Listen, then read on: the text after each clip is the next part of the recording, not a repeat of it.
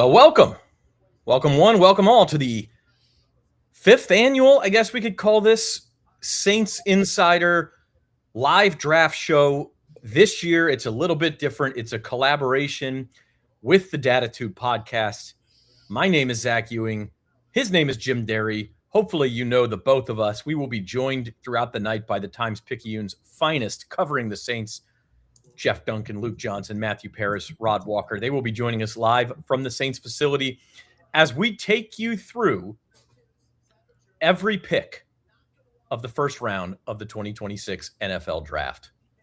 Jim, we're finally here. We've been talking about it literally for months, and we are finally here. We have been talking about it, and I know I promised the other day I was going to have we may have some kind of like special beverage of choice, but I've just gone with the Poppy to get started here because I don't want to get too overboard. If the Saints move up and draft Arvell Reese like the rumors have been, then I will switch to probably an alcoholic beverage. If the Saints draft Mansour Delane at 8, I also will probably, I don't know, I may need to go take some blood pressure medicine. We'll see how it goes, but it'll be a fun ride no matter what we do. Then you need something heavier if that happens. So that's that's the way that's going to go. Do need to let you know that we are brought to you tonight and all night by the doctors of Tulane Medicine. They are now seeing patients at East Jefferson General Hospital and across the greater New Orleans area. From primary care to specialty services, Tulane Medicine is there for you because healthcare should be simple, personal, and accessible. Call 504-988-5000 or visit tulanedoctors.com to make an appointment. Jim, we got lots to talk about. The draft starts here in about 30 minutes. We know that Fernando Mendoza is going number 1 to the Las Vegas Raiders. After that, we really don't know much. Starting with the Jets at 2, it seems like momentum, if you pay attention to prediction markets and all those fancy things, momentum is going back toward Arvell Reese at number 2. But there's also, I think, at least the possibility that the Jets could trade out of number 2. Certainly there's the possibility that the Arizona Cardinals could trade out of number 3. We don't know what's going to happen. You know, it's funny you say that because it's been bouncing around so much. Literally earlier today, the odds as we speak on DraftKings to go number 2, Arvell Reese is minus 270, David Bailey plus 200, which obviously reaffirms what you just said. But about 6 hours ago, it was exactly the other way.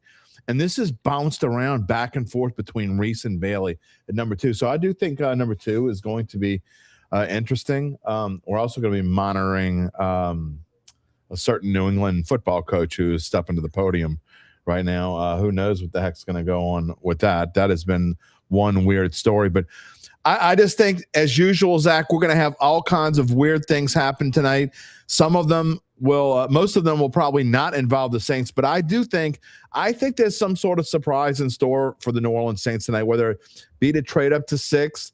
I mean, could it be the first time ever in the Mickey Loomis era that he trades down in the first round? I mean, anything's possible. You know, if they want a receiver and they're thinking about it, you know, we'll see. So, and they want to move down and maybe take a Mekhi Lemon or something like that, or maybe they think they can get Mansour Delane a little bit lower, although he looks like he's a sure thing for the top 10 now. Who knows? If Caleb Downs drops, there's going to be lots of things going on around pick number 6 when the Browns pick. So I think we're in for a roller coaster here, at least the first hour and a half of this draft. Yeah, I don't think it's a great draft talent-wise, but I think that makes it completely unpredictable and exciting. And that doesn't mean that there aren't great players in the draft. I just don't think it's one of those drafts. Like last year a little bit, we knew who the top 5 picks were going in. Or at least 5 of the top 6. Now, what we didn't know was that the Browns and Jaguars were going to trade, and Travis Hunter would end up with the Jaguars, and then the Browns would take Mason Graham at 5, and that left Ashton Genty to the Raiders at 6. Like, there was a little bit of movement. But tonight, I mean, after Mendoza, I don't know. So we'll talk to guys about it. Luke Johnson's going to be on in about 10 minutes. He's our first insider out at the Saints facility who will be joining us. In the meantime, also, you guys are welcome to be a part of the show. Just a ton of comments coming in. Uncle Big Nick is here. Overhyped. I mean, yes, but I'm excited. I mean, we got nothing else to talk about for months and months and months, and so I'm hyped for it. They just came here to see if I get fired up when the Saints pick or not, and start wanting to cuss. I got to remember this isn't just my shows, so I have to be careful about what I say this morning. Good evening, Phil. Yeah, he's got to see if his top 10 stands up with the live. By the way, on that note, we will be spoiling picks on this show.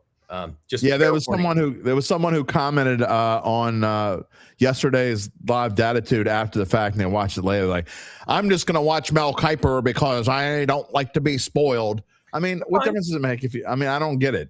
Come watch us on replay. We'll put chapters down for every pick. You can come see our reaction to it, or I don't understand. Or you could pause our video, and then when you'll see when we say Mendoza is the pick, and then you'll see when it's on TV, and you know how much to kind of delay us. Although it's a little different probably each time. It's not gonna be the same. That's really important to you. I mean, just be 5 minutes behind. We're not. What's up, Cannon? First time going live. It's the first time you're live. Okay, well, great.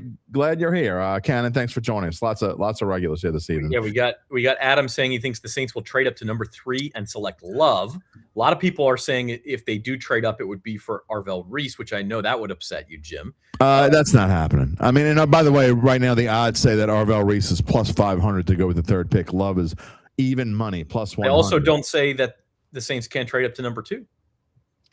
To trade up to number 2, the Jets aren't trading that pick. Adam says if they stay at 8, they take Tyson.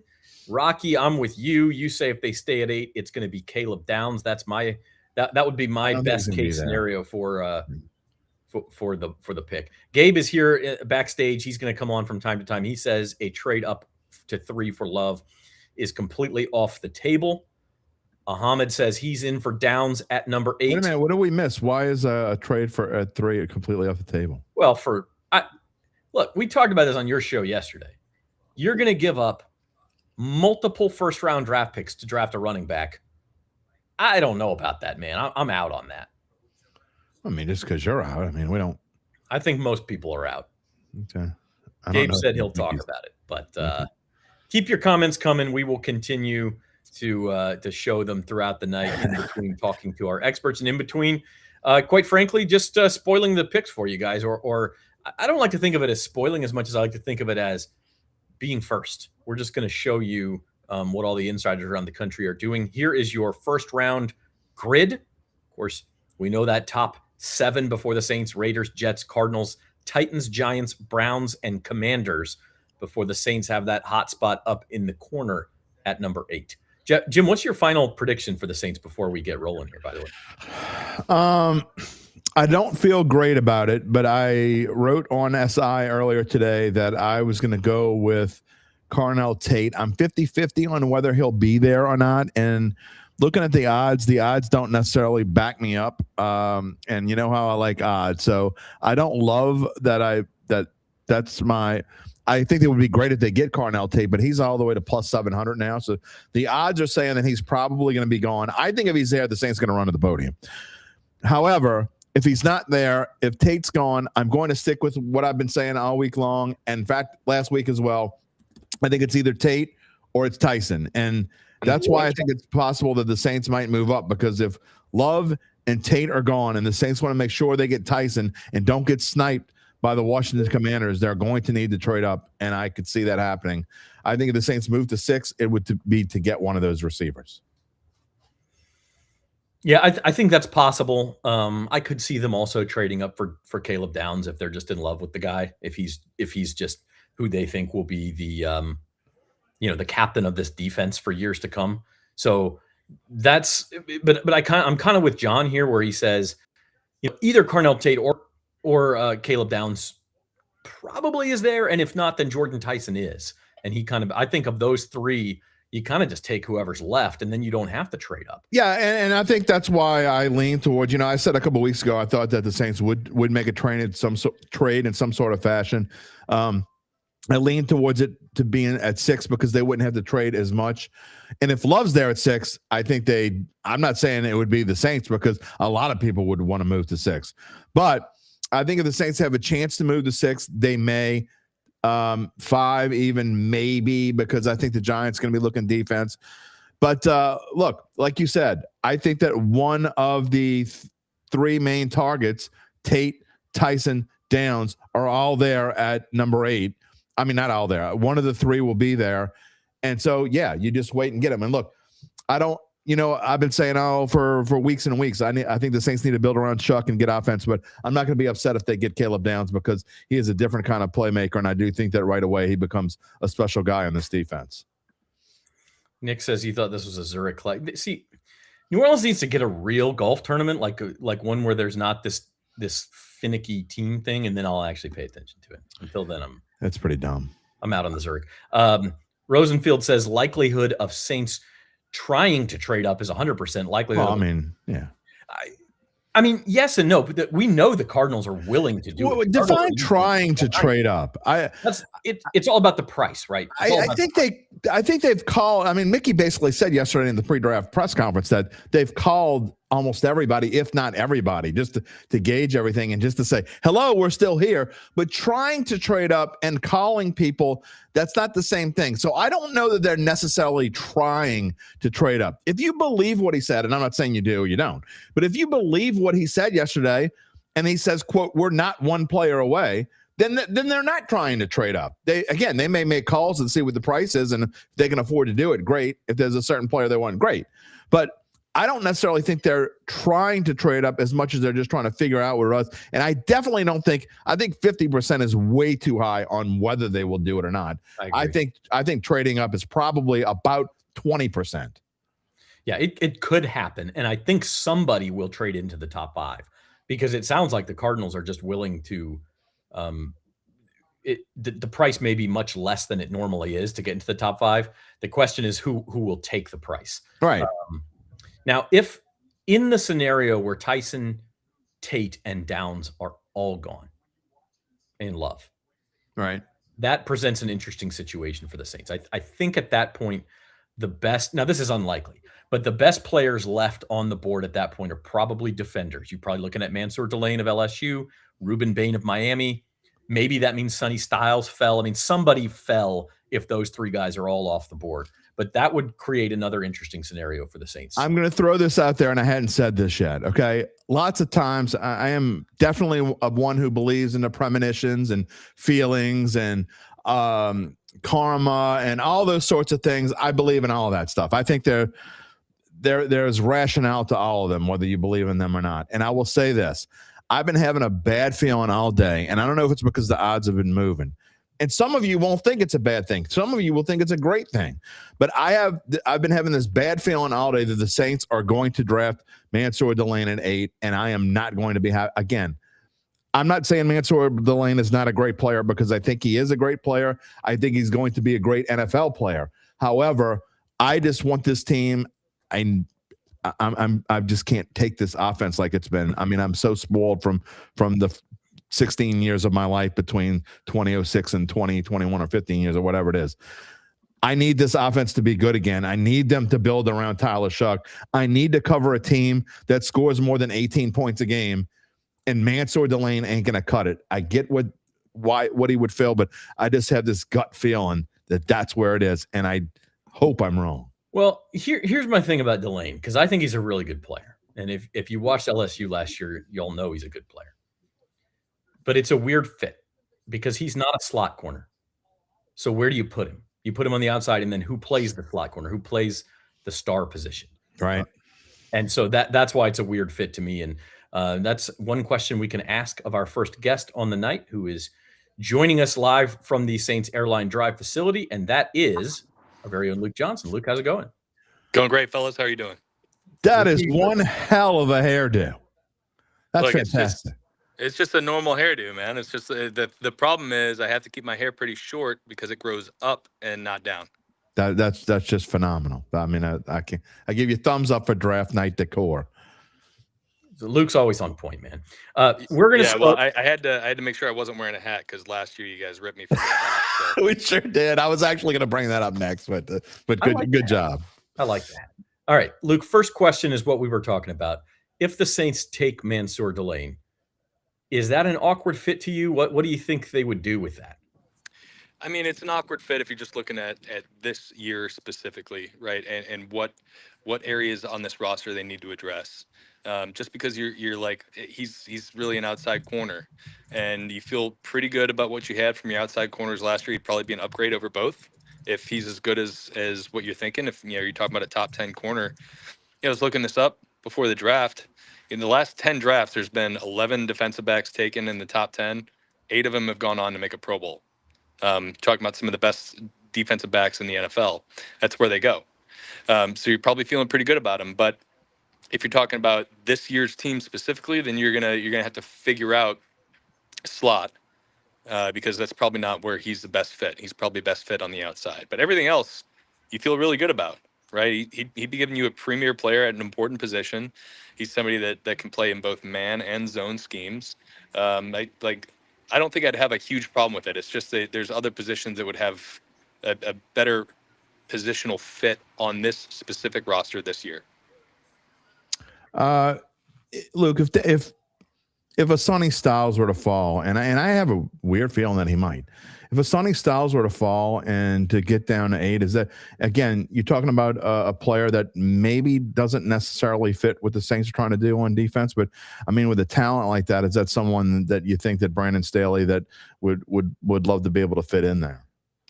I think they probably would come up with some really cool, funky stuff to do with him, just because he is such a freak athlete. I mean, we're talking about somebody who's like 6'4", 250, who's running like a 4.43, right? Just super explosive player. But I think when you're looking at him as just like a pure off-ball linebacker, like there are some like concerns there, right? Like he was never like massively productive at Ohio State. This is somebody who's originally a college safety who moved positions, so you're gonna have to probably get a little bit creative with him in how you're deploying him. I think just for me personally, like there's other guys I would prefer in that spot, even though I think he has a chance to be a really, really good player.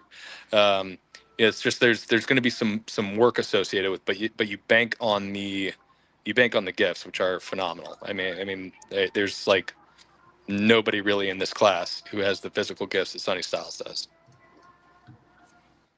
Luke, I think we talked yesterday, and you're kind of on the Caleb Downs train as well. You weren't on the show yesterday, but is he a guy where if he falls to 8, that's just the easy button for you?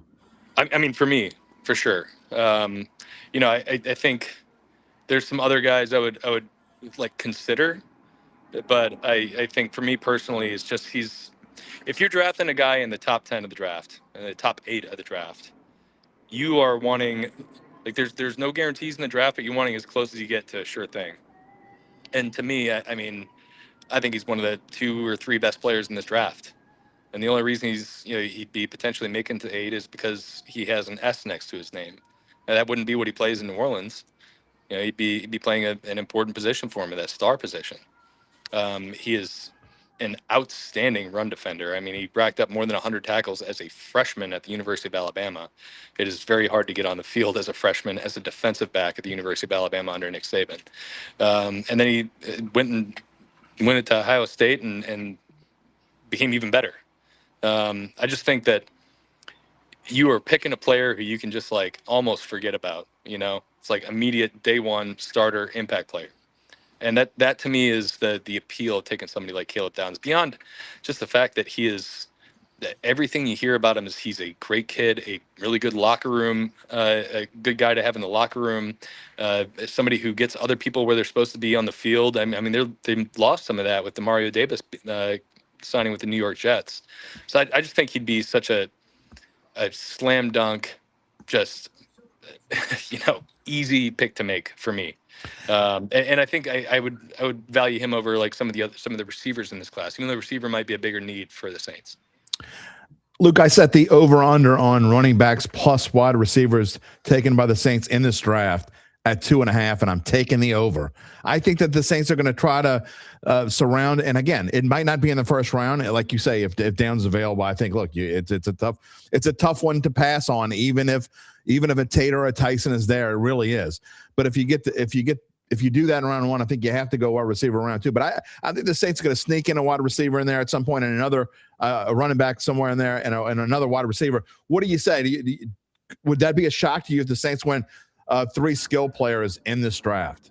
No, it wouldn't. But I think there's a possibility that one of those wide receivers you're talking about is somebody who they're taking to be a return specialist, and maybe have like a gadget role within the offense, because that's something that they've. I mean, look, the dynamic kickoff rule has become an important part of the game. Yeah. The kickoffs are much more important than they used to be, and for years the Saints have had really really good return men, and then they traded Rashid Shaheed, and it's a hole on their roster right now.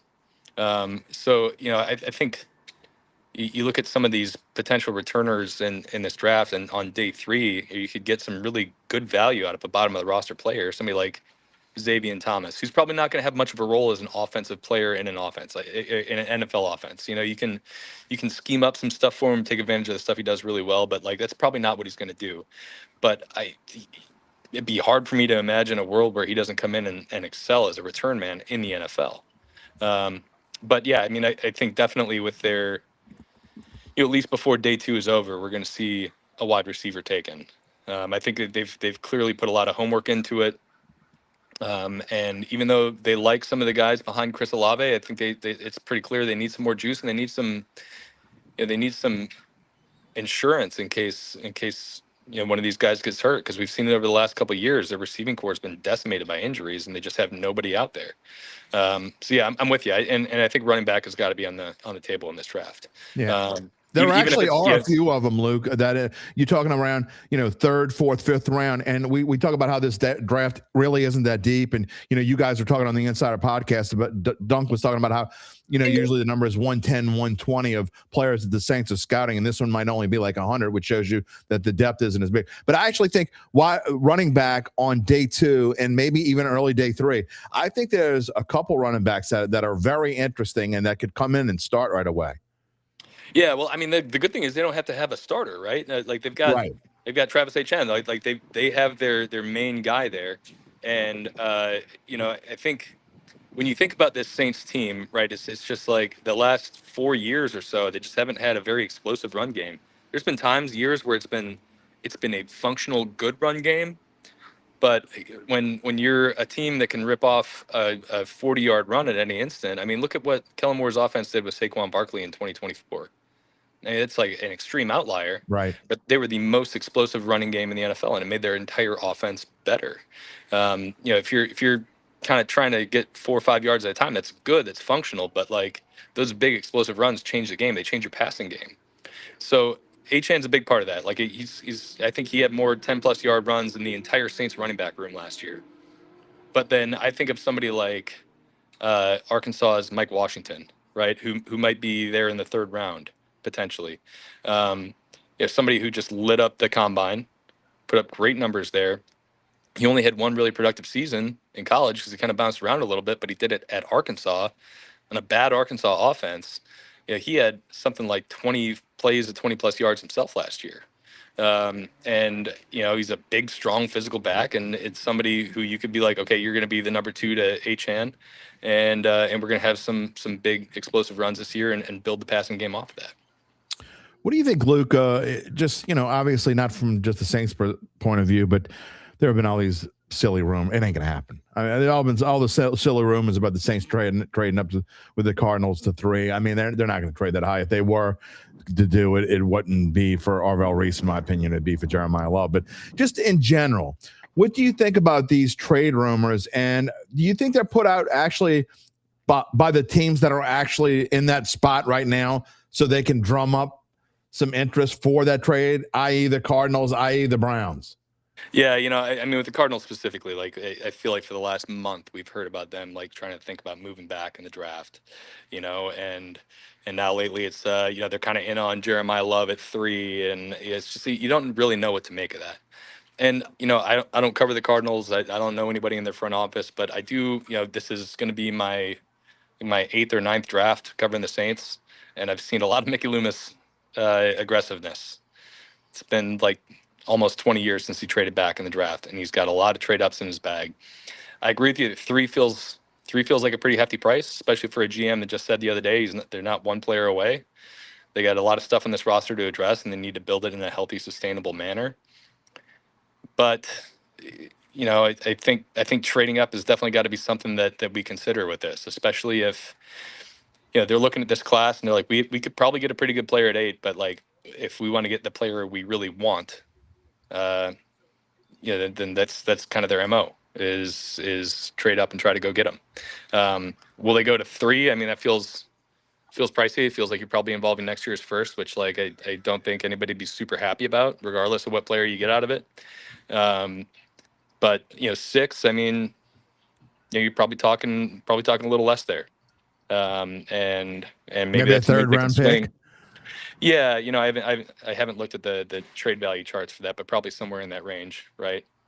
And it just really depends on how many teams are involved and driving up the market price for it. But that would probably be more palatable if somebody fell pat, like, let's just say, for example, I'm not saying this is the move, but if Jeremiah Love is somebody they really covet and he slips past the Titans at 4, and then he slips past the Giants at 5, then you're like, okay, that's somebody we really want. We can make a move to jump in front of Washington, who probably would select him at 7 and go get him. Or Caleb Downs, or whatever the case is. Caleb Downs has been connected to the Giants. If they really want him, maybe going up to 6 is the right move for him. But like, I think again, this is something where when they were really, really aggressive in the past, they had Drew Brees and a loaded roster. They feel really good about Tyler Shuck. It's only been a handful of starts. They won a bunch of games at the end of the year, but it's hard to weigh that sometimes. So I think it'd be probably prudent not to just like go chips all into the center of the table and make a big aggressive trade. All right. Well, we are about to find out, just a couple minutes away from the start of the draft. Luke, we'll join back up with you after the Saints pick. But until we do that, what's your final prediction here? Is it Caleb Downs or one of the receivers? What do you think we end up with here joining New Orleans in an hour or so? My best guess is that it's probably going to be one of the receivers. I just think that they've done so much homework on these guys. I think Jordan Tyson's getting a lot of steam lately, which more than anything, unless this is all just like his agent trying to blow him up, it just tells me that teams probably felt good about his medicals after the workout the other day. So I think that to me is just like, feels like the best chance for one of those guys to be available and for them to kind of pull the trigger at a position in need here. All right. Thank you, Luke. My pleasure. I'll work on my haircut for next year. All right. Can't wait to see it. Put a hat on. See you guys. That's Luke Johnson. He is one of our beat writers for the Times-Picayune, covering the Saints. As he mentioned, he's been here 9 years strong. I think it might be his ninth NFL draft, covering the Saints. So very knowledgeable guy. Going to bring on our next guest. The draft is about to start, but we know Fernando Mendoza's number 1 pick, and they screw around for a while. So let's bring on another guest for right now, and that is one of our guys up in Baton Rouge covering the LSU Tigers. And there's that aspect of this draft tonight, too. And this is Reed Darcey. Reed, welcome on to the Saints Insider Dattitude NFL Draft live show. And the LSU has a first-round pick almost every year, but it looks like they will have exactly one this year, and that is Mansour Delane. What do you expect for Mansour tonight? Yeah, I think Mansour should go in the top 15, but most likely in the top 10. I think if the Saints pass up on him at 8, I could see him going at 9 or 10 pretty easily. The Chiefs could use a lockdown corner. Really, any team could use a lockdown corner because that's who he is. That's who he showed that he was in his only year at LSU. He came in to Baton Rouge as one of the top defensive backs in the transfer portal before he signed on, and then he kind of elevated his game to an even a higher level.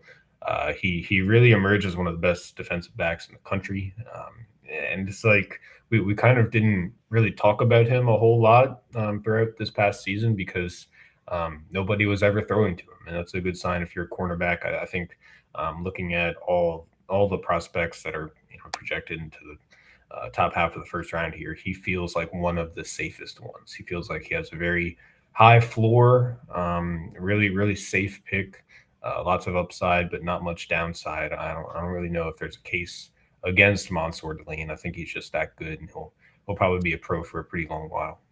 Reed, to show my age, and I didn't know this until a few months ago when I went to my 40th year reunion, but apparently your dad and I graduated together. I had no idea until I'm like, oh, well, that's a small world. So your dad and I were both Shaw class of 1985 and got to talk to him for a while. And it just made me, thanks for making me feel older than I already am.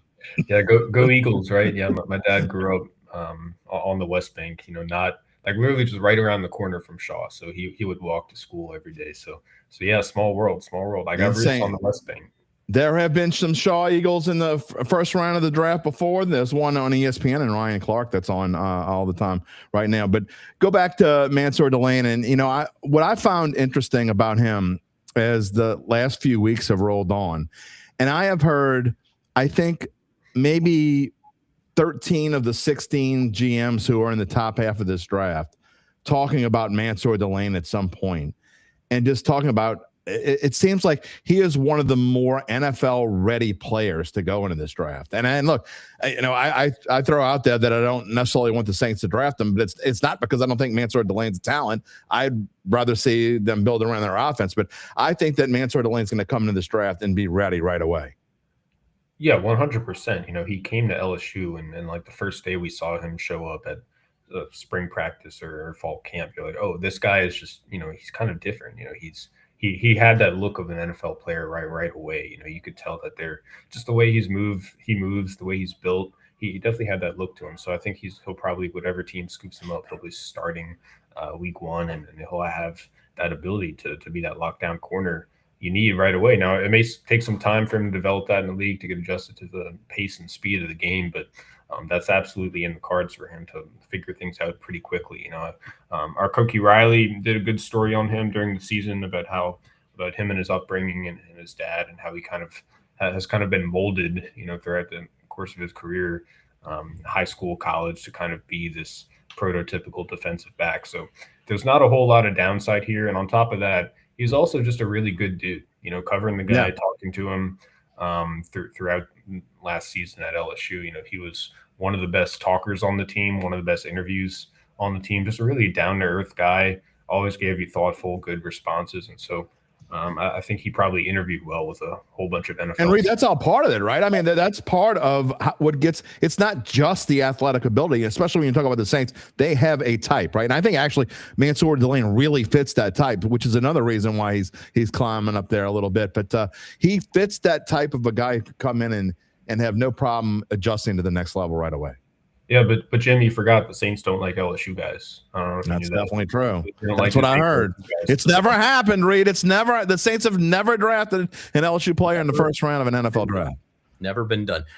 Reed, before we let you go and get to the draft here, how about Garrett Nussmeier? Not going to hear his name called tonight, but I think we got some closure with the injury situation. You and I talked about this in the LSU Insider that dropped earlier today.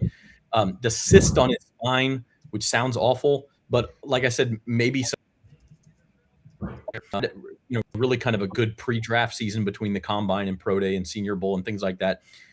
He's a guy I feel like somebody's going to take a flyer on and maybe get a steal in rounds 2 or 3. Yeah, he was going to be a first-round pick before he got hurt, before he kind of had this disastrous season last year. He has all that arm talent. Now, there's a couple things in terms of just his pedigree as a prospect, injury aside, that there were probably questions about him going into the draft. One, his decision making. Two, really his ability to use his legs. I think those two are probably things that would have come up in the pre-draft process, whether he was battling this injury or not. But the number one thing for him throughout the pre-draft process was trying to figure out a way to show NFL teams that this injury was what was preventing him from having a good year in last year. It's just like I think he just wanted to show that he was healthy and that he put that behind him, and that was the reason why he had such a bad year. And I guess the fact that it's a cyst on his spine, that kind of makes a lot of sense. I know as LSU reporters saw that and we're like, okay, yeah, that explains a lot, because it kind of explains the mysterious nature of the injury, how we never really got a firm official diagnosis for what it actually was. It was always vague. Brian Kelly never really got into specifics of it, probably because he didn't really know specifically what it was. So now that they have the root cause of that, and now that he's had a couple months here to show NFL scouts what he can do when he's healthy, I'd expect that to really solidify his draft stock, maybe make him second or third round pick. Not as high as he could have gone had he maybe been healthy all of last year, but still a pretty good outcome and still a chance that he can wind up in a pretty good situation for himself. How about other LSU guys, Reed? That maybe we'll see on days 2 or 3. Who should fans keep an eye out for? AJ Halsey, the safety, physical guy, good tackler, good in coverage as well. He had a few interceptions last year, really a big part of the defense. And then Harold Perkins, he's kind of a question mark. I'd expect him to go maybe in the 3rd round. There's a chance he slips into day 3, but I just look at him and I think a team, all it takes is one team to really convince itself that they can work with all that speed and all that athleticism that he has. Now, for him, it has to come down to a scheme fit. I think it'll take a team to look at him and have a very specific role for him in their defense that he can play, because LSU never really figured out what his best position was. He's kind of a tweener in terms of size and length and athleticism and all that. But the dude he's a game breaker, as we've seen throughout his career. It's just finding the right role for him. So as long as one team has that role in mind for him, I think he'll be a day 2 pick. But other than that, it's probably some day 3 guys. Xavier Thomas, I think, helped himself in the pre-draft process, running the 4.28, I believe it was, in the 40. That was pretty big deal for him. Aaron Anderson should hear his name called at some point in terms of like a slot receiver who can maybe start out on special teams and then work his way into a role on offense. But other than that, it's really about those guys, Nuss and Delane and Harold and Halsey at the top, and then a few day 3 guys who will probably bounce around the league, be on special teams, and maybe they have a chance to contribute something more. Raiders are on the clock, gentlemen. I wonder who they're taking. We finally get to the start, and with that, Reed, we're going to let you go enjoy the draft and prepare to write about Mansour Delane. Yep. Saints take Jordan Tyson. All right. Reed says Jordan Tyson for the Thumbs Saints. up on that one, Reed. Yep. Tell your dad hello from me. Reed had the crossover there. He's grew up a Saints fan covering LSU now. And so super interesting. We talked to him again on the LSU Insider podcast earlier today, and he's all about Jordan Tyson. So look, we owe you a quick break. The Raiders are on the clock, but while you watch them pick Fernando Mendoza, we're going to slip in a short break, and we'll be back right after this. At Tulane Doctors, we know your health can't wait. So we made booking appointments easier than ever. Just dial 988. Can't wait. So we made booking appointments easier than ever. At Tulane Doctors, we know your health can't wait. So we made booking appointments easier than ever. Maybe we don't owe you a short break because commercial's not playing, Jim. I'm trying to get myself back. There we go. Yeah, I guess we're just going to sit here for a Is little while. it not playing? What happened? Try to figure that out. Did it just stop in the middle of the... Yeah, it just kind of started and stopped. So not totally sure what's going on there, but we are brought to you by Tulane Doctors. I can tell you that. This NFL draft coverage is brought to you by the Doctors of Tulane Medicine, now seeing patients at East Jefferson General Hospital and across the greater New Orleans. That's all right. Mendoza didn't get picked yet. I'm sorry. From primary care to specialist services, Tulane Medicine is there for you because healthcare should be simple, personal, and accessible. Call 504-988-5000 or visit TulaneDoctors.com to make an appointment. Yeah, UBN said it played, but just it cut off. Is that what happened? The commercial? It was yeah, going. It started playing and then it stopped. I think y'all tell us if it was playing. It was playing on my end. Okay. Well, So, I'll tell you what. I'm going to try it again then. All right, try it again. Here we go. At Tulane Doctors, we know your health can't wait. So we made booking appointments easier than ever. Just dial 988-5000 to book with any physician, any specialty. Whether at East Jefferson General Hospital or one of our other locations. Because your health is our top priority. And because navigating healthcare should be simple, Personal. Accessible. When you see the shield, you'll know the future of medicine is here.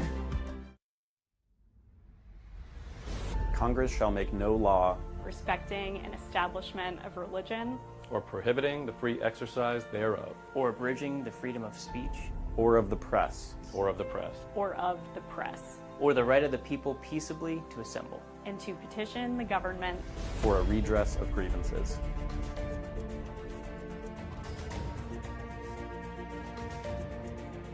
Because it's worth it. It's worth it. it's worth it. It's worth it. Thank you for your support. Thank you for your support. Thank you for your support.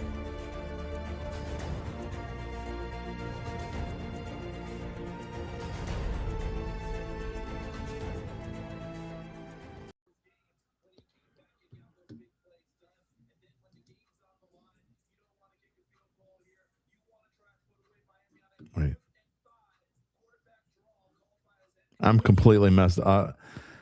Are we supposed to come back, Zach? Are we back, Jim? Yeah, we're back, but Tulane's still on the screen. Tulane's getting there. We go. All right. I'm complete. No, that's If I all would right. have known it was going to actually work the whole time, I would have gone and got a piece of pizza and I would have eaten it in a minute and 20 Even seconds. that time, that's impressive. I mean, I would have had to go to the kitchen to get it too. I mean, it's like, through the dungeon, around the green screen, through the dungeon, into the pizza, and shove it down my throat in a minute and 20 seconds. I might be able to do it. Do you want us to bring Gabe on for a minute, Jim, so you can go eat? Is that what? Nah, not yet. I mean, but Gabe can come on if he wants. But I mean, I'm wait to eat until after the pick's in. I wonder who it is. It is Fernando Mendoza. We can confirm that. Oh, okay. You know, I don't think that's spoiling anything, but it is indeed Fernando Mendoza, Indiana quarterback, who is headed to the Las Vegas Raiders. We haven't. It's been assumed so much that he's been the guy. How do you feel about Fernando Mendoza, Jim? You think he's going to work in Vegas? I got to be honest. I don't get it. I know that they need a quarterback desperately, and the Raiders are kind of starting to turn into the Jets, whereas you wonder when their next real quarterback's going to come. And I mean, of all the look, we've said this draft isn't great, but to me, it's pretty damn good at the top part of the draft. And the Raiders, to me, are missing out of some of these players that Fernando Mendoza may be a really good quarterback. I just don't see him being. Do you see him being an elite top half of the league quarterback? Because I don't. And so, I mean, I guess you kind of you're forced into that pick there. It's almost kind of a curse of what would happen if the Jets were the number one pick? Would they have picked Mendoza? I don't know the answer to that. I guess they would have, but I just think it's kind of a forced pick where they almost feel like they have to. He's got the size. Anybody who needed a quarterback would have taken Mendoza. I'm confident in that. I mean, look, here's the thing. I don't think that he is a can't miss prospect like some guys we see go number one. Yeah. He's not Andrew Luck. He's not Peyton Manning. He's not, Joe Burrow. He's not that. But I do think that he's got the size. We list him as 6'4". I think he's almost 6'5". He's definitely got the size. Big dude, but he can run. We saw that in the college football playoff. There's a lot of, and this is going to sound funny because I think his ceiling may be even higher, but there's a lot of Tyler Shuck in this guy, which that should make Saints fans happy just because he's, that's high praise for Tyler Shuck because you had to take him at number 40, not number 1.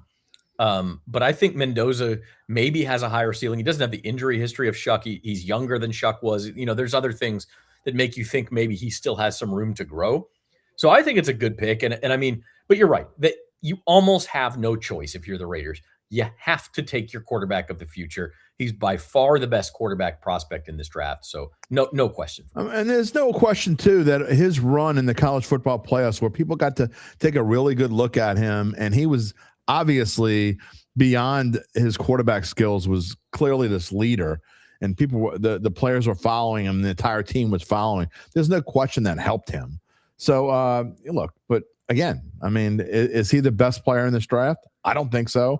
But what do you do if you're the Raiders? You certainly need a quarterback, and you only get the number. Well, I mean, they get the number 1 pick. I think that's maybe the last time they picked the quarterback number 1. It didn't work out so well, if I remember correctly. Some guy from LSU, gold, and also drank stuff that was purple. Yeah, he also ate his way out of the NFL, if I remember correctly. He's about 100 pounds more than me.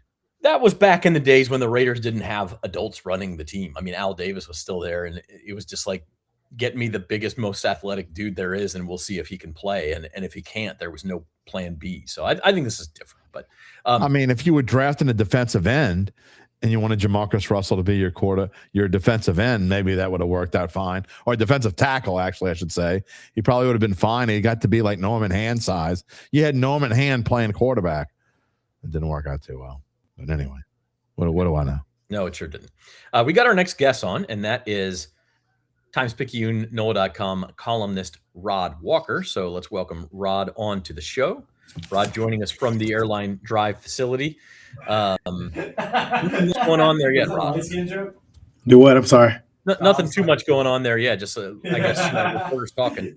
Yeah, we're just sitting around, and we just saw the Mendoza pick. Pick is in for the Jets, by the way. Okay. Oh, so no trade. Okay.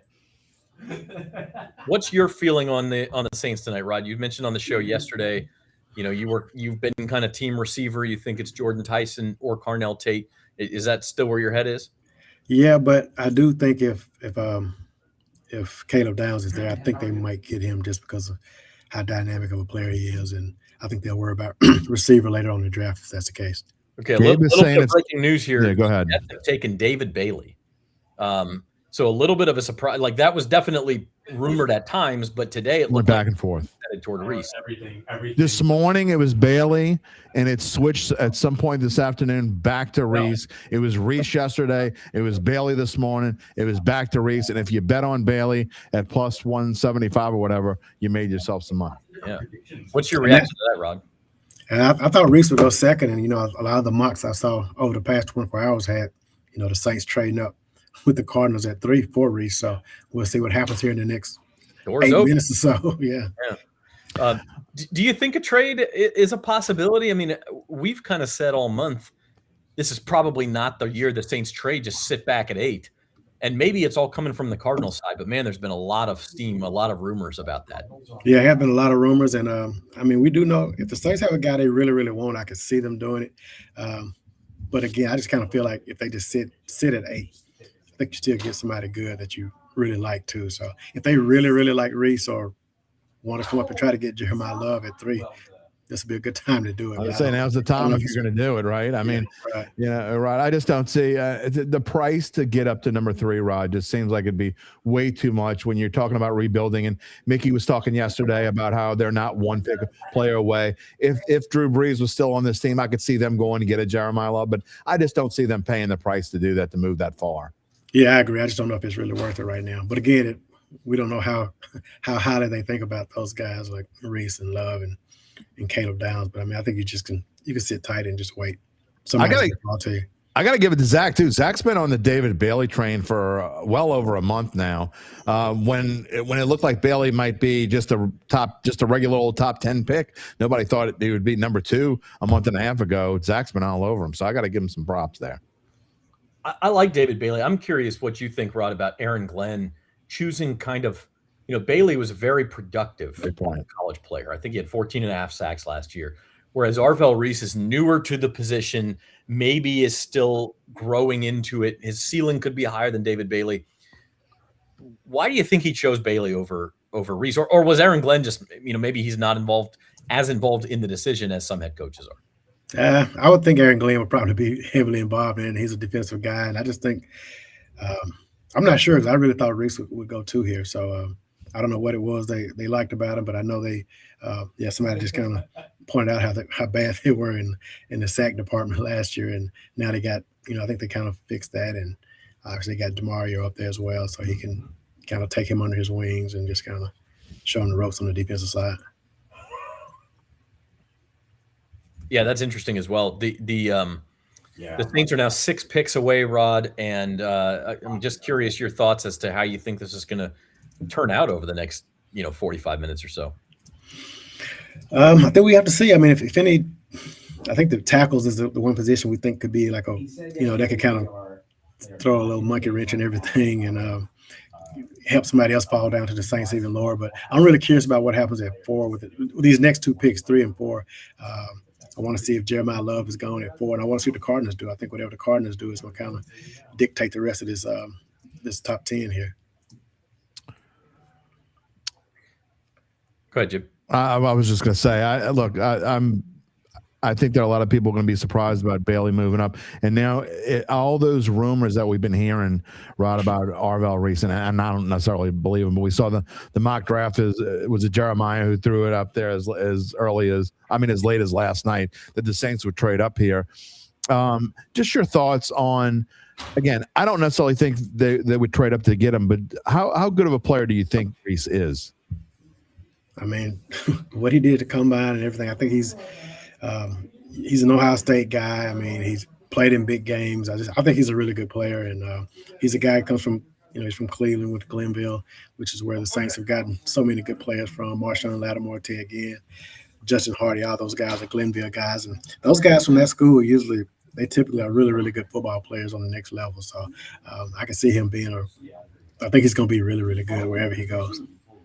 How many Ohio State players are going to go in the first round? I don't know. I saw something FanDuel had. I think that it was 11.5 was the over/under on Big Ten guys. That's in the first insane. round. So I think I might take the over on that too. I think they can get to 12 guys. I think you're right. I think they it's gonna might be close. I mean, it'll be 11 or 12. I think so.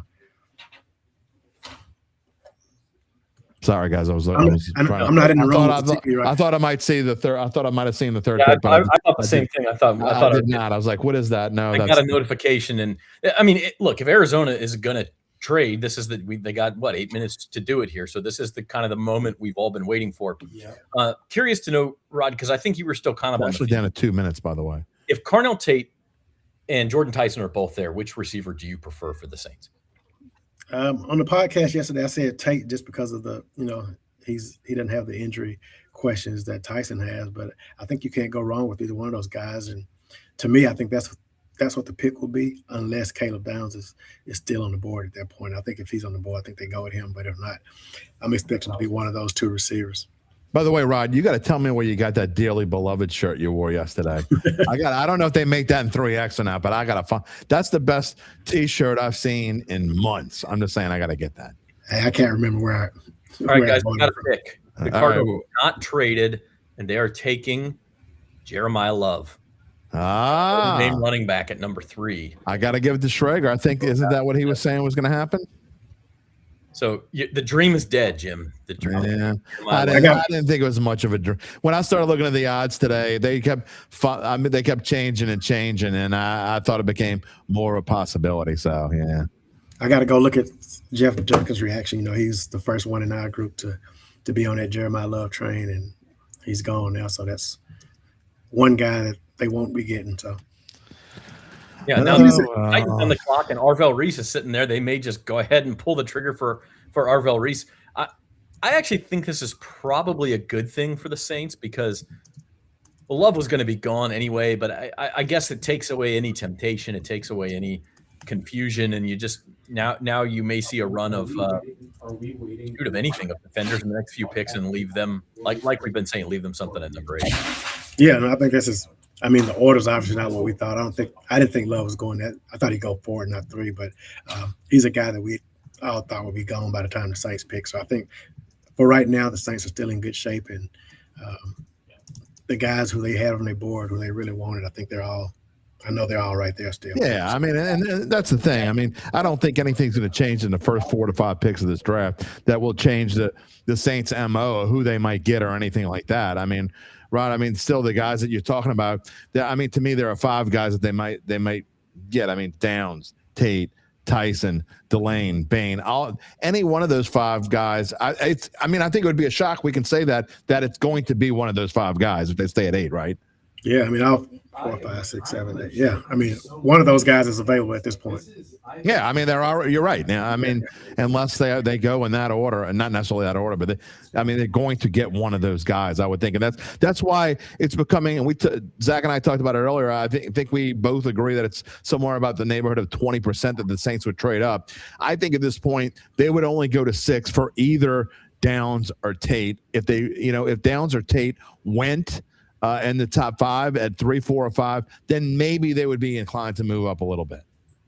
Yeah, I agree with you on that. Yeah, unless if Tyson's their guy, if they're fine with his medicals and feel like he can help him, and if they like him that much more over Tate, then he can do the same thing for him. But again, somebody's going to be there at 8.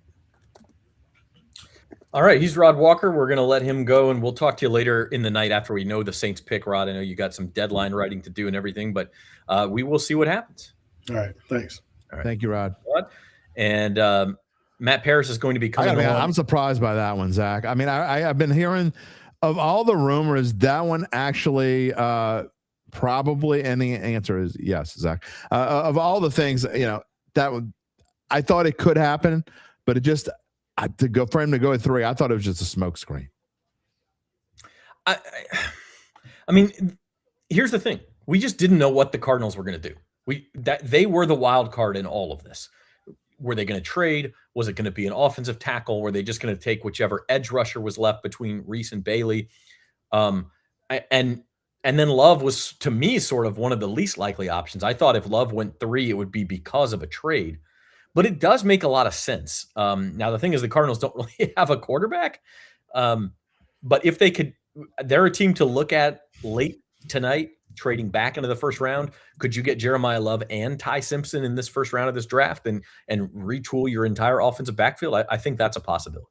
Yeah, no, I agree. But already there have been a few wrinkles, I guess is the right way to put it. I mean, nothing shocking, I guess is the right way to put it, but still, I mean, I'm not necessarily surprised by Bailey because I've been saying I thought Bailey would go 2, but I am surprised that Love went 3. Yeah, it's a little surprising. All right, I'm going to let Gabe Henderson hop in, and then Matt Paris will be on in a few minutes as well. Then when he comes on, Zach, if you don't mind, I'll probably jump off for a second when Matt's we'll ready. Step away, but I need just a minute. As you guys can probably tell, my lighting is starting to become an issue, so I'm gonna work on that while Gabe steps in. All right, sounds good.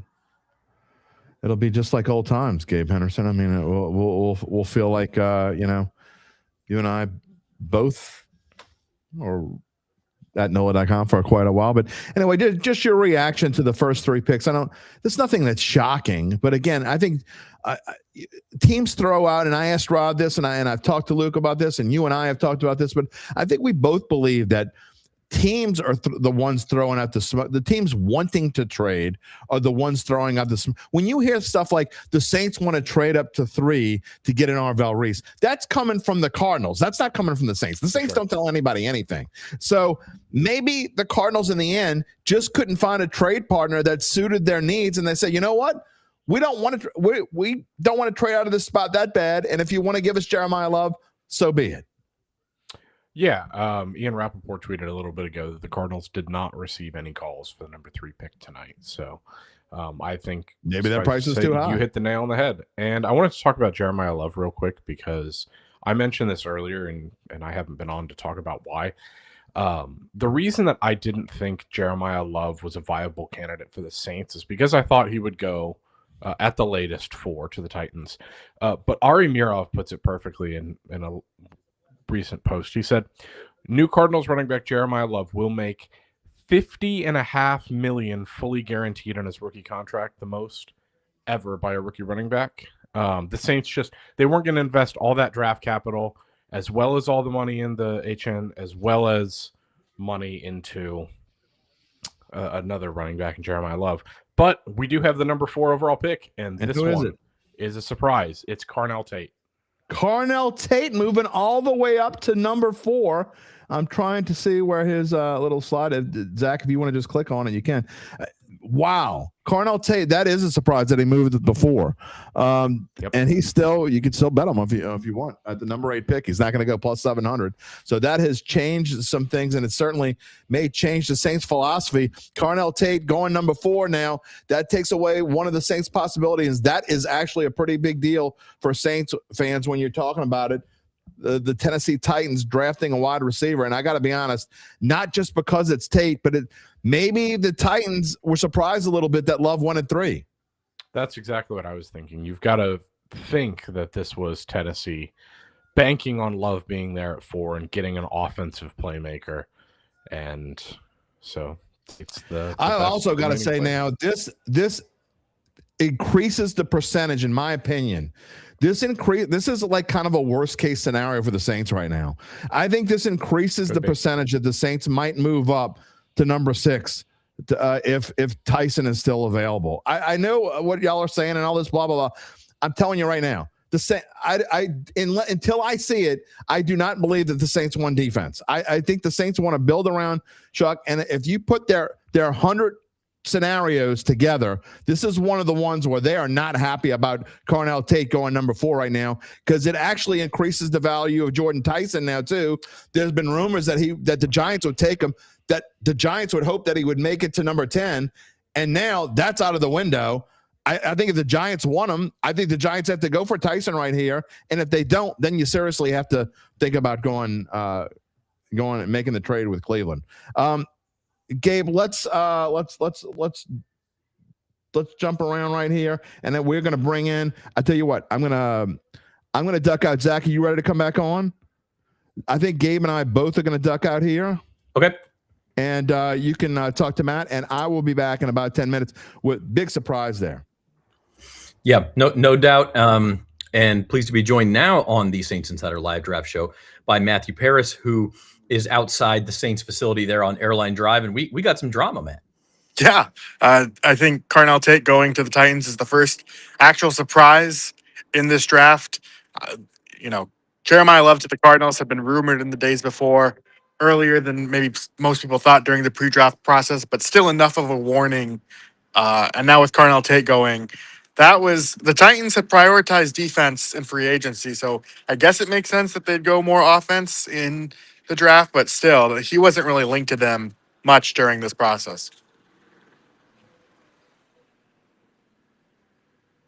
Whoops, sorry about that. Yeah, so Arvell Reese has now started to slip.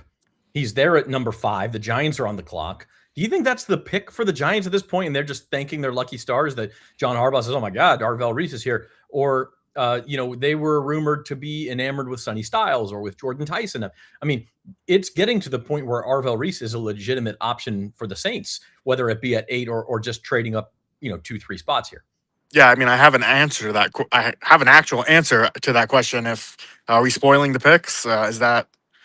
Oh, we're spoiling. Is there a Oh yeah, 5? okay. Jordan Schultz just reported just now, got the notification as you were talking that the Giants are taking Reese, and so he's gone. That eliminates an option for the Saints. I know they were pretty interested in him, and so it's another pass rusher for New York. They've drafted so many the past few years, but he's the type of player that I'm sure John Harbaugh is thrilled to get there, and so. Yeah, what a coup for the Giants. I mean, yeah. But, I mean, they already have Abdul Carter, Kayvon Thibodeau. He's a fine pro, but maybe not what the pre-draft hype was around him. And Brian Burns as well is a great pass rusher. So they are really, loaded with pass rushers, but they have the number 10th pick to address another position later on. So the Saints targets, I think, are starting to go here. We'll see if someone jumps ahead. As I was talking, Ian Rappaport reported that the Chiefs and the Browns might be making a deal. Do you have any more information about that? I have not seen. I think I got the same notification as you, and so that would be interesting. I wonder who the Chiefs would be jumping up for. Caleb Downs, possibly. Maybe Reuben Bain. Maybe Reuben Bain. Okay, Gabe just told us backstage it is official. The number 6 pick to the Kansas City Chiefs. Things are happening very quickly here with the 8-minute clock. I like it. Yeah, yeah. As someone on deadline for our print, maybe a little too fast as this is going on. But what did they give up for him? Is the compensation out there? Yeah, let's see it. Gabe, if you see that, let us know. I'm going to look for it myself as well. So the Chiefs move from 9 to 6. I assume that means Cleveland is now picking at number 9, and then just got something else as well. But right now, I mean, we've already had a topsy-turvy top 5, and now we've got a trade. Gabe says he does not see the compensation yet, but Uncle Big Nick's right. This is getting fun now. Yeah, it is. Yeah, and something too that we say this every year about the draft, but like this is one of the cliches that I think is coming true for this one, especially, is that the top 10 was not settled. I think this year, especially because there were no star quarterbacks, there was a lack of elite level talent, that it made everyone's evaluations on these players a little bit different. So the Titans, for instance, they were much higher on Cornell Tate, presumably, than they were on Reese or other players on their board. And so now the order is getting a little funky. And because you're seeing this run on pass rushers, if that's what the Chiefs do, then the Chiefs are taking Delane, apparently. Oh, wow. Okay, so I wonder if they felt like they needed to get ahead of Washington, I think so. and or the Saints to take Delane. So LSU's Mansour Delane going to the to the Chiefs at number 6. So congratulations to LSU's Mansour Delane. Chiefs traded a corner to the Rams. They actually picked up an extra first-round pick in that deal. And Gabe says that number 29 pick is not in this deal. It's for a 3rd and a 5th. Number 74 and number 148 is the comp. So to move up 3 picks, it doesn't look like the Saints are trading up at this point, but that was about what we figured is about a third. We were saying maybe a 3rd round pick for the Saints to move up to number 6. The Chiefs added a 5th round pick as they're picking 1 spot lower. So Matt, we're going to let you go because I know you got to do work. Okay, thanks. We'll let Matt go, and we'll find out what happens. But there you have it. I mean, it's fast and furious right now. Let's see, Gabe, why don't you come on and tell me what you think about this trade? I think the fact that the Chiefs didn't have to give up their second first rounder is a good deal for them. Yeah, that would have been a lot to move up 3 spots to give up an extra first rounder. But sometimes you get desperate. Do we think it's to keep Delane away from Washington, or was New Orleans involved here? I would assume it's Washington, especially considering the Chiefs traded away a DB this offseason. But now, if you're the Saints, Jim was talking when he and I were on a little bit earlier about how this is worst case scenario for the Saints. This is probably best case scenario now, because you are now guaranteed to get one of either Downs or Tyson. And if you would have told Saints fans at the beginning of the night they'd end up with one of those two, they'd be thrilled. So you will be guaranteed to have your choice. Tyson, Downs, and Ruben Bain. 2 of those 3 are going to be available. Now I don't, and those are all 3 at positions of need. And so I think the Saints are going to walk away from this top 10 pick with somebody that they really desperately needed. Yep, 100% agree. And I don't think they can go wrong with any of those 3 either. Let's see. Ahmed says Washington is going to get Downs. It could that be. Wouldn't surprise me. I mean, I assume, Ahmed, you're not seeing any sort of scoop. I don't think Washington has made that pick yet, but I've not seen anything. That's a pretty good prediction. I mean, I think Washington's probably sitting there saying, well, we could take Tyson or Downs now, and then the Saints maybe get whichever one is left over. I do wonder. I mean, I don't know that anyone would. I'm trying to think of who would hop ahead of. Maybe the Giants would come up from 10 because they really want Downs. That's all I can think. Potentially. Yeah, that's the only thing I can really think of. I think this is going to be a defensive pick. I don't think this is going to be Tyson. So I think that Tyson will be there, but you never know. We've had some surprises early.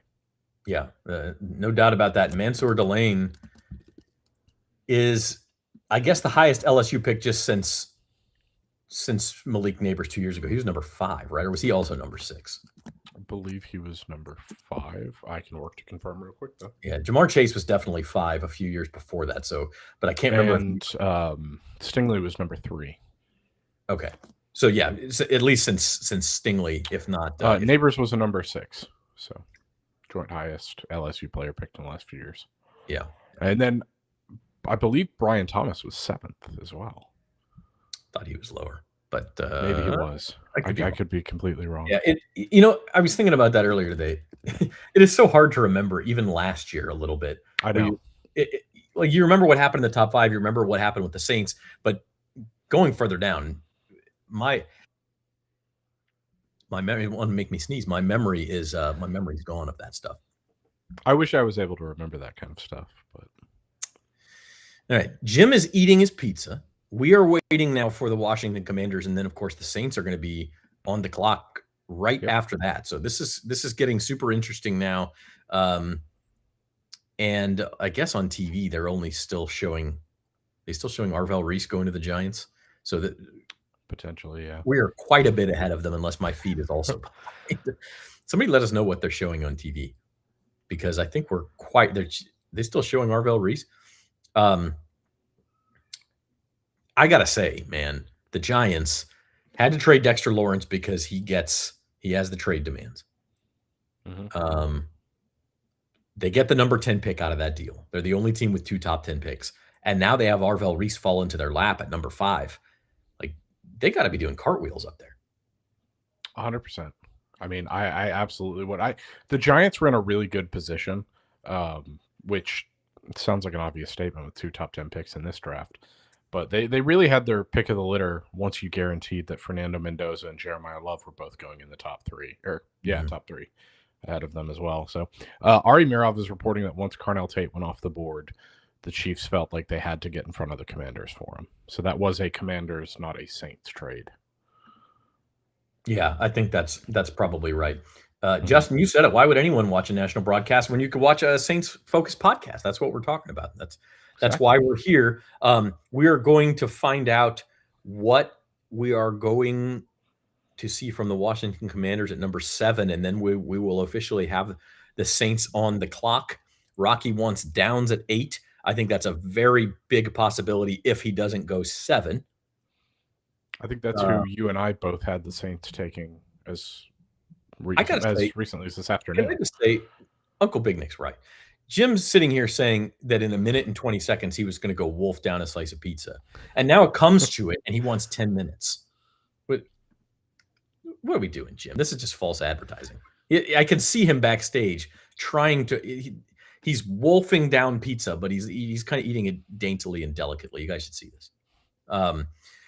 If the Commanders take Downs, is it just Jordan Tyson for you, Gabe? I think it would be at that point, yeah. The other guy's Sonny Styles still sitting out there. He is. I just think Sonny Styles is more, I believe it was Lance in the comments earlier who was comparing David Bailey to Davenport. I think Sonny Styles is a closer comp to Davenport in terms of just a freak athletically, more so than on the field. I ate more than one piece, dummies. I mean, you think I ate one piece? A minute and 20 seconds. Would you eat 8 pieces? I mean, I just shoved down whatever was in front of me. It was all over my face till about 5 seconds ago. I'm just so excited about Mansour Delane being gone. I'm excited for Mansour Delane that he goes at 6 because I love Mansour Delane. Yeah. And the fact that the Saints don't get a cornerback. So, all right, guys. The only thing that's going to piss me off now is Bain. Sorry to interrupt you, but number 7 pick is in. The Commanders are taking Sonny Styles. So that one doesn't surprise me. He was mocked there in some places.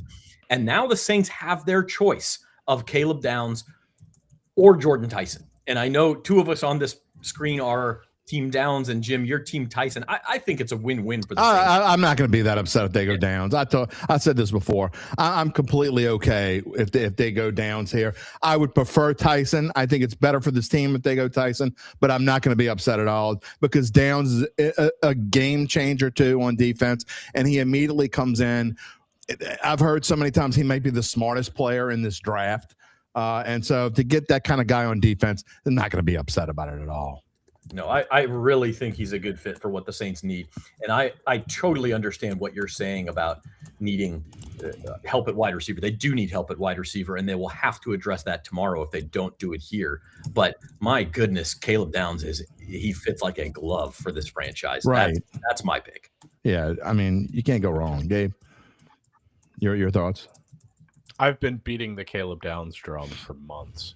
I've said that I believe he's the best player in the draft for a while. I don't get ringing endorsements from Saban and Day. And all 3 of us would be absolutely floored if it's not Downs or Tyson, right? I would be. I mean, Ruben Bain, I guess, is your 3rd option at this point. I can't imagine that they would go for a guy that doesn't even necessarily fit in the system. He doesn't necessarily fit in the system. He doesn't fit the way Jeff Ireland and Mickey Loomis have always drafted. It doesn't make sense. But we will see what happens. All I can think of is alligator. I mean, dinosaur arms. You want to see Jim crash out. Let Ruben Bain be the pick. I'm preparing myself for something silly here. In all fairness, I think Ruben Bain is one of the best pass rushers in this draft as well. The weird part is, I thought Bailey, but I thought Ruben Bain was going to be the Saints pick like back in early March, maybe. I think I was saying that maybe late February, early March. I was kind of leaning that way. And then I've since talked myself out, maybe because I've been listening to too many numbskulls who tell me that he doesn't fit the Saints system. Maybe he does fit the system and the Saints don't know something I don't, and we're going to find out very shortly. Here's the thing, okay? Here's the thing. If Ruben Bain is the pick, it doesn't seem, it's not what we expected over the last week or so, but like this was a guy who was mocked in the top 3 for a long time, and the Saints could walk away with him at number 8. Like it would be hard to complain about that as well. Right. No, I mean, that's true. When you put it like that, you're absolutely right. So, and that's kind of the third choice right now. So here's a live look at the grid at what has happened. Fernando Mendoza obviously goes number 1, and then things just kind of started to go haywire as we thought they would. David Bailey to the Jets. Jeremiah Love goes a little earlier than expected. Carnell Tate goes earlier than expected. Giants get Arvell Reese at 5. Chiefs trade up to 6, take Mansour Delane, and then the Commanders taking Sonny Styles. They probably weren't sure that he was going to fall to them. So it just, I mean, it's got to be said, this is a lot of teams are walking away from this top 10 pretty happy, and I think the Saints are going to be the next one. I mean, yeah, I mean, because they're happy whether they get and again, assuming they get Downs or Tyson, and it's been off the board now for a little bit. And let's see if, because number 10, and it probably is going to be Downs, because number 10 until about a minute ago, Tyson was favored to go at number 10, and now number 10's off the board. And can Downs is still on here though at number 11. Tyson's not. Can I point out how absurd it would be if Caleb Downs goes here? You would have 4 players from the same school. Okay, the pick is in, guys. Top 8. The pick is in. And it is Arizona State wide receiver Jordan Tyson. Get it right. Yes, I get it right. All right. I've been saying, people, stop watching these numbskulls across the vast planet. They're going to build around Tyler Shuck, and this isn't the last wide receiver they're going to pick in this draft. This is the right pick. It is the perfect pick. And look, I'm excited. All right. I don't get to be happy on this too. Here's what we're going to do. I'm glad you're happy, Jeff. Gabe, I'm going to let you go backstage. We've got Jeff Duncan here, and Jeff Duncan and I are going to tag team on Jim and tell him what a mistake. Yes, please.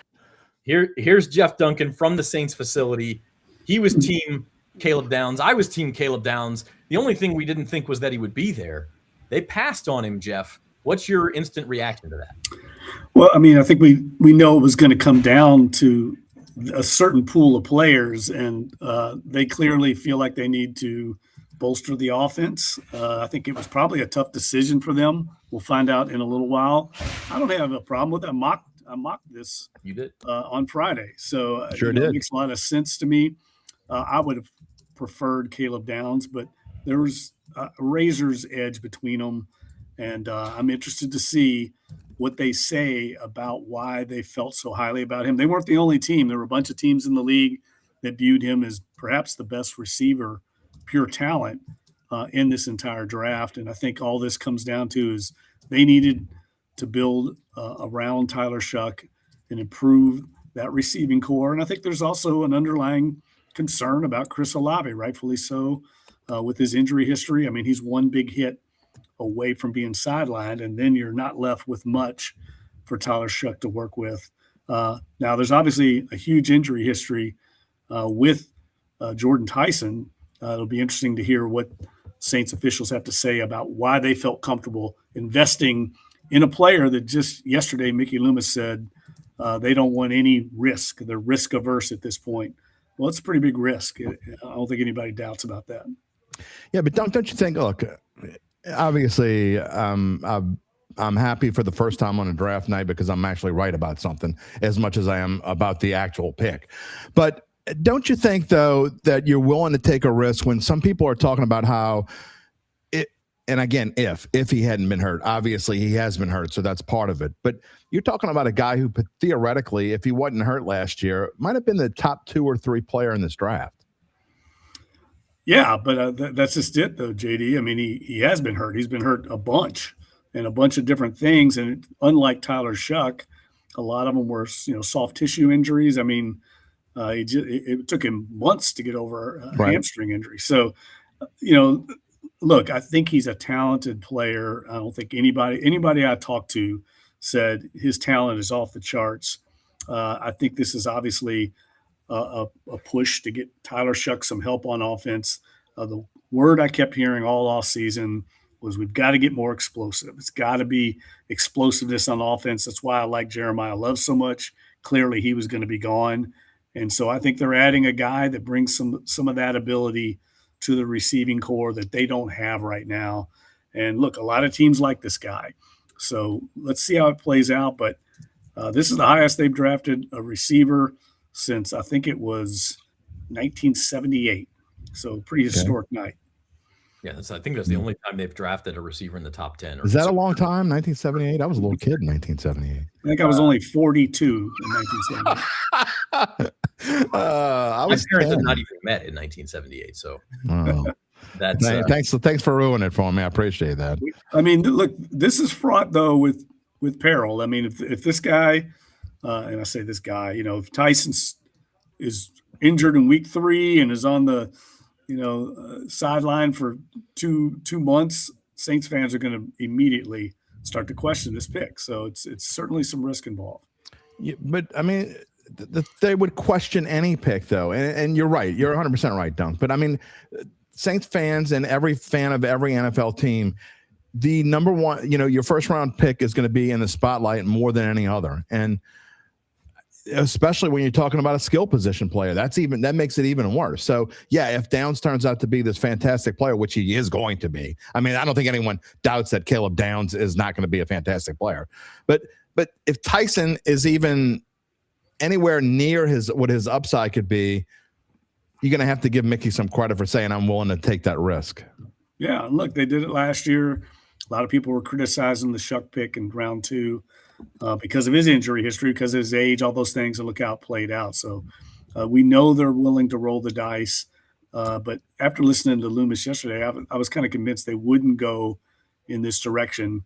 But the guy's talented. And to me, the difference between him and Caleb Downs is pretty thin margin. And I think they probably just decided, look, let's go offense now. We'll address cornerback or defensive back and edge rusher on day 2. If they don't go crazy and trade up in the bottom of round 1, you never know with these guys.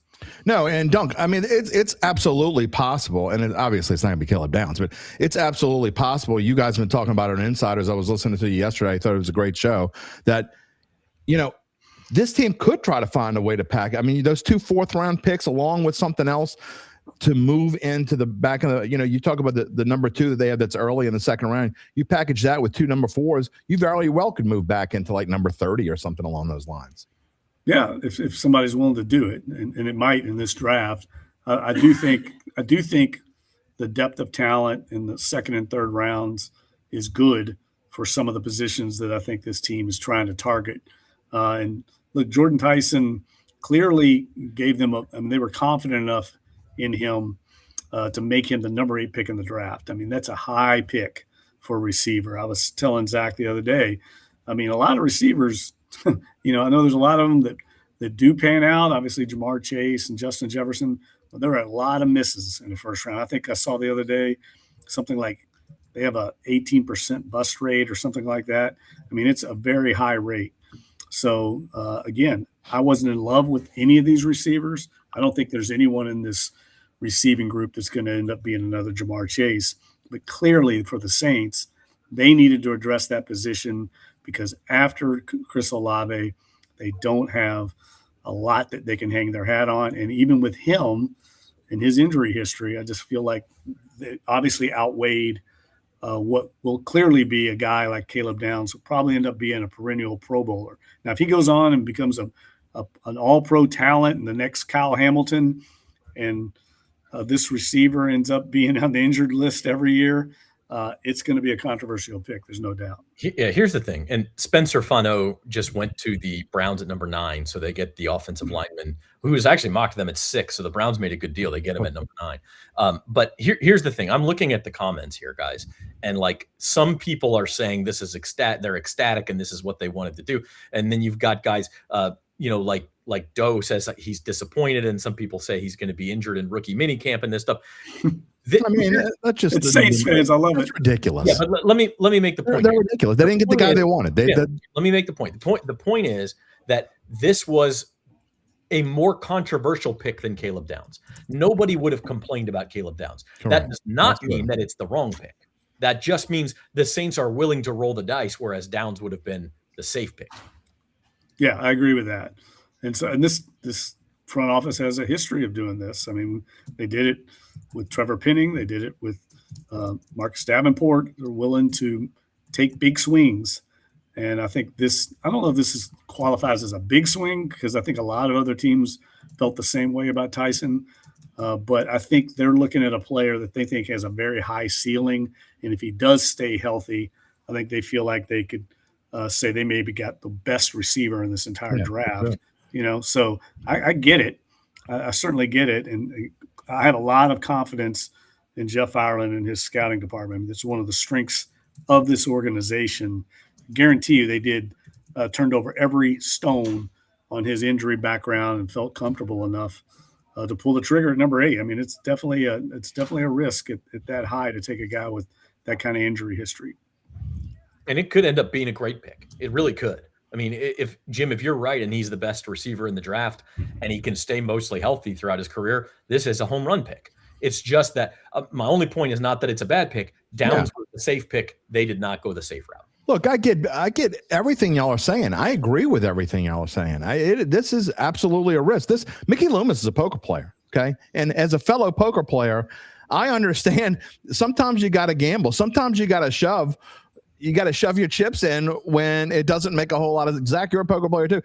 Sometimes you got to shove the chips in when maybe you're taking a big risk and you don't have to. But I think the Saints think that they can be. I think they can be back at the top of this division sooner rather than later. And to do that, you have to surround the guy that you are projecting to be your franchise quarterback, that almost everyone thinks is going to be your franchise quarterback, with weapons. And they just don't have enough of them right now. And getting Etienne was great, and maybe they'll get a running back later, or maybe Devin Neal will turn out to be really good, or Kamara will stick around for another year or two. Who knows? But I just think that getting a guy like this and willing to take this risk to make your team believe that you're going to be that good on offense again sooner rather than later.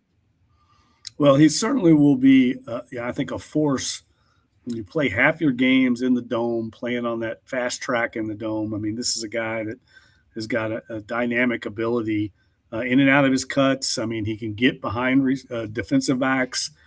He's shown an ability to make plays out of nothing.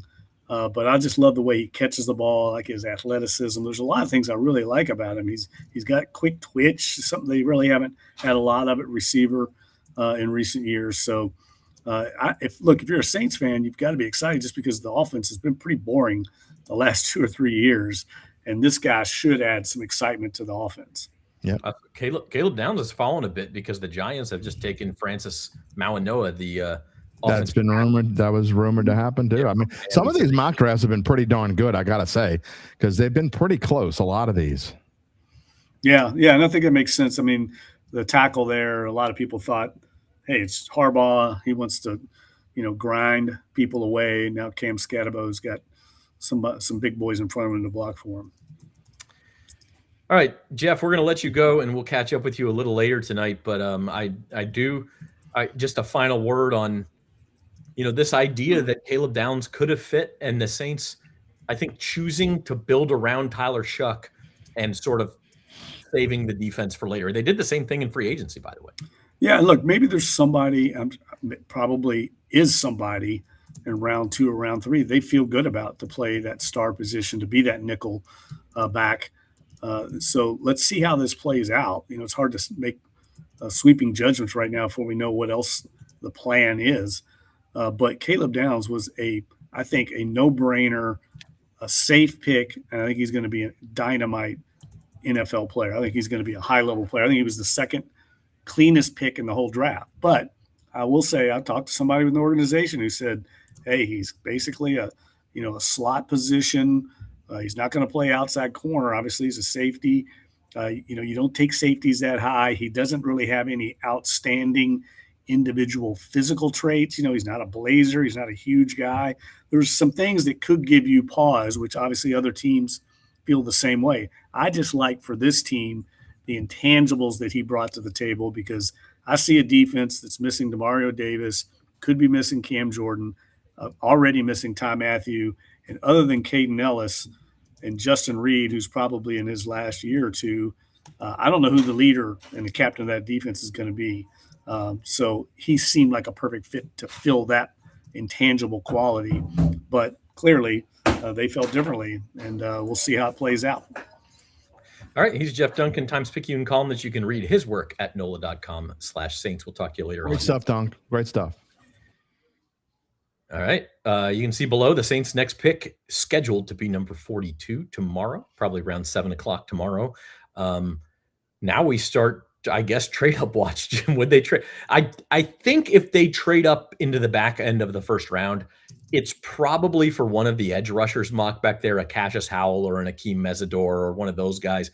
I don't know that there's anybody else that they'd be willing to give up a lot of assets to go get. And I don't think it's likely, but I think those would be the targets. No, I think, look, and I know a lot of people might be unhappy about this part because there's been so much talk about Chris Bell, but I don't think there's any way now you go round 2 and you take Chris Bell at 42 and have two guys, first of all, two receivers just alone at the top of your first 2 picks, but 2 guys who are coming off of injury woes. I mean, that's a huge deal too. So I don't see that. I think Chris Bell's now off the board. And now I think you start thinking about who are the best defensive backs that are left and go at round 2. And, we'll kind of talk about those as we go along, but maybe they keep surrounding Chuck. I'm not sure. So it'll be interesting as we go forward here, thinking about who could be the early pick for tomorrow for the Saints. Yeah, that's the only thing, and that was one reason why I argued for Downs, is that I think the defensive backs kind of have a little bit of a drought there in round 2. There's not a lot of them with that round 2 grade, and so that's going to be a difficult position to fill in round 2. Now, later on in the draft, there's more. But you'd be reaching for a guy, or maybe there's 1 or 2. We'll see what happens. Like Oregon has a safety, Dylan Thieneman, probably not a slot corner. He's the next safety slotted to go off the board. We'll have to see what they do, but it does make it a little bit of an awkward fit. Not to say that means you had to pick Downs now, but it was one reason why I thought maybe they would. No, and look, again, if you're going to be safe, okay, if you're going into this thing and you say, we're not willing to take a risk. That's why I don't listen to everything you hear. Mickey said we're not one player away, and of course they aren't. Of course they aren't really one player away. And just because they took Jordan Tyson doesn't mean they're one player away. I mean, I'm not suggesting that at all. But when you say we're not one player away, it means you're going to be safe in this draft. And drafting Jordan Tyson is anything but safe. So it goes to show, and I tried to tell my son this and explain to other people that the Saints were just, everything is a smokescreen. Anybody who said they had any intel from the Saints before this draft is full of whatever you want to, dog dung, whatever you want to use there. Whatever you want to use there, you're full of it, because no one has intel on what the Saints want to do ever. And if someone is throwing out some kind of smokescreen like the Saints going to trade up to get defense when, realistically, common sense told you it was going to be offense all along, then that was coming from the other team. And that's why the Cardinals trying to look. I don't totally agree with that. I think there are some time the Saints will leak things out. There are people in that building who will talk. We have our sources. Other organizations have their sources. It does happen.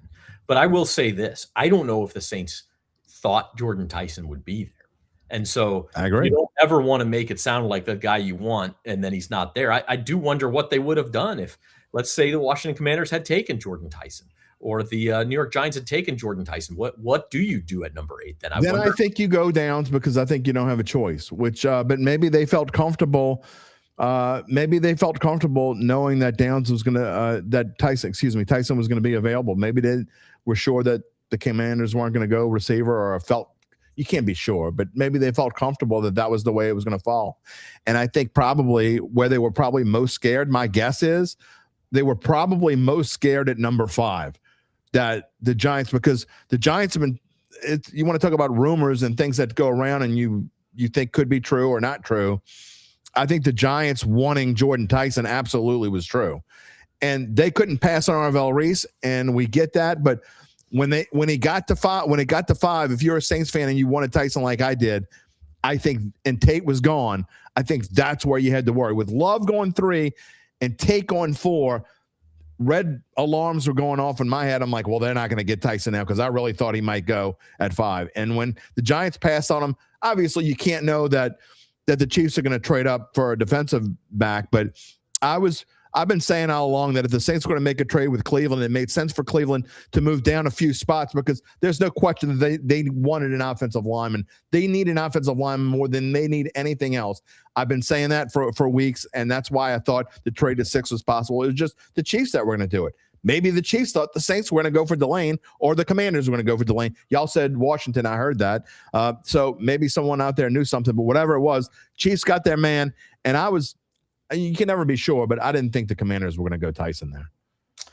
All right, the top 10 is done. The Miami Dolphins are on the clock at number 11. We are going to take a quick break. I'm going to try to watch to see when these commercials actually end. Oh, and we just had a trade. Gabe just told us the Dolphins trade with the Cowboys, who I imagine are just moving up 1 pick unless they trade it. They also have number 20. So we will get to that when we get back here on the live Saints Insider Dattitude NFL Draft Show, back right after this. At Tulane Doctors, we know your health can't wait. So we made booking appointments easier than ever. Just dial 988-5000 to book with any physician, any specialty. Whether at East Jefferson General Hospital or one of our other locations. Because your health is our top priority. And because navigating healthcare should be simple, personal, accessible. When you see the shield, you'll know the future of medicine is here.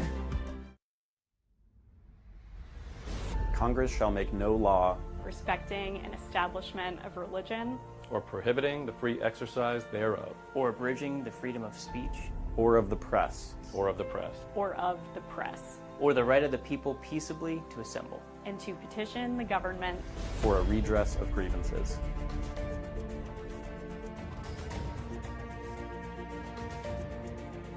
Because it's worth it.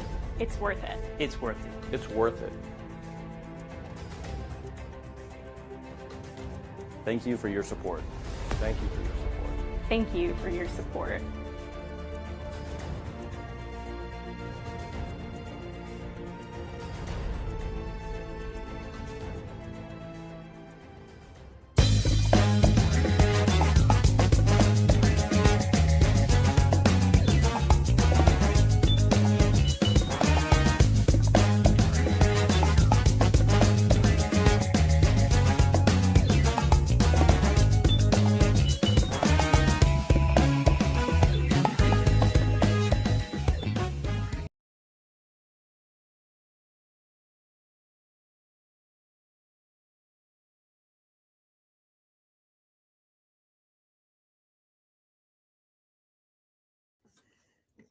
All right, I think we're back. I think that that commercial has a weird, funky ending where it just kind of sits there for a minute. Yeah, we are back here on the Saints Insider Dattitude live draft show, and the Dallas Cowboys have wound up with Caleb Downs, Jim Derry. That's quite a coup. You've got to be happy if you're a Cow. I mean, it really is. I mean, for them to, we thought the Cowboys were going to make a trade at some point. And they make a move with the Dolphins, right? Is that what happened? Yeah, they moved up 1 spot, and I don't know if that's certainly if the Dolphins were going to take him, they'd have just taken him. So I'm assuming what happened was the Dolphins were talking to someone else who was going to come up and get him, and the Cowboys said, "Not so fast. We're gonna." Yeah, that is a really good move for the Cowboys. And look, would they have done the same? I mean, they don't need receivers. How far does Jordan? You think Jordan Tyson goes 10 if the Saints don't take him? I because the Giants did need a tackle. I wonder they probably would have taken Tyson. Yeah. I know you need to go write something for Yeah, I don't need long. I literally need like 5 minutes, which is okay. But we're okay right now. I'm committed to you, so I want to finish this conversation. Yeah. And Luke is coming back. Luke is coming back on. Okay, good. Here in about 5 minutes. So if you want to wait until then that works out fine. By the way, I want to give out a shout out to UBN, who just gave us a super chat of $50 to the Dattitude podcast. So much appreciated, UBN. He says to donate it to Caleb Down. I think you meant to Jordan Tyson. He wants to donate to Jordan Tyson's medical bills and to our regular Lance his therapy sessions. I think it's funny because, and here's the thing that I was kind of talking about, and I think it's okay to talk about now. I mean, we were talking about Jordan Tyson and the immediate thought and the grade process, but the one thing I think is hysterical, and it's not just Saints fans, every fan of every team does this. When they don't get the player they want, they just start trashing on the guy that was taken. So I think it's going to be funny because you're going to see grades among Saints fans. You will see grades of anywhere from A, I'm going to be honest. I'm about to go write something on SI. It's going to be about 6 paragraphs long, and I'm going to give the Saints an A grade. I think this is an A pick. This is the pick that I've been advocating for and said that they needed to do. So why wouldn't I give it an A? But you're going to see fans who thought that the Saints needed defense, they're going to go out there and poo-poo on this and give them a D or an F. I don't think you're going to see a whole lot of C's. You're going to see A minus, and maybe B plus, and you're going to see C minus, D, and plenty of Fs. And it's just funny to see fans' reactions because they don't get the guy they want or the position that they want or the position they think the Saints need. And that's kind of just the most comical reaction of the whole thing. Get into this conversation every year with draft grades. Are meaningless at this stage. I mean, but we have to do them, right? You're going to do them at Know What I Got. If you're a Cardinals fan and you think that Jeremiah Love is going to be wearing a gold jacket someday, okay, you might be completely over the moon ecstatic. He could blow his knee out in 2 months and never play a down in the NFL. It happened with Kajana Carter. You know what I'm saying? Like, even the most obvious, and I'm not wishing that on Jeremiah Love, but even the most obvious home run picks do not always pan out. It is an inexact science. And so if you're saying A+++ or D or F, I question what you're like, where your head is at, because you can't possibly think it's that great or that terrible. You don't know yet. I can't think of a play. And look, I told you, I said here as we first started this show, if the Saints would have drafted Mansour Delane, you would have seen me get upset about it, and I probably would have had a few choice words. However, if I had to give it a grade and they would have drafted Mansour Delane, I probably would have given it like a B. I'm not going to give it a D or an F because that's not what I want the Saints to draft. It certainly would have been a need, just like Caleb Downs would have been a need and a great player. I probably would have gave Caleb Downs an A- instead of an A. But it's just, it's easy when it's not the player you want. How do you think New England Patriots fans felt after Tom Brady? I mean, they weren't even paying attention. Like, you know what I mean? You just don't know. And so I think it's a little silly to like, yes, you're right. We all do grades and we all say this, they got what they needed to get. And based on the information we had, they did everything they could do. But I mean, we don't know. We just don't. As Jim Mora once said, you think you know, but you don't know, and you never will. Well, we will know. And, and that's, I was going to make that point. What's funny is Jordan Tyson and Caleb Downs, I think some Saints fans are going to follow their careers and compare them now because the Saints had their choice. And it wasn't a situation where you go, oh, well, you passed on, you passed on Ty Simpson and he turned into a Hall of Fame quarterback. Well, no, they were never going to do that. But everyone knew they had their choice between Tyson and Downs. And they went Tyson. And so now I do think I'll be interested to kind of compare and contrast their careers and see how they go. I mean, that's what this is about, too. And the funny thing is, I mean, the comparisons will start before the season even starts. You'll hear Numbskull saying, did you see what Caleb Downs did in minicamp last week? What has Jordan Tyson done? I mean, you'll literally see that. And I mean, we'll get in the preseason, and Caleb Downs will make some fantastic play, and Jordan Tyson won't have a catch in week 1 of the preseason. And you'll be hearing people saying that. I mean, UBN saying we're making the point that it's overrated and overhyped. We know that it's overrated and overhyped. However, it's our job to continue this overrating and the overhyping, isn't it? Gabe just passing on some breaking news. The Rams have taken Ty Simpson at number 13. Wow. Getting ahead of the Cardinals and the Jets and anyone else who thought we can draft back in the first round to get him. You know what? I like it. And maybe it's a reach, maybe it isn't. But I'll tell you this. The Rams think they're that damn good, and they went up and said, you know what? We're going to go get the player they want. I don't have a problem with it. And it goes back to, I'm going to contradict myself from last year because I said I thought the Saints were reaching at 40 when they went to get Tyler Shuck. And the more you think about it and you say, you know what? If that's the guy you really want and you don't want to take a chance on him being gone, you go out and spend the money. And I mean, you go out and spend the draft capital. The Saints did that last year at number 40. They went out, got Tyler Shuck. And as of now, it looks like it's a pretty darn good deal. Thank you so much, Adam Varner, for the super chat. We appreciate it. But you know what I mean, Zach? I mean, if that's the guy you really want, even if it's 15 picks higher than he's supposed to go, do you just say you just go get him? And it's funny too. You listen to mock drafts and the insiders and Todd McShay and Adam Schefter and these guys, and they get to the Rams at 13 and they go, well, the Rams don't really have any needs.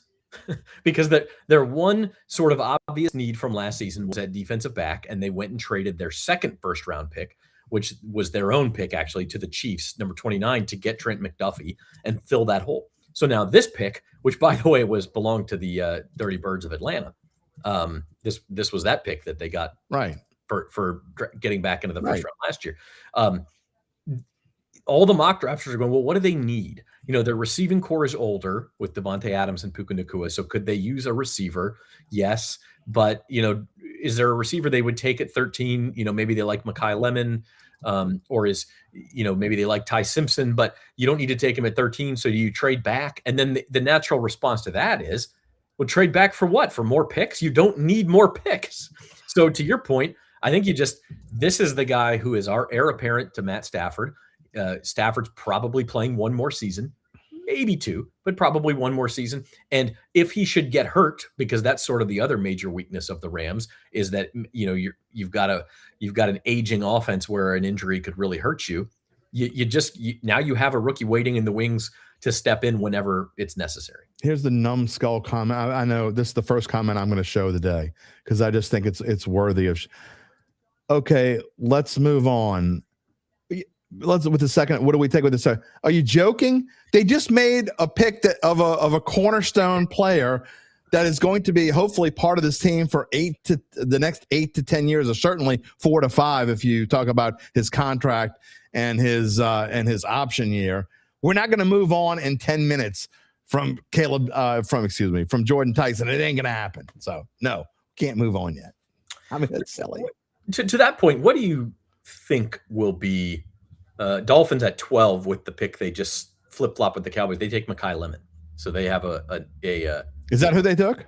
Or wait a minute. Is that right? Gabe's saying Caden Proctor. I'm seeing Mekhi Lemon. Who went number 12? Because Ty Simpson was number 13. We're going to figure this out. See, we're almost going too fast now. But what type of player do you think Jordan Tyson is going to be? Is he wasn't really a yak guy in college. I really thought that was one reason why I was a little bit down on the receivers in the first round, because honestly, Mekhi Lemon was the yak guy. And he's a guy that's going to make the incredible catch. And he can play in multiple places, Zach. He can play in the slot if you want him to play in the slot. He can play on the outside if you want him to play on the outside. You can line him up on the same side as Chris Olave if you want to. But he is the guy that's going to make that crazy catch, the one that makes the highlight reel. And he's also going to be a guy that's going to have I think he's going to, in his first year, he could be like a 70 to 80 catch kind of guy. He's going to be and he's going to take a lot of pressure off of Chris Olave, because I think you'll see Olave's numbers go down. I mean, that's obvious when you get a real number 2. And I mean, I don't even know if I would call him a number 2. I'm probably going to call him a 1B. So I think that he's going to be a guy who's going to take a lot of pressure off Olave, who won't have to catch the ball 110 times anymore. It'll help Juwan Johnson as well, too. So I think he's going to kind of play all over the field, but I think you'll probably see him more in the slot. Okay, so it is Caden Proctor. Todd McShay, of all people, had it wrong and said Mekhi Lemon to the Dolphins. So you don't see him make that mistake very often. But it is Caden Proctor, the big offensive tackle from Alabama, who is going to the Miami Dolphins. And that pick makes sense. The Dolphins may be the worst team in football this year. They might be my pick to be bad. Pick last year. They have lost or traded away everybody. And so to me, when you're in that position, you build on rebuild mode. Yeah. And look at that size, 6'6", 352 pounds. Look, for Caden Proctor. think about where the Saints were 2 years ago, Zach, and you go get Fuaga and you go get Banks. And so the Dolphins are pretty close to where the Saints were 2 years ago. And so that's what you do. You start and I talk to Mike Detillier about this all the time. If you can't, you got to build from the inside out. And so I think you're seeing the Dolphins make moves on both sides of the line. Yeah, I think that's the smart thing to do for them, and they do have another first-round pick. They have the Broncos pick at number 30 from the who did they trade to the Broncos? Wide receiver, blanket on his name. Wait, I'm sorry. Who's that? Wait, who do they? What are you They traded to the Broncos for the first-round pick. Somebody's got to help me out here.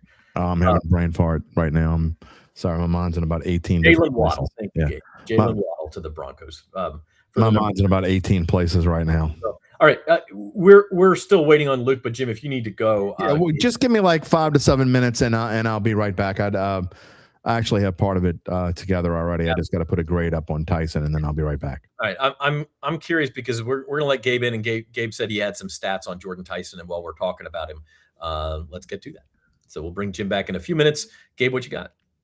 So I actually don't have stats on Tyson. I will say on Tyson specifically, though, a lot of people talk about his injury history, and one thing that stands out with him is how well he's bounced back from said injuries. So there's something to be said there for not only his work ethic and athleticism, but his raw talent as well. I don't know if I would. Okay, maybe work ethic wise, yes, but he keeps getting hurt again. I don't know. Yeah. I mean, so many things with injuries are luck based. You know, we've seen a lot of people in college who are injury prone go on to play relatively injury free careers. So I wouldn't be too hung up on the injuries. If I were a Saints fan, I would more focus on the numbers. But the stats that I wanted to read, so I crunched these numbers a few weeks ago just to kind of see where the Saints were on both sides of the ball with both quarterbacks under center last season. Now, obviously, you have guys like Alontae Taylor, Cam Jordan, and Demario Davis who have moved on defense. So I see why people, I was one of those people, felt they needed to address defense with first. So here's some of the numbers. On defense, with Rattler under center, they allowed 28.3 points per game.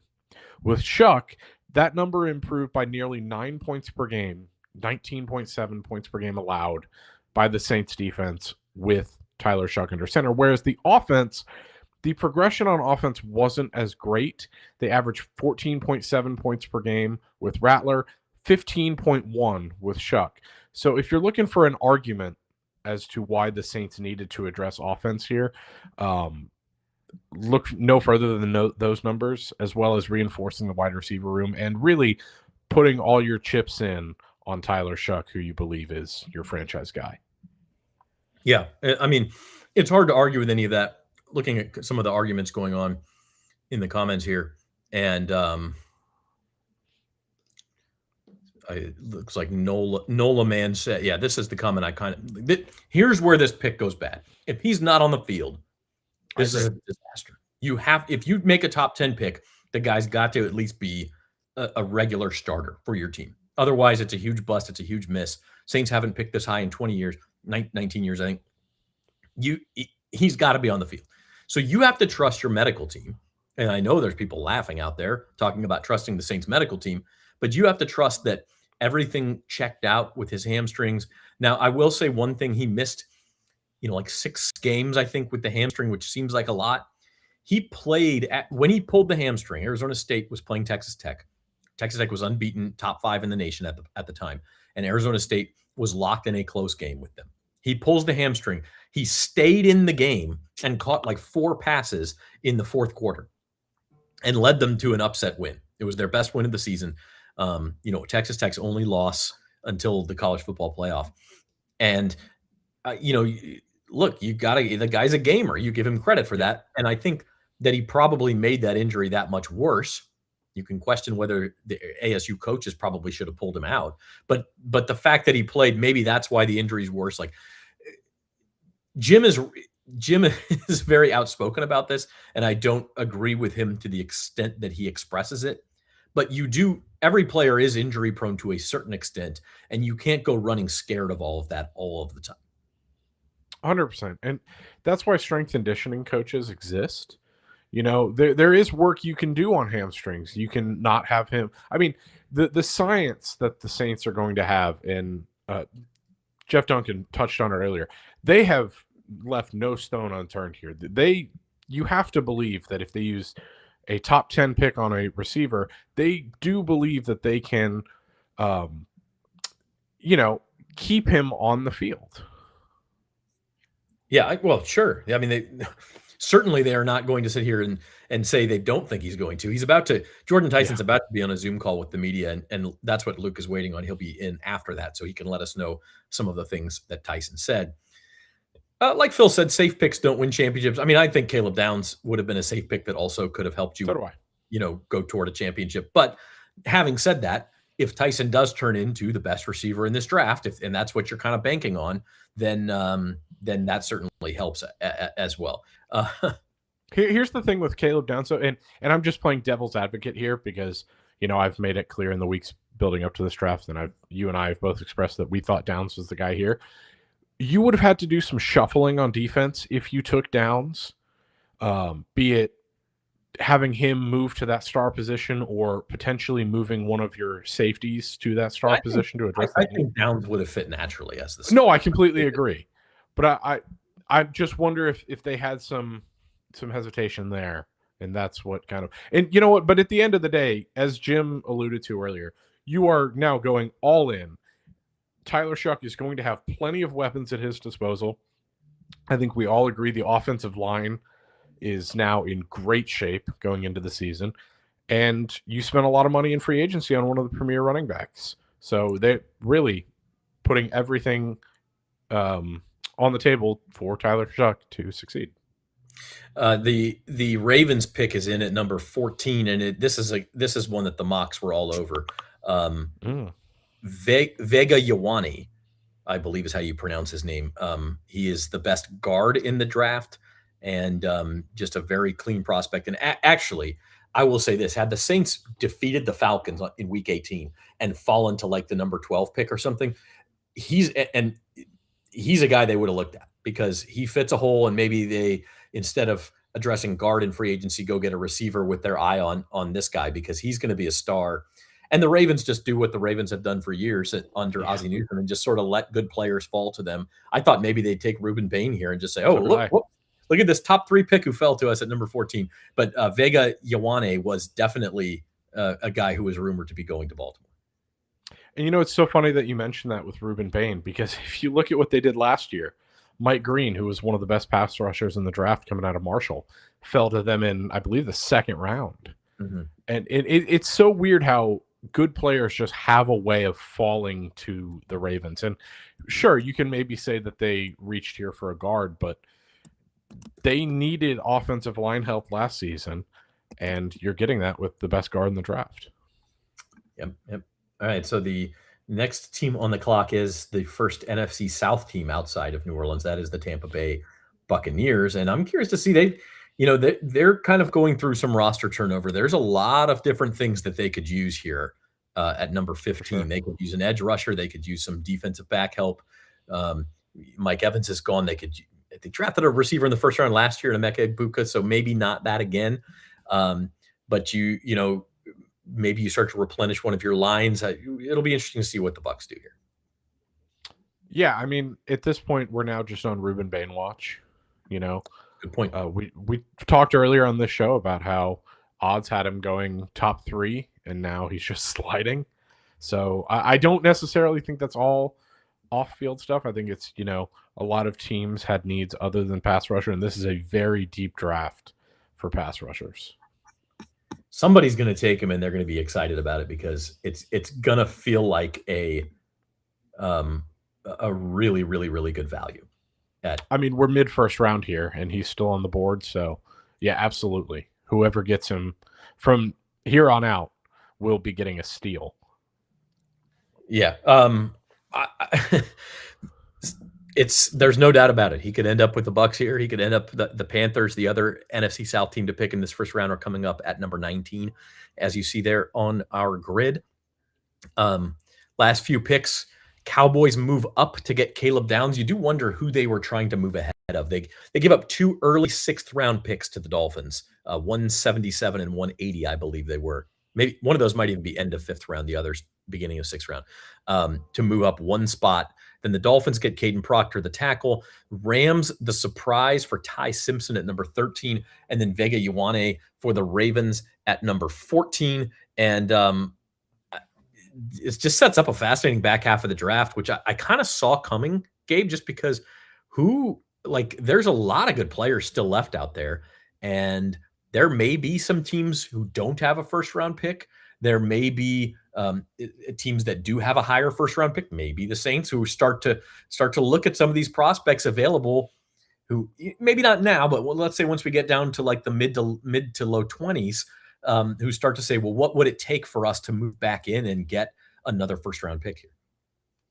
And I think one thing that speaks to that is the fact that you've already seen a lot of offensive linemen start going here in around the 10-15 mark. You're going to see some teams in the back half of the first round probably start trading up. So once those pieces start moving, all bets are off. And I think once the offensive linemen start to go at the clip of which they've gone, I mean, you look here on the board, and that's 1, 2, 3, 4, 5 4 offensive linemen in the last 6 picks. So once those big guys start going, teams in the back half start panicking, and that could be a great spot for the Saints to move in. Yeah, no doubt about it. I mean, we'll see what happens. I still don't think they will, but I know there's been a lot of chatter. Northern saying, I see you, man. You keep asking about the second round pick. It's going to depend on who's available, but we've got the Bucks pick. Okay. And it's exactly what we predicted. Miami defensive end Ruben Bain to the Buccaneers. What a value there for the Bucks. Yeah. And that's just one of those where you sit back sometimes and the draft just works for you. I mean, again, Ruben Bain was not in the odds to go in the top 3 this week or anything. Everyone knew he was going to slide this week, but for him to be a guy who was uber productive in college, he was the best player on that Miami Hurricanes defense.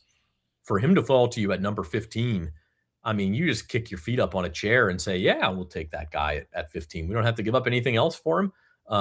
Pretty easy choice. So I'm curious to know the reaction of Saints fans there, but I don't know. Put it this way. Todd Bowles is in his 60s, and I don't think he's run as fast as he did to celebrate or pick up the phone and call Ruben Bain as he just did. Yeah, I agree with you. It's one of those picks that in hindsight you go, well, yeah, duh, of course you're going to take exactly that guy. As far as the Saints second round pick, I will say this: you who dat daddy, this is kind of what I think a lot of Saints fans are probably thinking. You got to deal with that guy twice a year now. But if he's now not as productive as a pro as people thought, which was the knock on him, then maybe it's not going to be that big of a problem. But I mean, if you're looking at the Saints offensive line now, you only have one position that's a quote unquote issue to fans. And historically speaking, if you surround guys like Ruiz with 2 great tackles that are bookending your line, and McCoy, who's one of the best centers in the league when healthy, typically it works out. So yeah, it's interesting. I think somebody said he fits the Bucs defense better than the Saints, and that is true. I don't think the Saints were ever going to take him. I just don't think you wanted to get to have him in the division. But look, it's number 15 pick. The Bucs were going to get some kind of a good player there. One Smoke says, I think we go edge in the second round. That's kind of where I'm at, Gabe. And the reason I say that is just because what I mentioned earlier, if you kind of look at and things change, but who you expect to be available in the second round. There's a few defensive backs. There's Chris Johnson, San Diego State. D'Angelo Pons, the little 5'8" dynamo from Indiana, might be there. But there's a bunch of edge rushers who I think are going to be there. Like Zion Young of Missouri, Cassius Howell of Texas A&M, R. Mason Thomas of Oklahoma, Gabe Jacas of Illinois. There's just a number of these guys who kind of have a second round grade, and it would surprise me if that wasn't the pick, just because you want to pick where the draft strengths are in those situations. And then you probably need to make sure you go get that slot corner somewhere in round 3. Well, I was going to say, so I think the only way that we see the Saints potentially trade back in is if we don't see another corner off the board in the next, say, 10 picks. And then you could get your pick of the litter between, McCoy, Terrell, Hood, Cease, and Pons. Those guys not necessarily the latter few, but the first few guys, if those guys fall to the end of the first round, I think you could really see the Saints thinking about addressing that need at slot corner. It could happen. The problem is then you probably have to give up that second round pick to do it. Exactly. So I don't think it's going to happen, but we'll see. Neither do I. I also don't think we go 10 picks without a corner. No. Also, Jim Derry says 5 minutes and it turns into 15. That I'm not surprised about. That's par for the course, man. He's been right with one thing. He was right with the Saints pick. We're not going to make fun of him for a time. He got his one. The other aspect here of Jordan Tyson, and I'm kind of scanning the comments, so I apologize if I don't show them all. They're coming in fast. Number 16 pick is in. The Jets take tight end Kenyon Sadiq out of Oregon, guy who was briefly mentioned as a possibility for the Saints. Yeah, this is your athletic freak. Didn't necessarily have the output that you would have expected. I think this is a good pick for the Jets, though. I think it's a good safe pick on offense. So they end up with their 2 first-round picks. They have David Bailey and Kenyon Sadiq. So interesting. Saints won't see them for a few years. So we'll see what happens there with Aaron Glenn in New York. But as I was saying, scanning the comments and looking at a lot of people say, well, why would you add Jordan Tyson to an already injury-prone wide receiver room? And I've said the same things. So I tend to agree with you guys who are saying that. The only thing I will say is that I do wonder what this says about how they feel about Chris Olave's long-term health. Maybe it says nothing. Maybe they think he'll be fine and they're going to sign him to a big extension. But maybe they're also going to put some injury protections in that extension. And Chris Olave, you hate to say it, and God, I hope the best health for the guy possible. But another concussion or two, and you start to get to the point where it's pretty scary to play football. And if that's the case, if they are worried about that, then drafting another wide receiver is the right move in the first round. Yeah, especially with a guy that, Jim labeled wide receiver 1B. If, and it's obviously a huge if, bold it, underline it, italicize it, if Tyson can stay healthy, he can be a really dynamic receiver in this league. And then we start getting into guys like Devon Vele, who is a big body, really good number 3 receiver. He showed flashes last season toward the end when he was healthy with Tyler Shuck. I mean, if Tyson can stay on the field, once again, big if, this Saints wide receiver room is looking pretty good.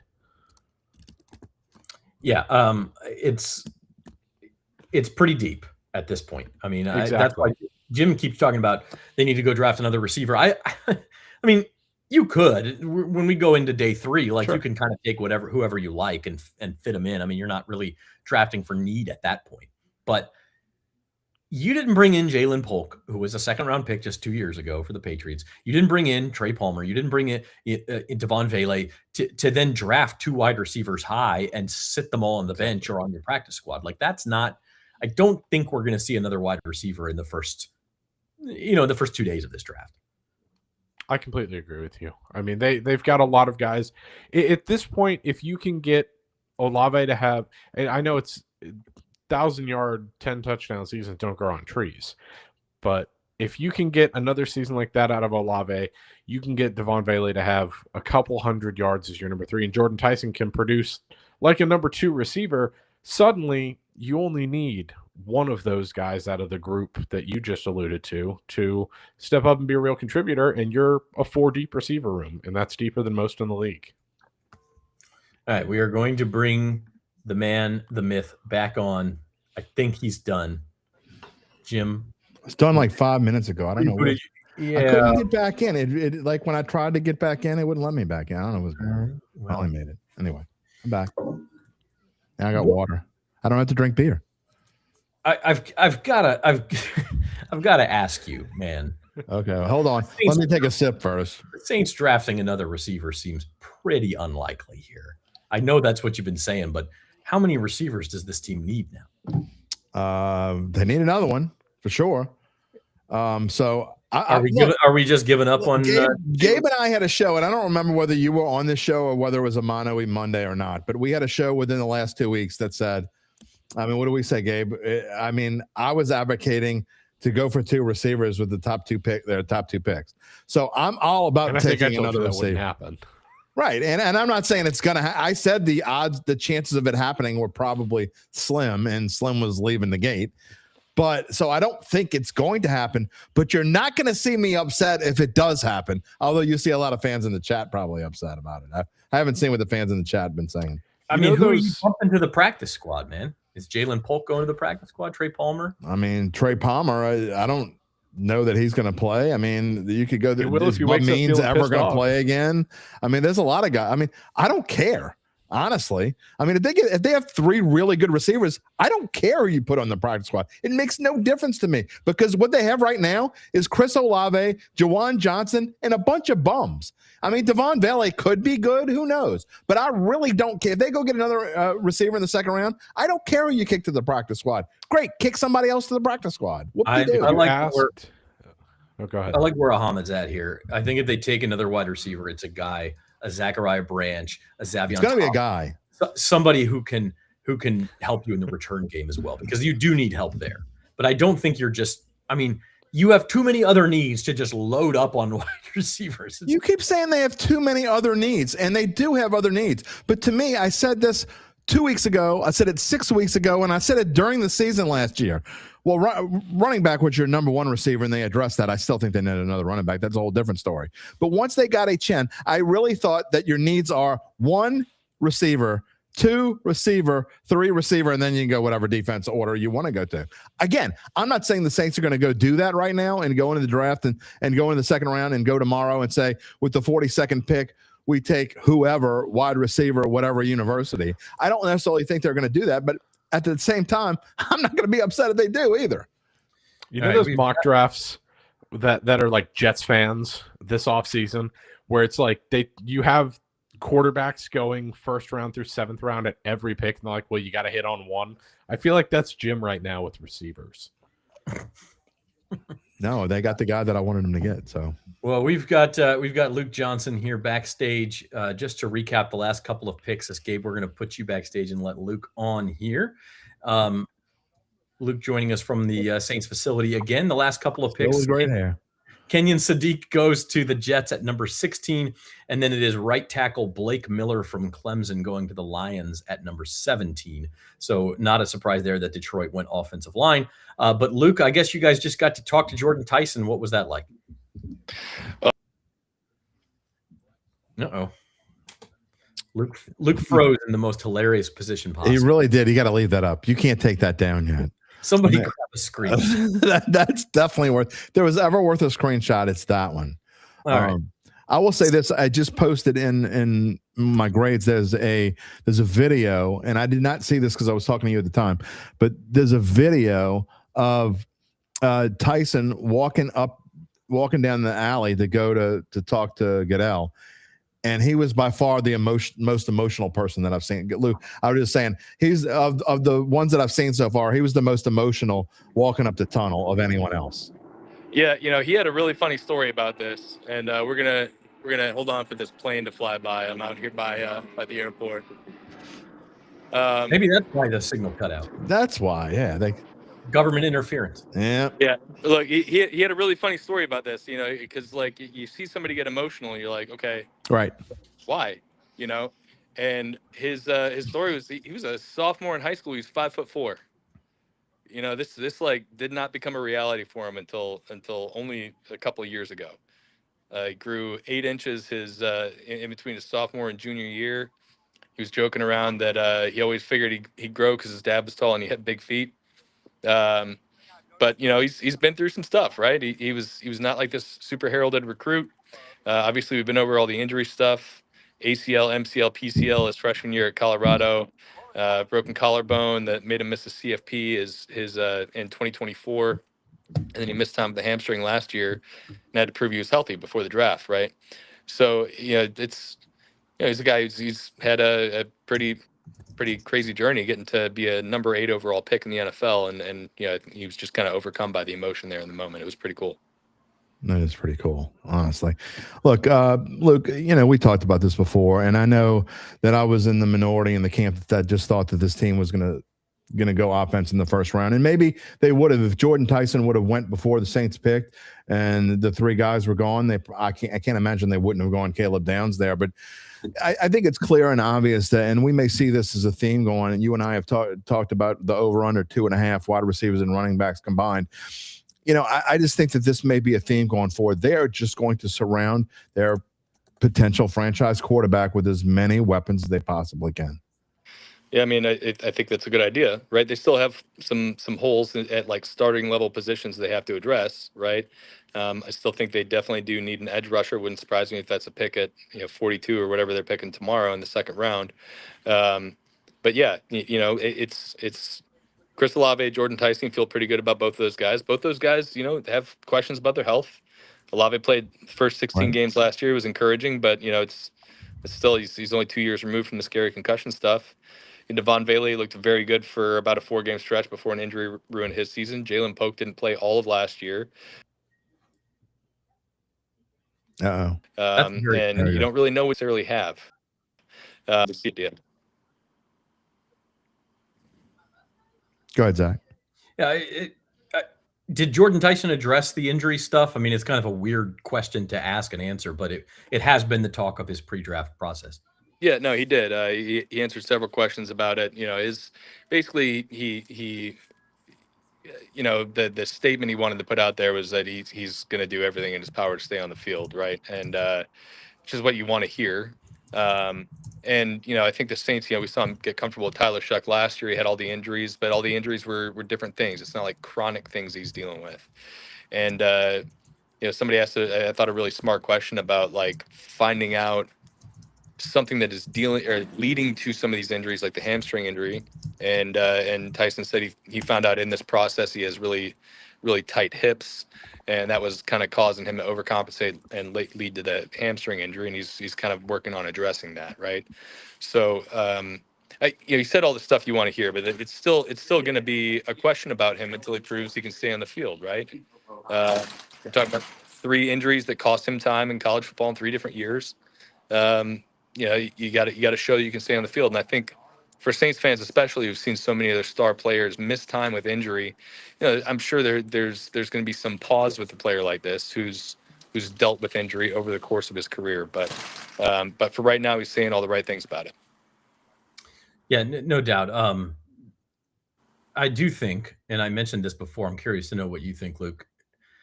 Caleb Downs and Jordan Tyson probably are going to be compared throughout their careers. Now, you had Caleb Downs go a few picks later to the Dallas Cowboys, which is, you know, a very visible team in the NFL. Somebody you see on TV a lot. Saints fans know that he was probably the other guy under consideration there. Do you think they kind of get tied together by Saints fans, at least for the next few years? I mean, probably, right? You know, I even when I was tweeting out the selection, I had a lot of people going, I really wanted Downs. So, you know, I can imagine that being a scenario. But look, I will say this, like, you know, we spoke a lot about Jordan Tyson in the lead up to this, and there was a lot of stuff that was, you know, it was scary about the injury history. But I think there's no question that if you're just going on pure talent, pure upside, like who in this draft can be a number 1 wide receiver, Like, there's no question that Jordan Tyson is that type of talent, right? He's just got to stay on the field. And if he can't stay on the field, then you're going to see a lot of the comparisons to Caleb Downs. Because, like, I'm certain. I told you guys earlier. I'm certain that Downs is going to be a very, very good NFL player. Like, his floor might just be good starter, and his ceiling, I think, is very high. But I think the ceiling is very high for Jordan Tyson as well. It's just the floor is a little bit lower. One thing that Luke does at the end of Thursday night, every draft, is kind of who to watch for on day 2. And we're a little bit early for that. There's still 14 picks, I think, to go. It might not be done tonight. Yeah, we'll see what happens. But you mentioned this a few minutes ago, that edge rusher was, maybe where you're looking in round 2. And just looking at the way the board falls, there's going to be a lot of good ones. Some of them will be gone tonight. Like TJ Parker, Zion Young, Malachi Lawrence, R. Mason Thomas, Cassius Howell. Some of those guys will go tonight, but some of them are also going to be left for tomorrow. Is that where your head's at? Definitely. I think either that or kind of this, the slot corner star position. I think those are two kind of main areas you want to address if you're the Saints. And look, I think at 42, I think they could have some really interesting options at edge, specifically in guys that maybe are not like the traditional defensive ends that we've seen here in the past. But R. Mason Thomas would have never been considered under the old regime. But I think his skills could really translate in this Brandon Staley's defense. I think that kind of maybe takes some guys off the board who are more of the traditional, speed to power on the outside, kind of lining up over the tackle. And you're looking for more of the kind of twitchy pass rush specialists, guys who are going to be playing in packages, because those packages become really, really valuable on the downs you need to win, third down, et cetera. So like that to me is probably, now that you've got receiver locked up, I think you can get really good quality pass rushers in the second round. And I think that's where I would want to go. Because I think there is some decent depth in this draft for slot players specifically.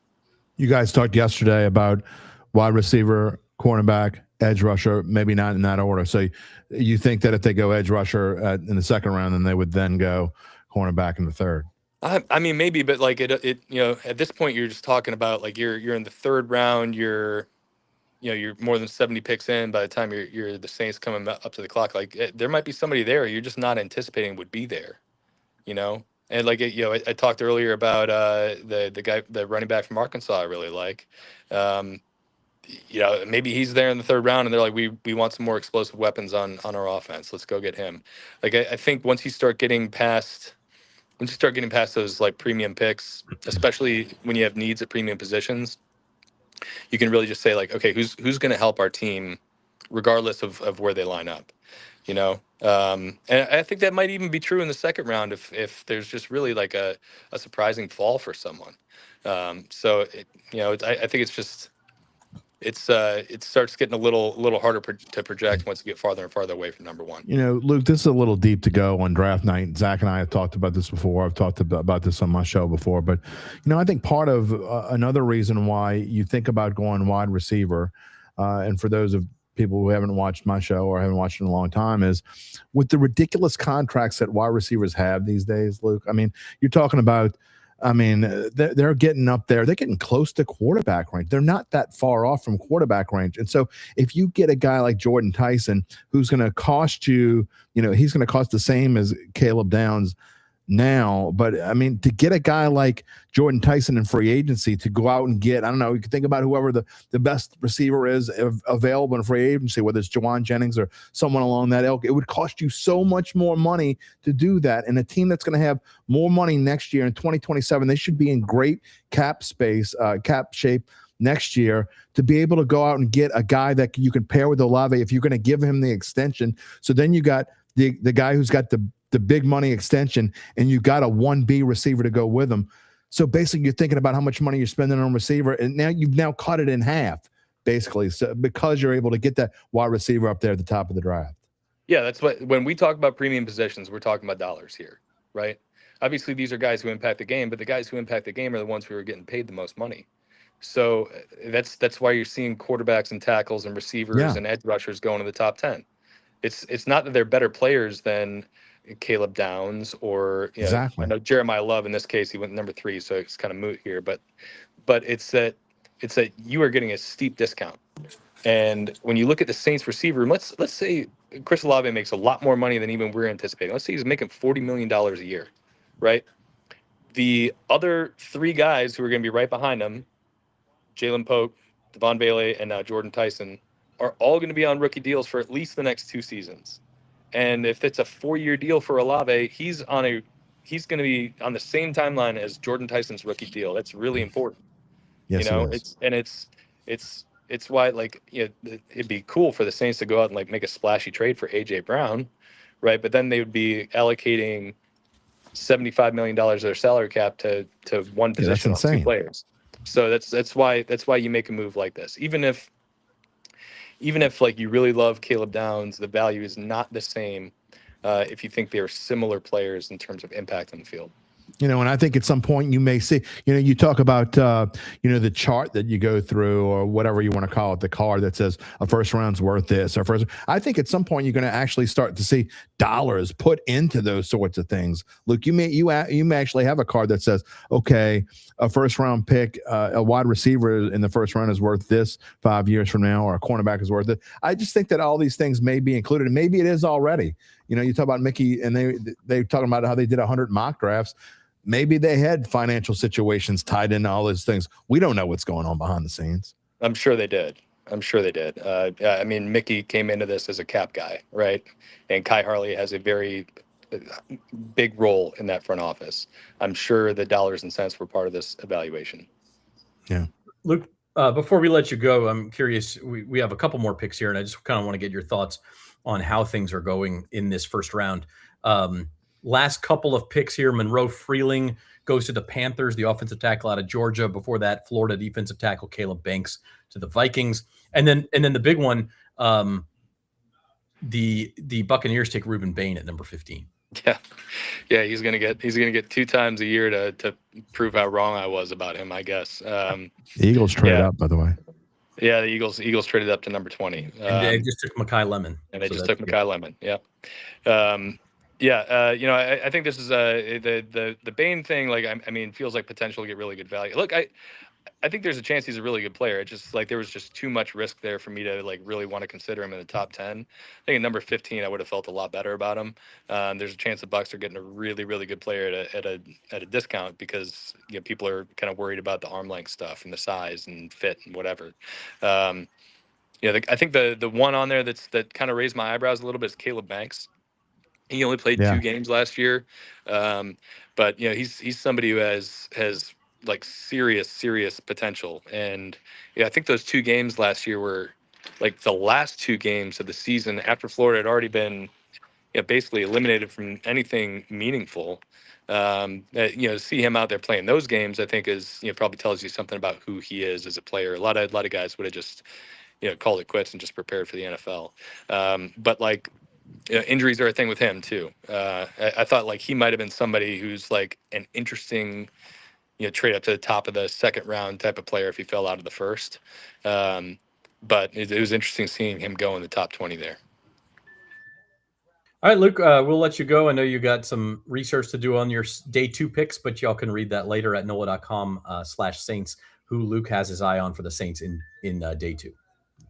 Cheers, fellas. Thanks, Luke. It's great stuff. All right, that's Luke Johnson.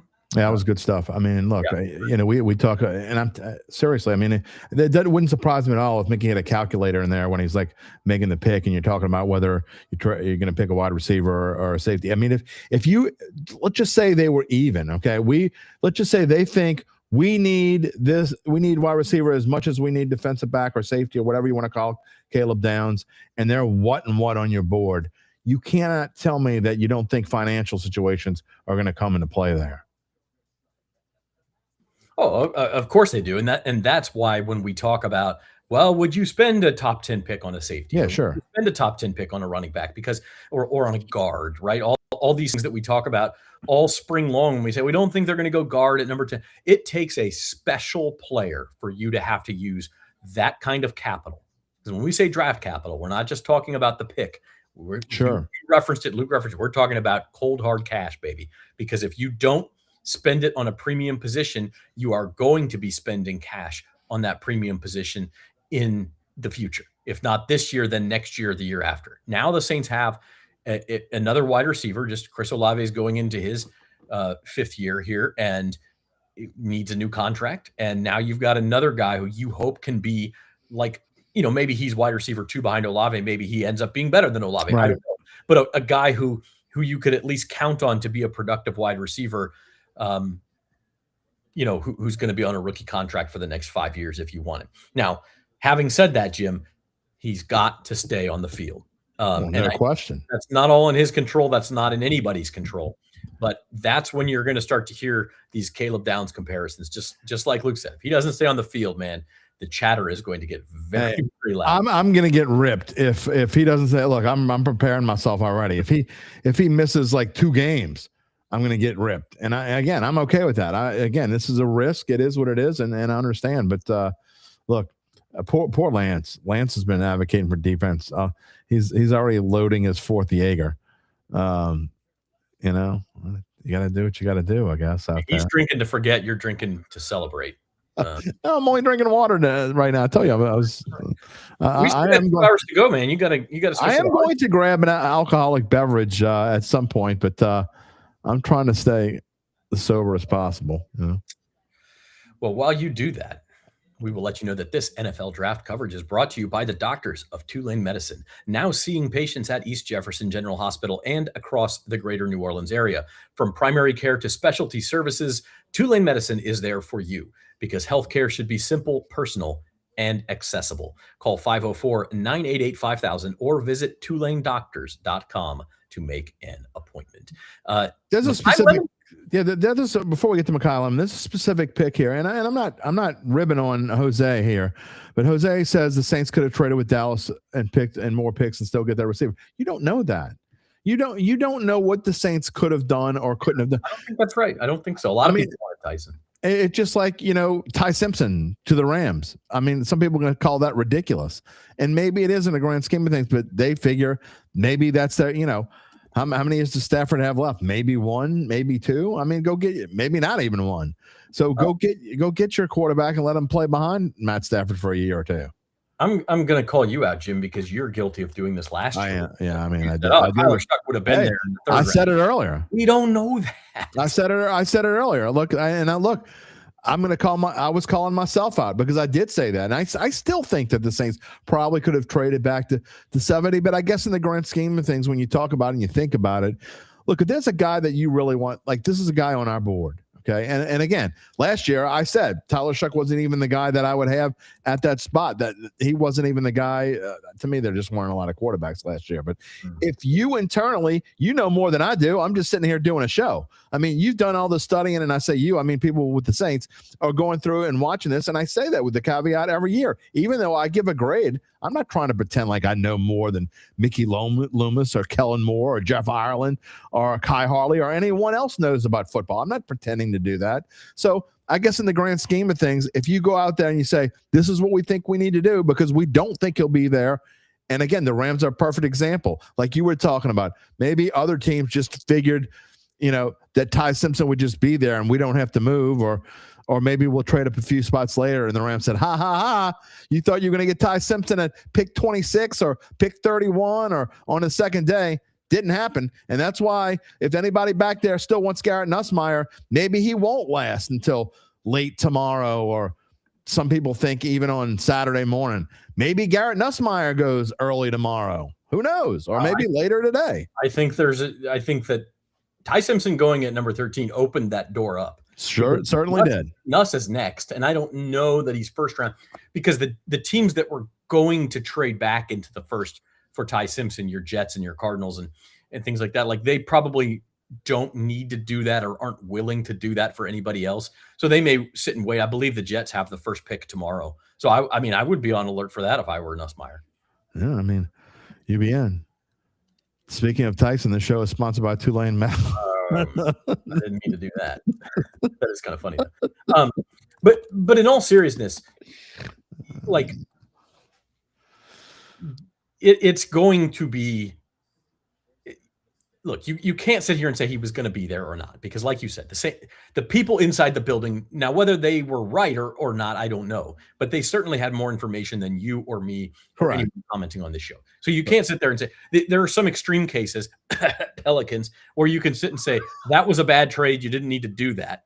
But, Steelers pick is in, by the way. I don't know who but in most cases, you didn't really need to worry about you do need to worry about other teams moving in, because if somebody else likes Tyson, it might have been the Giants at 10. It might have been somebody else coming up to get him because he's still there. And all of us, just like the Cowboys came to get Caleb Downs, somebody is going to say, well, shoot, all it's going to take is a 3rd rounder and a 5th rounder for me to go get the best receiver on my board. I'm going to go do it. And you just don't know if he was going to be there. Right. And Jose, completely irrelevant that the next receiver didn't go into the 20th pick. That is completely and utterly irrelevant. That does not mean that Jordan Tyson could have gone with the 9th pick for all you know. Or I would be willing to bet that he would have gone with the 10th pick, because the Giants have been linked to Tyson for quite a while now. And he was also plus 110 to go with the 10th pick after Tate went at number 4. So to say that a wide receiver didn't go again until 20, who cares? That has nothing to do with Jordan Tyson. We have another offensive tackle off the board, and we have another Sun Devil off of the board. It is, it's Max Ahinachor from Arizona State. Yeah, I don't know how to say that. No idea. I'm a play-by-play guy, and I don't know how to. Yeah, I feel bad because I know I did that incorrectly. I'm looking it up. It's Ihanachor. Okay, I wasn't too far off. Max Ihanachor. Chore in his name. Yeah, he likes to do chores. Teammate of Jordan Tyson's going to the Steelers at number 21. We got to ticker up with the draft. Ticker going on, like it. I'll let that go for a little while. We have a 1,000 character limit. I'm through 21 picks and I'm at 880. So I don't. Last year we had to start. I don't know if you remember this or not, but we had to start. Like abbreviated, like Commanders had to be WAS, and Saints were NO, and Arizona State became like ARIST and stuff like that. So, well, I'll tell you what. I want to talk Mekhi Lemon real quick, and also Monroe Freeling to the Panthers, and then we're going to take a quick break, and I'm going to let you and Gabe talk because my dinner just arrived. So, fantastic! Real quick on those two picks. The Panthers obviously won the NFC South last year. They're not favored to do it again. They were kind of a paper tiger as far as winning the division, but interesting young team. They obviously hit on their pick with Tet McMillan last year. They go to the line and take Monroe Freeling. Yeah. Look, I think there have been a couple of weird things in this draft, and Freeling actually was one that if you looked at where he was going to go, his odds were starting to come up too. So look, the O linemen were starting to move. Remember when everyone was saying that there were going to be no O linemen in the top 10 of this draft, and the Browns clearly needed one, and they moved to get theirs, and that kind of started some things too. So there have been all sorts of interesting moves in this draft, and I'm not sure why. There were a lot of experts, and maybe just because they were wrong. But when the Saints picked Tyson, there were a lot of people that were surprised. So I don't think anybody should be surprised that Mekhi Lemon's going 20 to the Eagles. I mean, look, he is a fantastic talent. He's going to come in and start right away. I'm excited to see what Mekhi. I mean, not excited because I don't want the Eagles to win, but I excited that I think Mekhi Lemon's going to be a fun player to watch in this league. Well, the Eagles are another one of those teams that just, hey, look what I found. And exactly, they that do that happens a all the lot. time. Oh, Howie getting it done again. Yeah. And in this case, they had to move up a few spots. I did not see the terms of that trade, but I'm sure they moved from 23 to 20. It wasn't going to be that expensive. If you're the Cowboys, why in the hell would you trade with the division? Not only your division rival, besides the Giants, is there any bigger rival the Cowboys have? Well, I mean, maybe the Commanders. Washington. I mean, I'd say the Cowboys' biggest rival historically is Washington, but that is interesting. I didn't think about that. So I am curious to see what they gave up to get that. Is a very odd trade for sure. All right. Tell you what, let's take a break. And I need to stand up for a second. My legs are. When the break is over, I will have you and Gabe talk for a little while I eat this lovely dinner my wife made. All right. At Tulane Doctors, we know your health can't wait. So we made booking appointments easier than ever. Just dial 988-5000 to book with any physician, any specialty. Whether at East Jefferson General Hospital or one of our other locations. Because your health is our top priority. And because navigating healthcare should be simple, Personal. Accessible. When you see the shield, you'll know. The future of medicine is here. Congress shall make no law respecting an establishment of religion or prohibiting the free exercise thereof, or abridging the freedom of speech or of the press, or of the press, or of the press, or the right of the people peaceably to assemble, and to petition the government for a redress of grievances.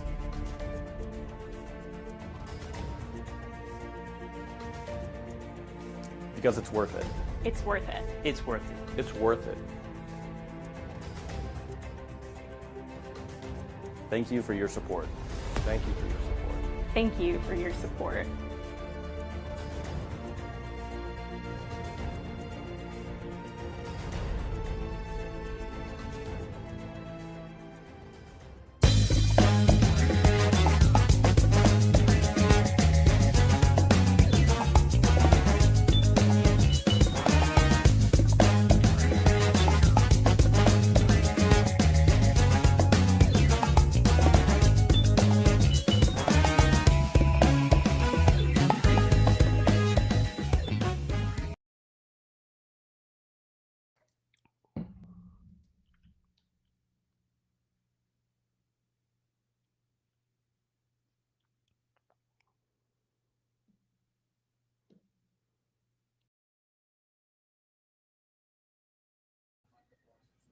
Okay, trying to get it to work here. I clicked on me twice, clicked on Gabe, and then I clicked them off on accident, I think. Hey, there we go. This is so super weird.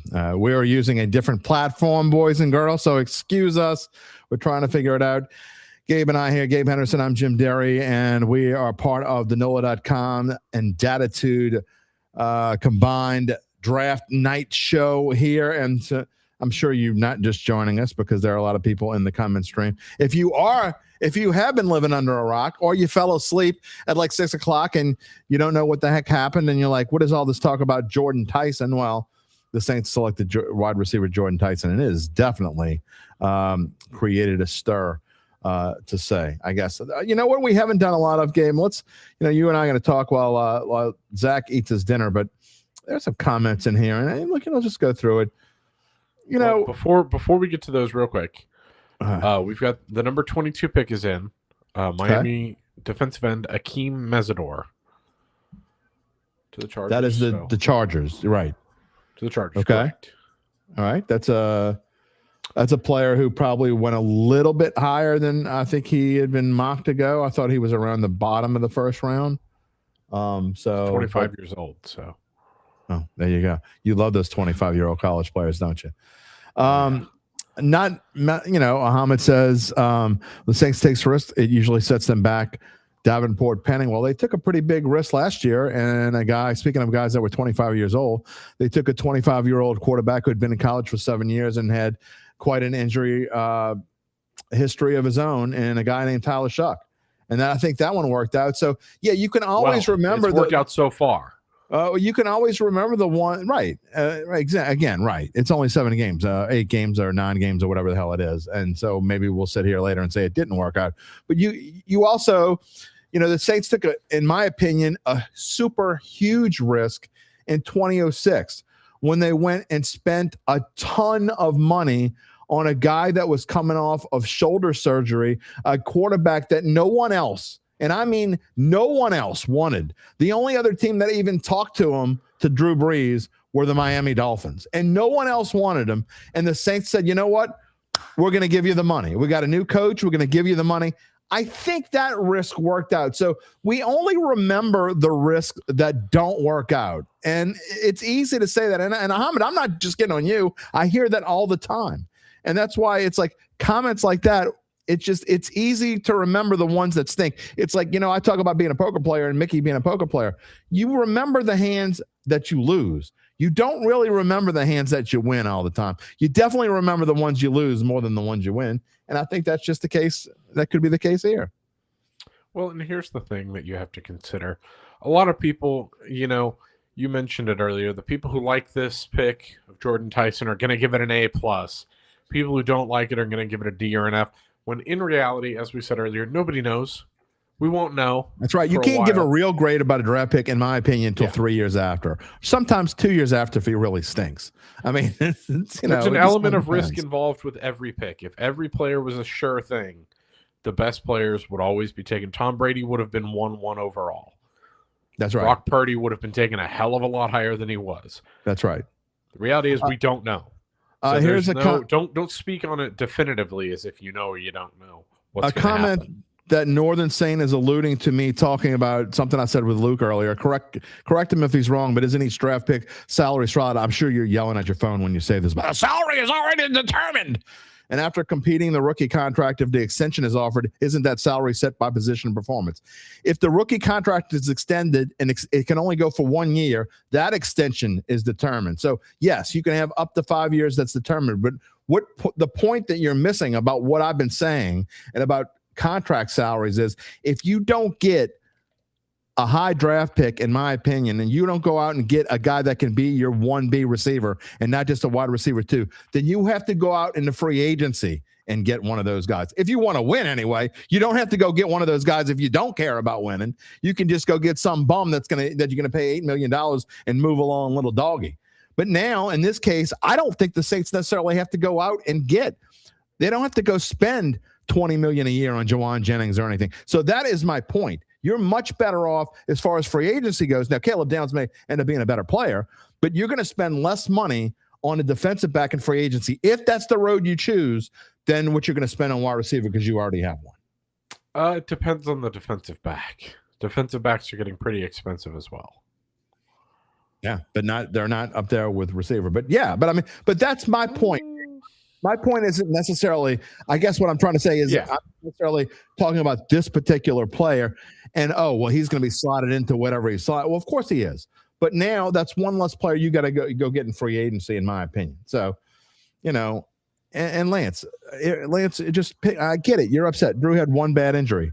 One bad injury. You're talking about a quarterback that was coming off of reconstructed shoulder surgery.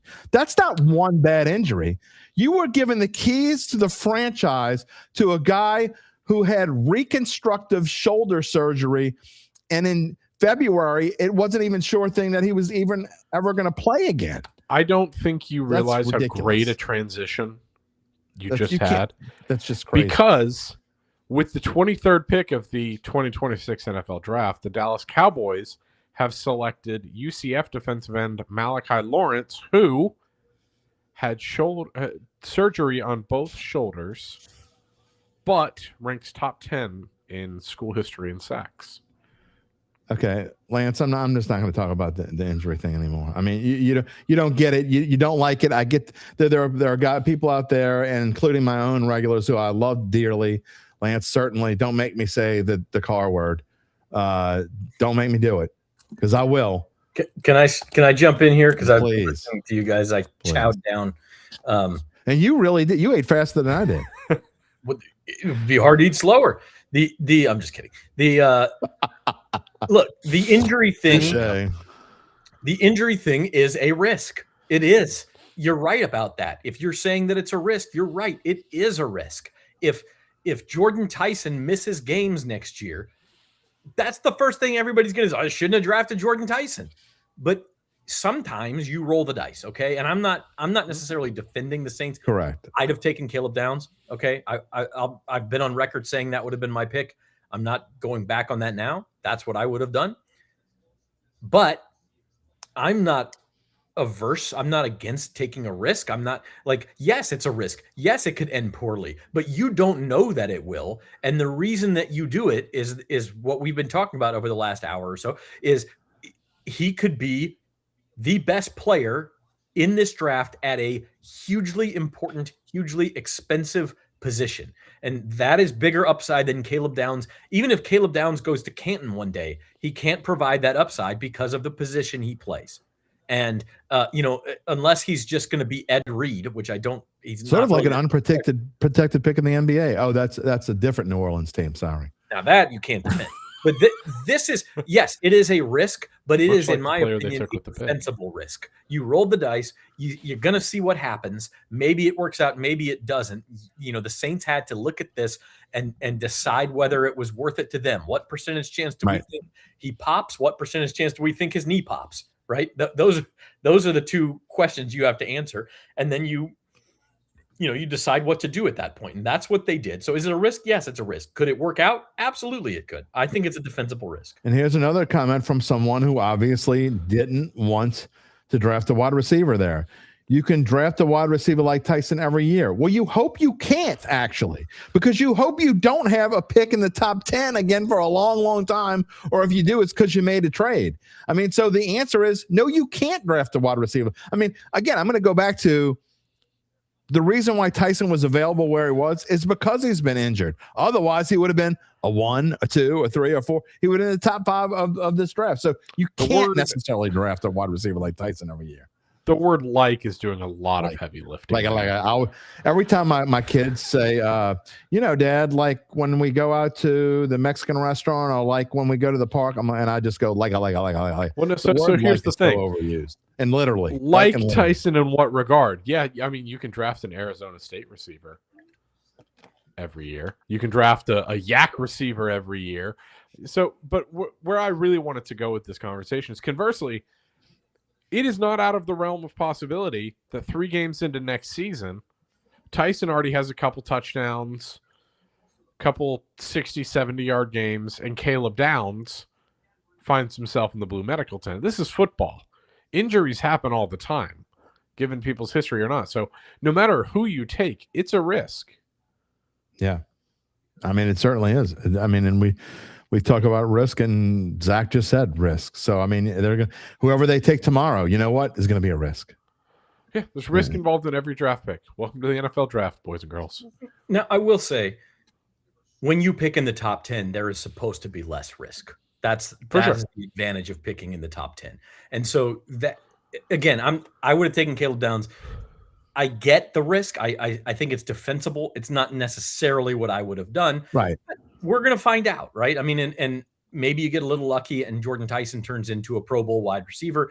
Maybe you get a little unlucky and he misses 6 games a year and everyone complains to Jim every day, which might be good too. So I'll be happy. They complain anyway. I mean, look, it is what it is. Go Tigers. You want me to give you my thoughts on Lee Hunter? My thoughts are that Lee Hunter is going to be a solid player in the NFL, but I'm not sure the Saints need an inside defensive player along the front line. That's not a need, at least not. I think that's something you address later in the draft. Yeah, it's not an immediate need, but I will say a lot of their interior defensive linemen are older. Vernon Broughton, we haven't seen him yet really. He played 1 game last year before getting hurt. So it's a sneaky need. It's not at the top of the list, but I wouldn't mind them addressing it somewhere, maybe early on day 3. I will say to Chad's point, Chad says in his latest comment, the drop-off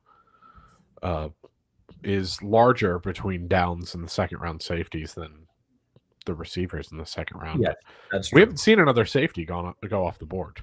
No. And we probably won't for the entirety of the first round. And that's because there was such a drop-off. I don't know, Gabe, but I hear you with, you're still a little getting over the funk a little bit with that nasally. You got to give him your Mel Kiper impression that you gave me earlier.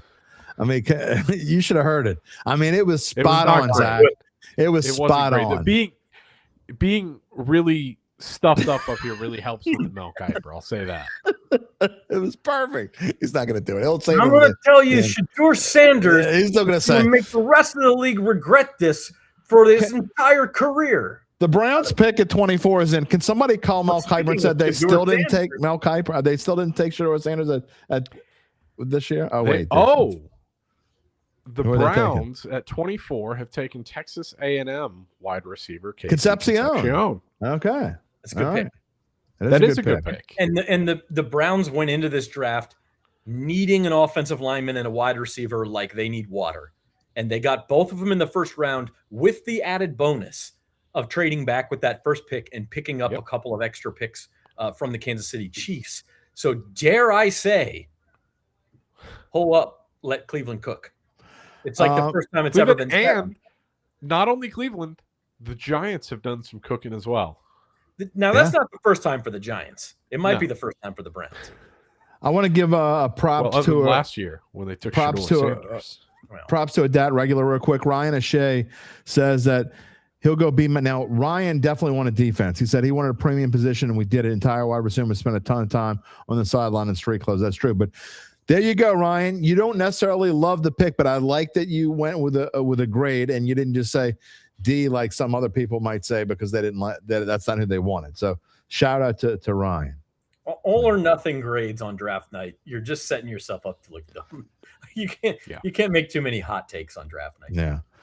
I'm actually going through some of the Slack messages from the on SI people, and they're just like, most of the talk is on the Rams pick. The Rams moved to 13, and people being shocked.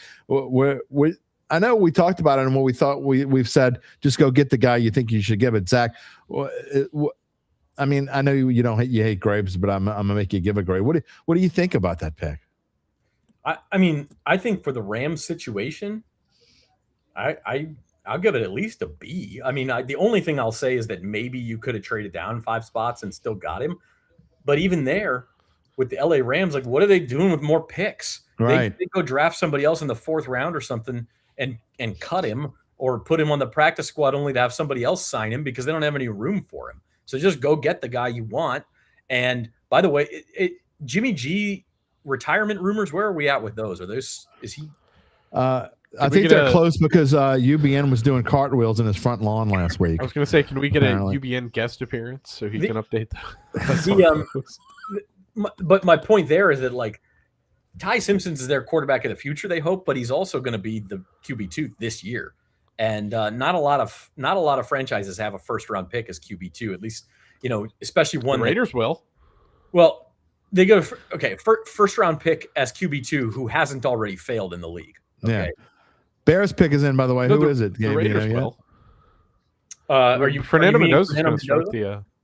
Yeah, he's going to start the season as the number 2 quarterback, according to all reports, at least. Maybe. I'm interested in the Bears. Oh, you know what? Hand up, I was wrong. The Bears just proved me wrong. Okay, because there's a lot of Bears we're going back and forth fans. It's like 50-51 offense and defense. What is it? Oregon safety Dylan Thieneman. Is that how you pronounce that? Okay. Thieneman. Thieneman. Yeah. Okay. All right.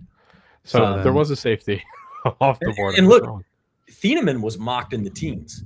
So he was definitely he was the top. I saw a lot of people say the Vikings were going to take him as like and I mean, make your racial joke here, but the white safety to replace Harrison Smith.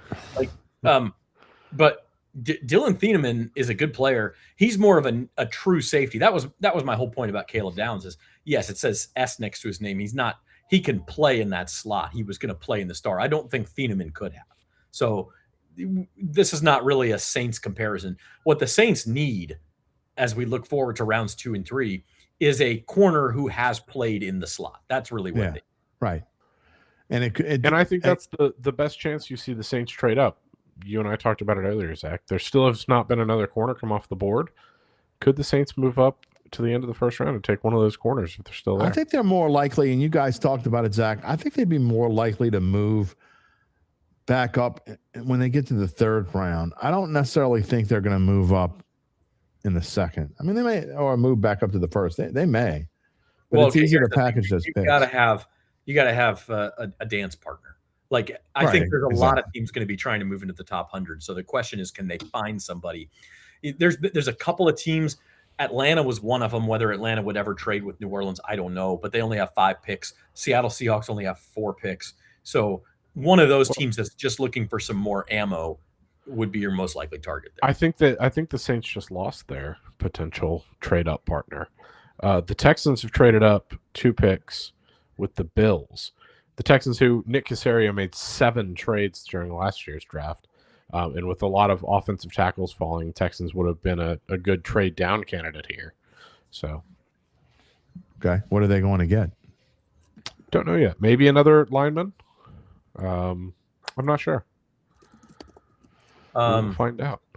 Yeah, it's interesting. That's just a two pick move, right? They moved from 28 to 26. Yes.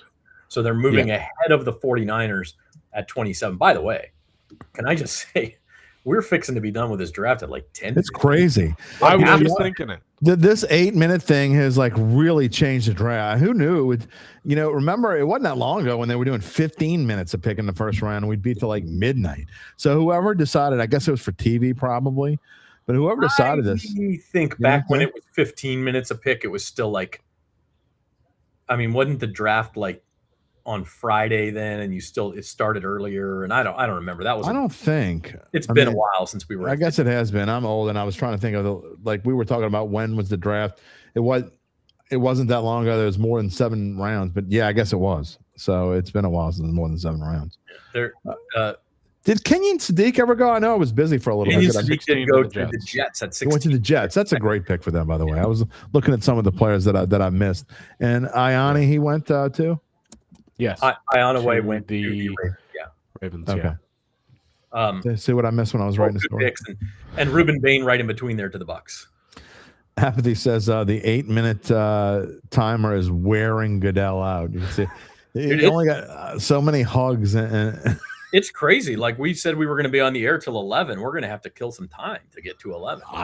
We're not going to be on until 11. I mean, we can stay on if you want, but I don't think so. Now our writers can come on and give their final thoughts. Certainly after. No one has taken Jamad McCoy yet, right? Jamad McCoy has continued to slide, and he was a guy like people talked about him as high as 8 to the exactly.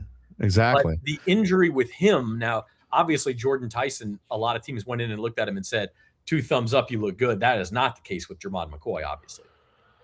Yeah. Would that be? I mean, would you even think about taking another injury risk in the second round for a guy? I mean, Jamad McCoy was like a top.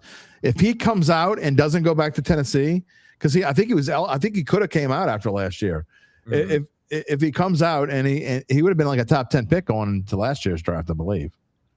So the trade terms, by the way, because this is an interesting trade, the Texans get number 26 and also pick up the Bills' 3rd rounder. So they swapped 3rd rounders, and the Bills go up a good 22 spots in the 3rd round. Okay. They get number 69. Texans get 91, and then the Bills also get a 5th rounder, 167. So all right, that works. They get to draft quite a bit higher in the 3rd round, plus getting a 5th rounder. Jose, we talked about this earlier with Tyson on board. Does that mean that Chris Bell is out? I look, for me, I'm a sicko. Even you have your limits. I'm a sicko, so I would probably say if it happens, I wouldn't be that upset about it, but I think a lot of people would. I can't imagine the Saints taking. Not only would they be taking another receiver, but they would be taking another receiver that missed significant time with a major injury. So I don't think that's going Gabe to was happen. right. It is a lineman for the Texans. It's Georgia Tech's Keelan Rutledge. How am I doing on my prediction that there's going to be 10 offensive linemen taken in this draft in the first round? I've got to be getting pretty close. You got to be getting close because between 10 and 25, we saw a ton of them. That was number 8. There you go. I just counted them. We had 4 between picks 9 and 14, and then we had a few with that. And then we had Blake Miller at 17, Monroe Freeling at 19, Max Ionachor at 21, and then we've gone a few picks with that one. But we just got number 21, or number 8 at number 26, Keelan Rutledge of Georgia. No we have another Rutledge trade. slide.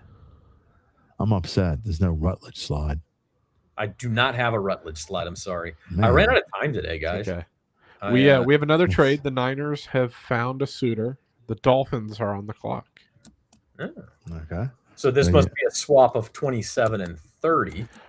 Number 30 and 90 to San Francisco in exchange for 27 and 138.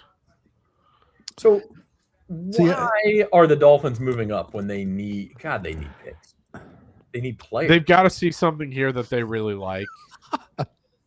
Sorry. I just read the last comment. This comment just cracks me up. How can you draft a broken down player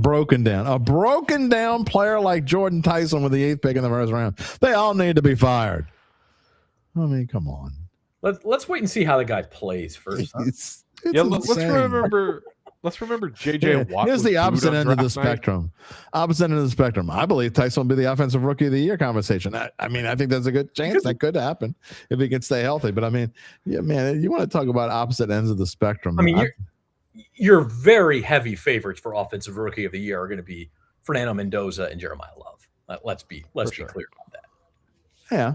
That doesn't mean nobody else can win it, but it's just easier for a quarterback to win it. And then, you got a running back who's taken number 3. He's going to be up there in those odds also. I mean, who won it last year? I mean, it was Ted McMillan won it in a very. It was almost Tyler. It was Shuck a weak year for. If Tyler Shuck would have played one more game, would have got one more win, he probably would have won it. Yeah, you're right. He would have. I mean, so he was a second round pick. Zach would have been a happy boy. Yeah. He would have had some money. I get close, but no cigar. Oh, shut up, Mr. $100,000. Come on. I don't feel sorry for you. Get out of here. I know you did. All right, boys, here is the Saints picks. Here's what we're looking at. Number 42 in round 2. We are now in the range officially, 15 picks or so, where the Saints could theoretically move up from that spot for a relatively inexpensive price. Maybe one of those fourth rounders. 132. Yeah, you could move in, or maybe a fourth rounder plus like their 6th rounder. You could certainly move up from this point if there was a player that you felt that was necessary to do. Yeah, I don't think it's gonna. I mean, it could happen, but I don't think it's gonna. I still think McCoy's in play if he keeps falling. Oh, he's absolutely in play at 42. But I've been reading. I will say this, and again, I don't go by everything I read because I tell you, a lot of these mock drafts and people who are in the know don't know what the hell they're talking about. But I've been reading a lot about McCoy slipping to like not only down past 42, but maybe like bottom 2nd round, early 3rd round. And the reason for that is because I don't think he's going to be ready. Yeah, no, I don't think he's going to be for training camp. And so I don't think he's going to be ready till like October. If you're picking a guy now who you want to start for you, and that especially if you're trading back into the 1st round, you expect this guy to compete for a starting job. If he's not even ready for camp, that's why he's going to slide. But again, you're thinking if you're thinking long term and you're thinking in 2 years you can be really, really good. I'm not saying the Saints will. I'm not going that far overboard, but I think this team is certainly on the right road, and I think they could be back to where they're like, a 10 or 11 win kind of team in maybe 2 years, maybe for the 2027, maybe as early as 2027. I don't think they're a 10 or 11 win team next year. I think they're probably a 7, 8 win kind of team next year. But I think you're talking about potentially 10, 11 wins in 2027 when you got all that cash and the salary cap and you got a whole nother draft to come. I really like where they're going to be in 2 years. Yeah, but I also don't think you just punt on that position this year. Yeah. I would look at Avion Terrell, the cornerback from Clemson, who is also a 1st round type guy. He's still hanging around. Colton Hood from Tennessee, he's still hanging around. Those are the types of corners I would be looking at this point if the Saints go that route. But I think it's more likely, guys. I mean, I'm like, can we just? And here, speaking of which, San Diego State corner Chris Johnson is the Dolphins' pick at number 27. Okay, and that does make me wonder. Who are you getting ahead of there? Are there other teams looking to move up? Because there's corners available, but the other position that's starting to fall is the other position the Saints need is edge rusher. Keldrick Falk from Auburn is still available. He's a big edge rusher, the type the Saints used to draft, 6'6", 275. Chris Johnson was number 46 on the PFF board. TJ Parker, TJ Parker. is still out there. Malachi Lawrence went, but Cassius Howell from Texas A&M is still out there. Zion Young from Missouri is still out there. R. Mason Thomas from Oklahoma, a smaller guy, but depending on what brand. Did Keldrick Falk go? Keldrick Falk's still available. I mean, there's like I think the Saints are probably in a spot where they can be patient. And then if they're that kid from Toledo, I mean, I don't. Is he like Downs at all? Can he play a slot? What's his name? I don't know, to be honest with you. I do wonder if a guy like Cassius Howell were there for the Saints. Since you're looking at this sort of number 3 edge rusher, he's a bit of a one-trick pony right now, but he's got the skill set and the athleticism to really hone those other skills. I wonder if that's a sort of guy they would look at as a number 3 edge rusher and an exciting potential prospect. I think edge rusher is actually more of a possibility in the 2nd round because it's harder to find good ones of those later. You can find defensive backs in the 3rd and 4th round that might be able to play. I don't know you can find an edge rusher past the 2nd round. That's unless you just get lucky. And and just reading, by the way, Emmanuel McNeil Warren's kind of NFL draft profile. He is not the kind of guy he's more he's a straight up safety, downhill safety, not a guy you want one-on-one in coverage. Okay, I gotcha. He's Roman Harper type. Yeah, he's not more of a linebacker than a cornerback. If he had a, I will say this though. I think this is setting up well for the Saints to either get a pretty good edge rusher at 42, or at least go into tomorrow knowing, hey, if we need to move up 6 to 8 spots to get one, we can. Yeah. Because the cost won't be too much, and we can go get one of those edge. Well, like you said, there should be quite a few decent ones. There are be guys that are ranked. Not that rating is that. Not that Joe Blow's rating is that big of a deal, but you talk about guys that are available that you just mentioned. There's 4 or 5 guys right now that would be picked higher than where they're supposed to go, and so the Saints could be in really good shape tomorrow. Tell you one guy still out there and probably is going to last to tomorrow is Traden Stukes of Arizona. Be an interesting guy to pair with an Arizona State guy in the first round, but Traden Stukes of Arizona, he's listed as a safety, but now he is the type of guy who can get out there in coverage, and he was a team captain, and he's a little bit of a poor man's Caleb Downs, kind of has the cerebral feel for the game, and is always going to be in the right place. I don't think he's as athletic as Caleb Downs. I don't know if he's the guy you'd put in there, but he's certainly one that I would take a look at. Traden Stukes of Arizona, and he'll probably be there tomorrow. Ken, we still got about an hour to go or so, but we thank you for the kind word. Just want to say this has been the best draft day coverage ever. We wish you would have been with us the last few years. We said this is the 5th year that we've done this. I seriously enjoyed this. 5 years ago, actually, well, I guess 5 drafts ago, so 4 years ago, Zach and I were in Vegas trying to find somewhere to actually broadcast from because we were having trouble finding a spot to actually do it. And Zach and I were live in Vegas. He was on one side of a hotel ballroom, and I was on the other trying to find a spot to where we weren't next to each other, and it's kind of loud in there. I got PTSD still from that. I PTSD from the $100 buffet. Chad mentions Jacoby Thomas. I had another name I wanted to mention as a slot possibility, and I think again Luke is going to have his list of 10 guys the Saints will look at on day 2. That'll be out on NOLA.com/Saints shortly after the first round is over. But one guy that I would really look at is Keontae Scott of Miami, another Miami player. But he is a true slot corner. That's what he played at Miami. He's not an outside corner. He is the slot corner there for the Hurricanes, and obviously they had a very good defense. I don't know a ton about Keontae Scott. I know he's a guy Luke liked, and the thing you have to like about him is that the position you need, he's done it before. So he was rated like in the 50s by ESPN and NFL.com and all those places. So he's probably going to be there at 42 if that's the route they wanted to go. By the way, I did trade at dinner. I did bring the alcohol out. I noticed that. I didn't say anything, but nice job. So the Bills have traded number 28 to the Patriots for number 31 and number 125. They did.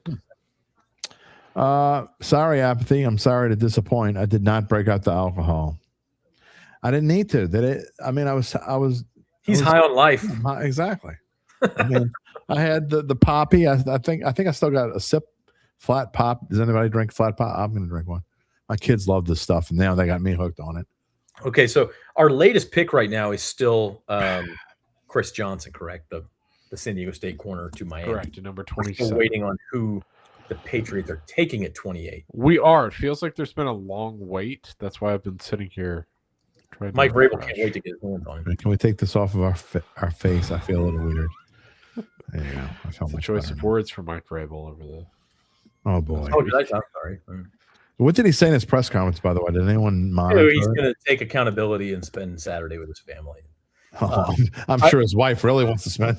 I mean, I bet she can't wait to spend time with him this weekend. You know what I found interesting, actually, though, is apparently Diana Rossini did not delete her Twitter account until after this press conference tonight. I didn't even know she deleted a Twitter account. Did she? I assumed she would have weeks Or ago. did she just make it inactive? I mean, she's got a lot of followers. I bet she didn't really delete it. I think you have 30 days after you deactivate it. Yeah. So we've got our pick number 28. Caleb Lomu, I believe is how you say it. From Utah Utah. offensive tackle. That's Zach, nine. are there any good Nine. Kansas players available coming up? Get out of here, man. Got to have some good KU players. Rocket Chalk. Give me some Zion Young, MIZ. That could be the Saints pick tomorrow. Actually, you said that, and as soon as you said that, kind of got a ding, ding, ding in my head. It very well could be. Oxymoronic, Jim. Good Kansas football players. Well, Devin Neal. Is he good? I mean, great. You Good said we to can't grade for stretch. 3 years, so I mean, he's gonna have to work to get the stain of KU off. I mean, if he turns out to be a super stud, I mean, you're gonna have to give him his due at some point. My bold prediction for offensive tackles or offensive linemen, I need one more. We got 9 now. And Is lost this the right in all way of to say this? By the way, the New York Post has been hammering. Is it the New York Post that TMZ got hammering involved Vrabel? this afternoon as well. It's page 6, New York Post. Yeah. I will say this: Jim probably won't remember this, but after the Texas A&M game 2 seasons ago, I thought you were talking about Jim last and year. I had a After the bet. Texas A&M game last year, I was doing a short. No, we had a bet. We didn't put any stakes on it, but we had a bet. You said that Nussmeier would be a first-round pick, and we are 3 picks away from. Oh, you've been saving that, huh? Only because I forgot about it. I You've been didn't saving that. I didn't remember it until earlier. Oh, now when- there's 3 picks left, and now you remember it. He set his phone alarm for 9:45. Yeah, he probably did. 2020. He probably did. I wish I Son of had. a biscuit. No, but it was. You guys were talking earlier about Nussmeier could now be the next quarterback off the board, and that kind of triggered that thought in my mind. We also had a bet on Georgia and TCU. You want to relive that one? How did that work? I've got out for you? photos of I it. want to relive it. I mean, he's got some stain. You can, if you look real hard, you can see some red paint in the corner of Gabe Henderson's face. I've got the photos. Don't worry. Hold on. You got I'll find them screenshots? while you guys are talking. I have screenshots. I kept them. Oh, no way. That's That's awesome. impressive. University of Utah was not really a very good team last year, but they have both starting tackles taken in the first round. Well, if you look at Arizona State has more first-round picks than like Alabama. Well, not now, but Arizona State was Alabama, in the playoffs. LSU. Yeah, they were. Yeah, 2 years They ago. were. Right, 2 years ago. Last year they had some injuries. Tyson couldn't play. They had a wide receiver who couldn't stay. Yeah, he couldn't play in the Big 12 championship game either. They had a quarterback who was injury prone as well. I wonder what he's up to these days. he's missing spring practice in Baton Rouge. Right? Yeah, I was going to say. Exactly. Yeah, for There you go. the greatest. Oh, that's awesome. There you go. That's phenomenal. Little L. That is absolutely phenomenal. Get yourself some red L, baby. Oh, man. Chad's still paying attention. He's with us. Arizona could trade in for Nuss. That would be Okay, if they do that, I'm gonna buy some more face paint. that would be awesome, Ahmed. If that happens, Ahmed, I'm going to Awesome buy for you. who? I'll buy you lunch. Awesome They trade for back who? in and trade for Nuss. We're down to 3 picks, and it's 9-4. This If draft could be over by I 10. will It's laugh. flying. I will laugh my ever-loving keister off if somebody trades back into the first round and drafts Nuss after you wait till the story I picks will up, brand talk smack. that general I manager am definitely going to rip you the for that. biggest That loser happens. of the NFL draft if they do that. Chiefs have picked You get Dumbass of the Week award. Clemson defensive tackle Peter Woods. Oh, no, only got 2 left. I wonder I where think he's he's going to go. He's only the second interior defensive lineman off the board after Caleb. After Caleb Banks, We're down to correct? 2 picks. Yeah. So if Cade McDonald doesn't go there, is that the only other Ohio State player that could go? And I mean, there's already been 4, right? I mean, the over/under on Big 10 players was 8.5. Stop me if you've heard this before. Another trade. The Bills traded back again? No, the Jets are now on the clock. The 49ers are out of the first round. This could be Nuss. UBN's going to be upset. This could be Nuss. It could be Nuss. It could. You better get some face paint ready, buddy. Some green face paint. Why would this? Okay. Pick, this is the number 30 pick. Originally belonged to the Broncos. Traded it to Miami in the Jalen Waddle deal. Then it belonged to the 49ers, who traded back with the Dolphins from number 27. And now they've given it to the New York Jets, who have their third first-round pick coming. What'd they give up, Gabe? 33 and 179. 33 and 179. Yeah. Nuss. So they did have the first pick of the second round. It's not like they're moving up a lot. They did. Did you So make a here's the Nuss thing, by the Jim. way? Why would they take Garrett Nussmeier here when Aaron Glenn is on record saying that Geno Smith is going to take them to the promised land? The promised land of next year's #1 pick. I was gonna say what? Yeah. What promised land? That was his exact quote. I don't know, but you get a guy like Geno Smith so you can win the Super Bowl the year after Geno Smith leaves. Over under amount of times Geno Smith gets punched in the face this year in the locker room. How many? Aaron Glenn might be in the promised land of the unemployed. That would listen. If Nuss gets picked, here, like this might be the best first round night in my life. I mean, if Nuss gets picked here, I'm just saying, maybe best ever. I would be floored. He's not a first round pick. Nuss. I don't. I would be shocked, but it would be. I mean, talk about a good night for Doug Nussmeier. He gets a new wide receiver to scheme with, and then his son gets picked later in the first round. That's true. I mean, him and Glenn were probably on the Nussy and Glenn were probably at some point together, right? Man, maybe. I don't know how the timelines matched up. I'm looking up the timelines. Well, I don't know, but you'd answered that was a red L for ooh la la. Don't get that started. Nothing makes me roll my eyes more at someone from App State than the LSU. Caleb Lomu's Utah uniform kind of looks like a ooh la la. Omar Cooper Jr. Yeah, I was going to say, I don't think it's nuts either. I know he's not going here, Kyle, but a man can dream, can't he? Yeah, it's Omar Cooper, the Indiana wide receiver. Yeah, who's a good player. I like Omar Cooper. In fact, so do I. He was the guy. Omar Cooper's a really good player. Actually, I'm kind of surprised I thought he was kind of going up. I thought he was going to get picked like in the early 20s. He was a guy I was going to say if the Saints had to. Oh, if he slipped, trade up and see if you can get Omar Cooper because he'd have been a great fit. No, I think if he would have slipped to 42, it's so. Well, I don't think he would have. Yeah, I do not believe Nussmeier and Glenn ever overlapped. No, damn. At any of their stops. I mean, not that it matters now. The national Who's left now? Second player taken. Who's the last two teams to pick now? Bills, who traded with the Patriots, and then the Seahawks. Bills and the Seahawks. Okay. Well, the Seahawks obviously aren't drafting a quarterback, and the Bills aren't drafting a quarterback. I wonder if Seahawks go DB. Trade. Maybe they'll trade out of the first round. Who else really needs it? Maybe the Cardinals get back in and trade with the Seahawks. Omar Cooper. I mean, so all jokes aside, like that is the guy that the probably least talked about guy that I really love in this draft. If that makes any sense. Mm-hmm. Yeah, I was an Omar Cooper fan as well. Jim is loving the Jets draft. It really is pretty good, honestly. I mean, they're still the GD Jets, but David Bailey, Kenyon Sadiq, and now Omar Cooper. I mean, you got to think if you're looking at where does Pavia go? Dude, I'm telling you right now, Diego Pavia is going to be a good NFL player. Come on. You can record this. Please. I'm not saying he's going to be like an all-pro or anything. He will have an NFL career. I would take 3 Spencer Rattlers before I'd take Pavia. Bad take. Just saying. Just a bad take. I mean, there's no need for a Diego Jim is also the one who said on a live show that Caleb Williams would be out of the league in 5 years. Whoops. He also said that he's only in the league for 3 would ever amount to anything. Whoops. I will say though, are we now looking at the draft board that Zach just put up? And they finally got an Ohio State quarterback that's worth a darn? Whoop-de-doo. Are we looking at that draft board that 58 years? And is there a realistic possibility we are looking at that and saying that Cleveland and the 2 New York teams have probably had the best first rounds?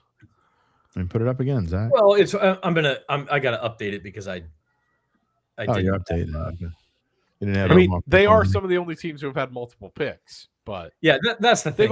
They've all done very well by all accounts. But you know what? Teams have had multiple. I mean, I remember in 2015. If you want to go back that far, Saints fans will remember this, and I've said this before. The Saints had 2 picks. They picked Andres Pete and Stephon Anthony, and most of you probably don't even know who the hell Stephon Anthony is. Yeah, I mean, Gabe, you ever heard of Stephon Anthony? I've not. Exactly. He sounds like an NBA player. Specifically with I guess that's just because there's a lot of Stephons in the. Yeah, there are. specifically with the Jets, this draft will be graded on taking David Bailey over Arvell Reese. I mean, that's really the one they had to get right. If they got that one right, then it almost doesn't matter how Sadiq and Cooper. I mean, the only way that it comes back and the Jets get blasted for it is if Bailey's significantly worse. I mean, if they're what, you don't get blasted. No, if that's he's fine, better, but, you know. But if you aired there and you had the number 2 pick, and you got a pick there, Gabe? No, I've come to the realization, thanks to Adam Schefter, the Jets have made 3 first-round picks. They have 3 first-round picks again next year. Do they really? Well, they got they still suck.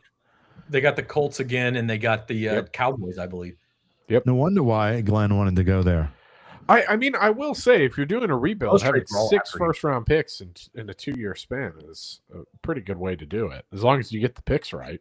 Nobody which, by all accounts, we think they have. Nobody traded any picks from next year yet tonight, I don't believe. Did you see anything, Gabe? No. I did not see anything, no.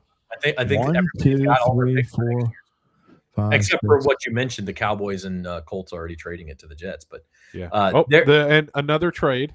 The Bills have traded for the 3rd time. They are out of the first round. Wow. And the Tennessee Titans are on the clock. They don't need a quarterback. Damn it. No nuts there. Son of a biscuit. So what the Titans What do the Titans want? They got They're Cornell looking for wide receiver help, according to Schefter. Well, they already had. Cornell They just Tate. got one. They got the best one in the draft. This is Adam Schefter verbatim. Tennessee traded back into the first round of Buffalo's pick at number 31.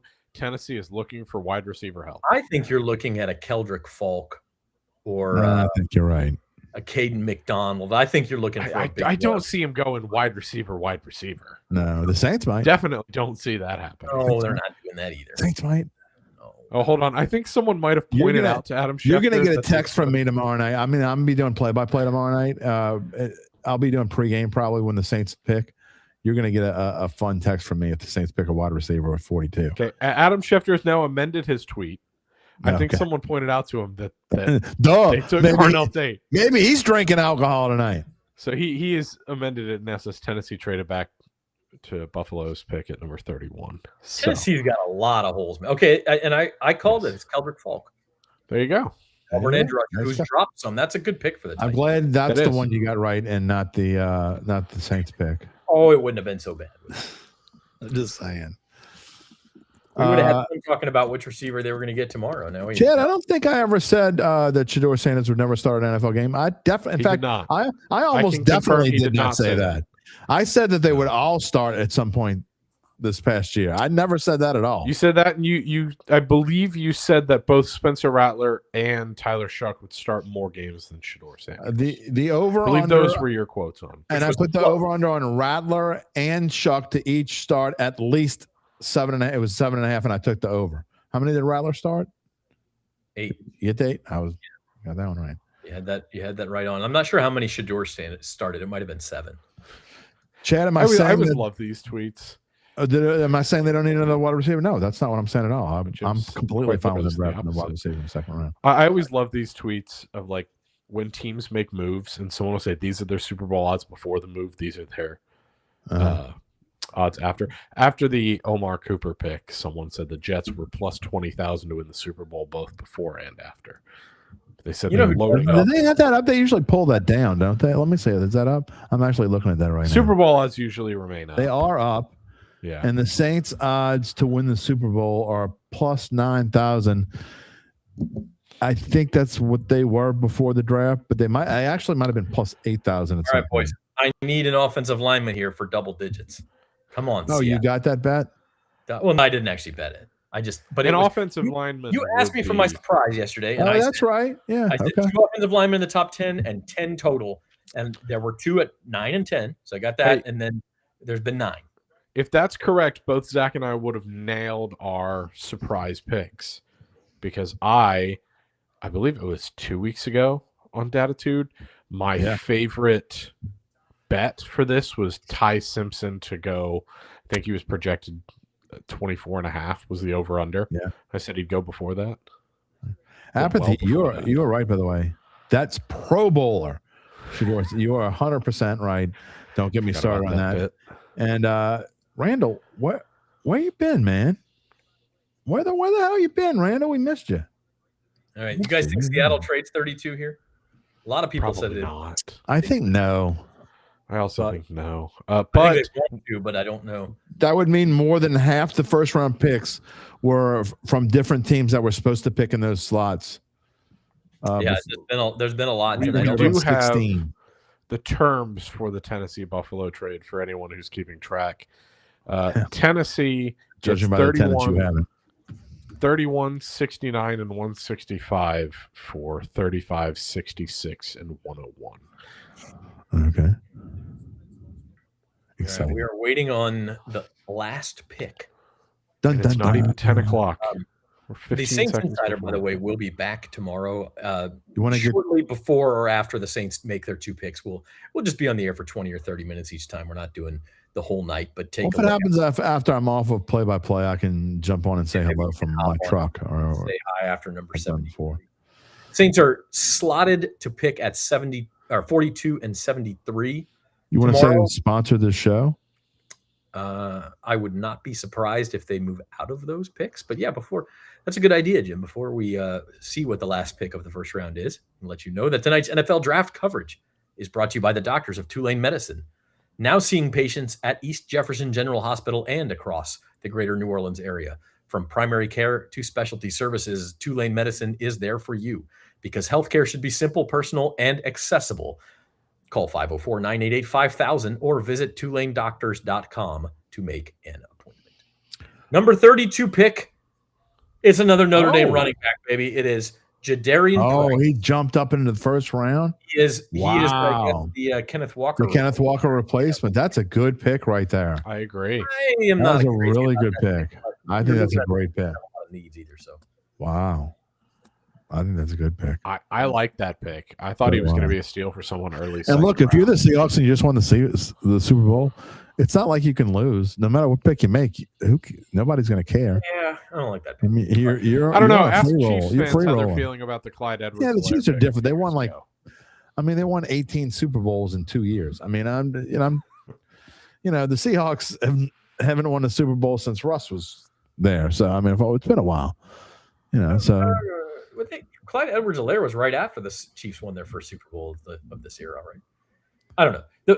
I'm not crazy about that pick, especially when you only have 4 picks in the whole draft and you spent one on a running back. Yeah. Well, considering Zach Charbonnet's injury history, I don't mind it. When was the last time one school had 2 running backs taken in the first round? It seems like it hasn't been that long ago. Man, It seems I don't like know about that. it seems like it hasn't been too long ago. So there's your first round. Yeah, I mean that's Gotta you know what's weird about that first round? We It ended never at 10:02 p.m. and not just that. Well, that's super weird, but we never went back to read Darcey. There was only one LSU player. We talked, we talked to LSU beat writers often during a draft, and we only had Reed on before the draft. Mansour Delane went early, and we never had another LSU. I mean, when's the last time LSU only had one player in the first round? A couple years ago, Probably a couple years ago. Yeah. Really? Okay. Maybe 3 years So, ago. I forget. okay, I've got your answer. The last time this happened was 2008 when Darren McFadden and Felix Jones were first rounders out of Arkansas. It's further And ago than I before thought. that, it was Auburn in 2005 when you had Ronnie Brown and Cadillac Williams both going. But that's an anachronism, man. That doesn't happen in the modern era of football. Yeah. No, is it doesn't. kinda- And before that that, is still kind of old school.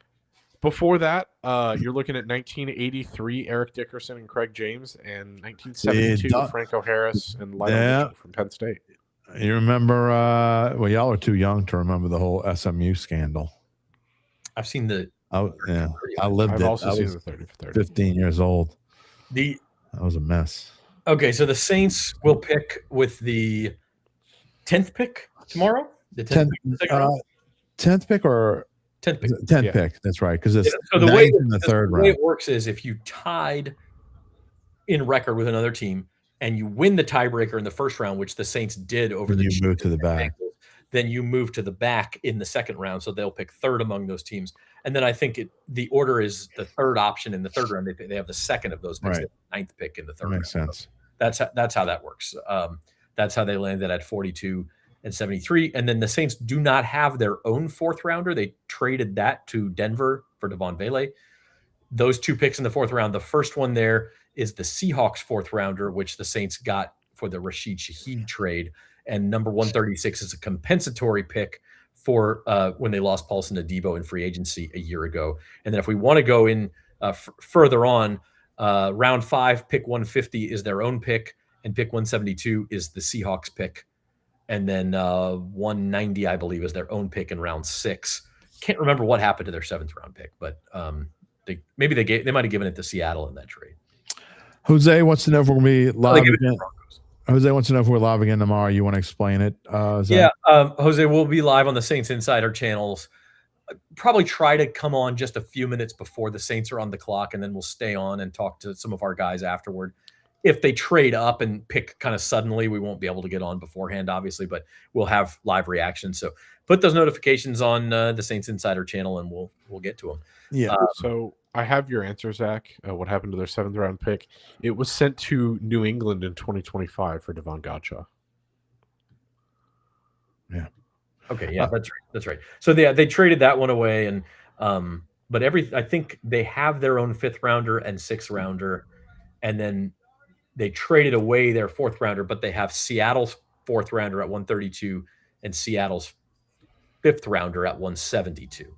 And then the 136 is a compensatory pick. So still plenty of ammunition. And Jim, this was kind of your point all spring, was they can go get a wide receiver in round 1 and then go fill those other holes. And they can.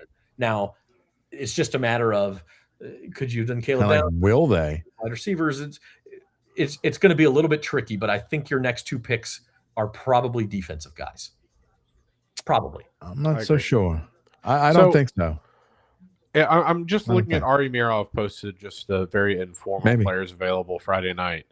And 3 of the top 5 guys he has on there are corners. I tend to think the Saints that I think with that 42nd pick, I think they could go corner, but you guys are still convinced they're going to go edge rusher? No.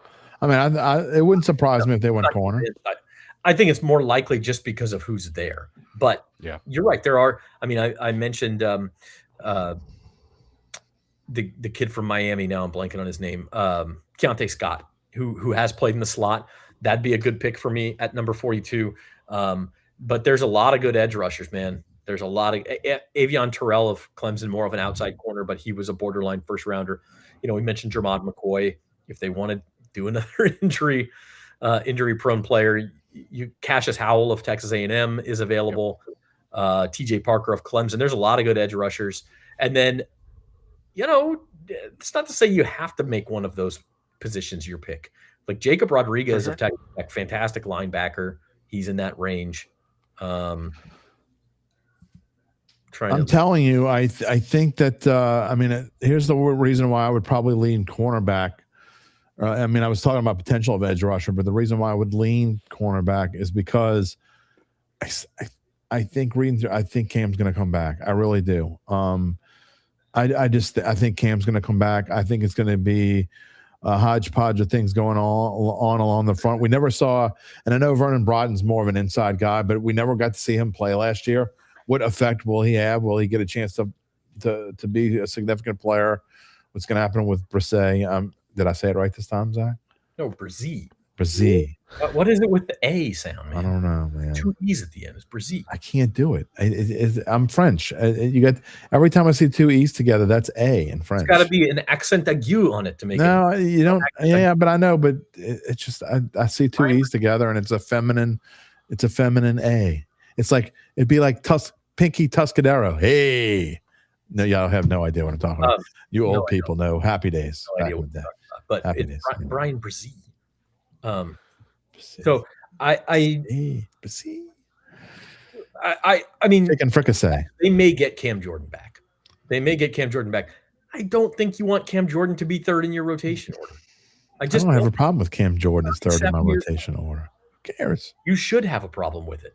You're not going to the Super Bowl next year, Zach. Your 3rd edge rusher plays more than almost any backup anywhere on the 2D. Whoever it is a placeholder for the next person anyway. You're not going to fill every hole this team has in 1 year. No, of course not. But if you could get a difference maker at edge rusher, can you get a difference maker at edge rusher with one of the?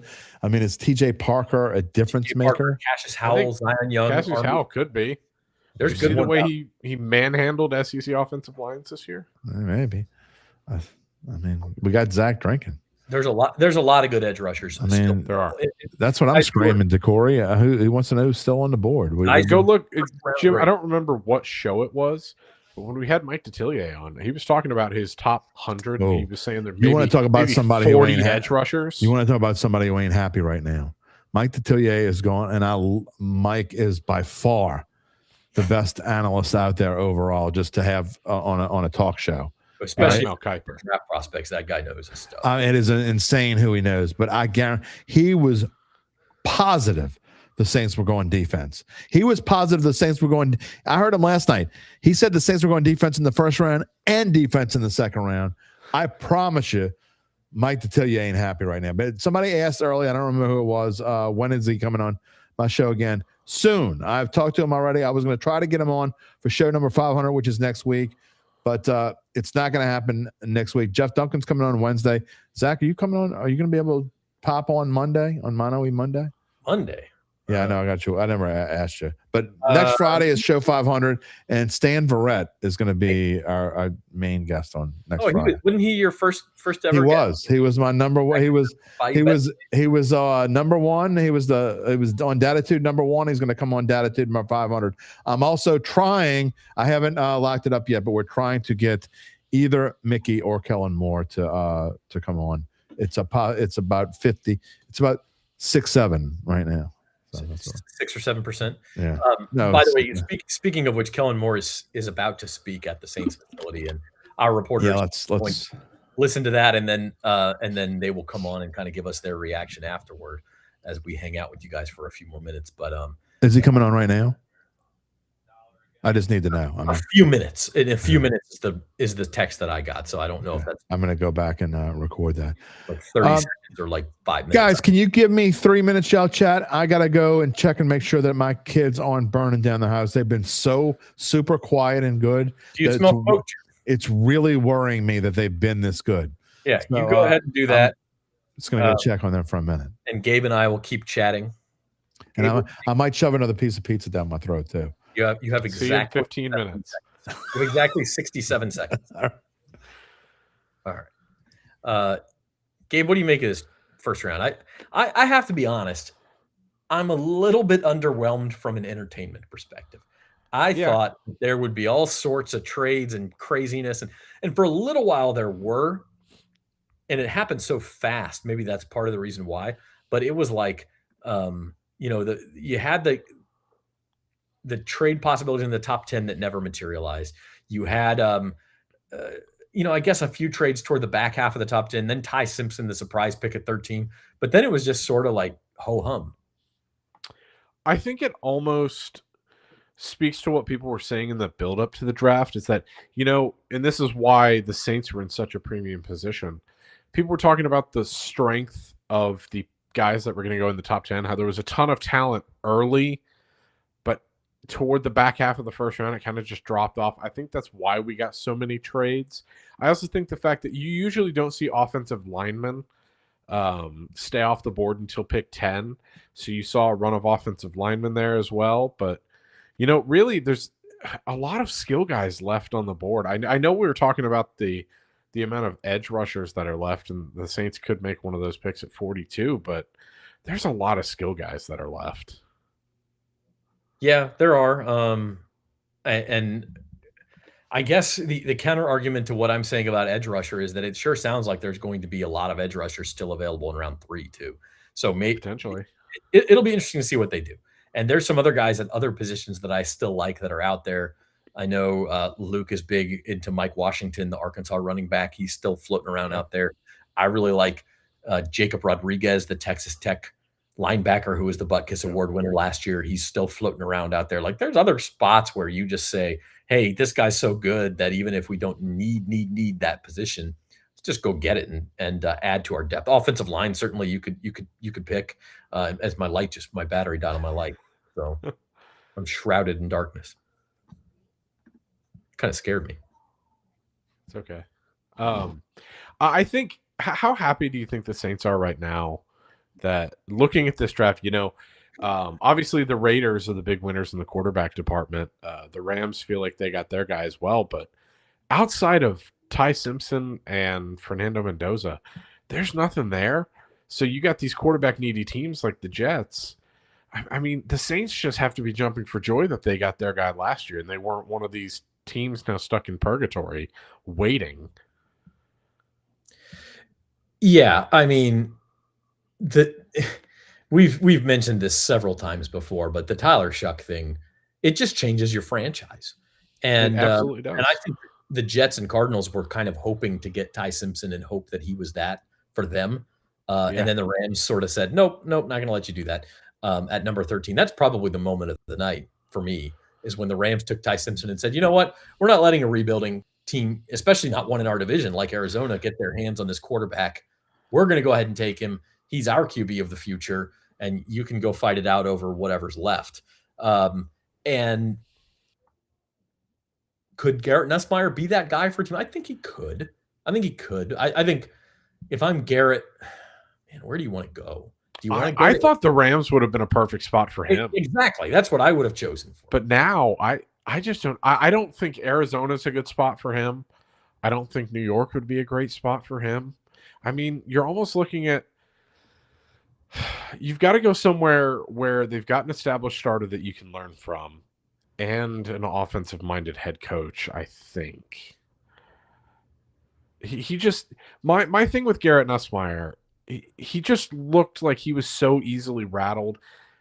And I know he's got this big arm, and he really is a smart quarterback, but sometimes teams threw reads at him that he just didn't look like he knew what they were throwing at him. And that can be a problem at the NFL with how they scheme defenses. Yeah. It could be. And I mean, Pittsburgh maybe? Yeah, that's not a bad look. If Pittsburgh, maybe even if they get Aaron Rodgers back, he sits behind Rodgers for a year and kind of learns. And Mike McCarthy, I would assume Mike McCarthy and Doug Nussmeier know each other. They've both been around long enough. I don't know if they've ever coached together, although Mike McCarthy was in New Orleans. I don't know how the timelines match up. We'll check but it's possible they know each other, so that's a good thought. We're talking about Garrett Nussmeier, Jim. Where's the best fit for Nuss? What? Where's the best fit for Garrett Nussmeier? Best fit for Garrett Nussmeier. Well, I would say Arizona might be the most likely place for him to go, but I just think stylistically he's so much different than Jacoby Brissett. That just best fit for Nuss. I mean, I would have said the Rams before they made a pick. Exactly, but Nussmeier and McCarthy missed out on each other by 3 years in New Orleans. Okay, but I'll bet you they know each other. For sure, they definitely know each other. So 100%.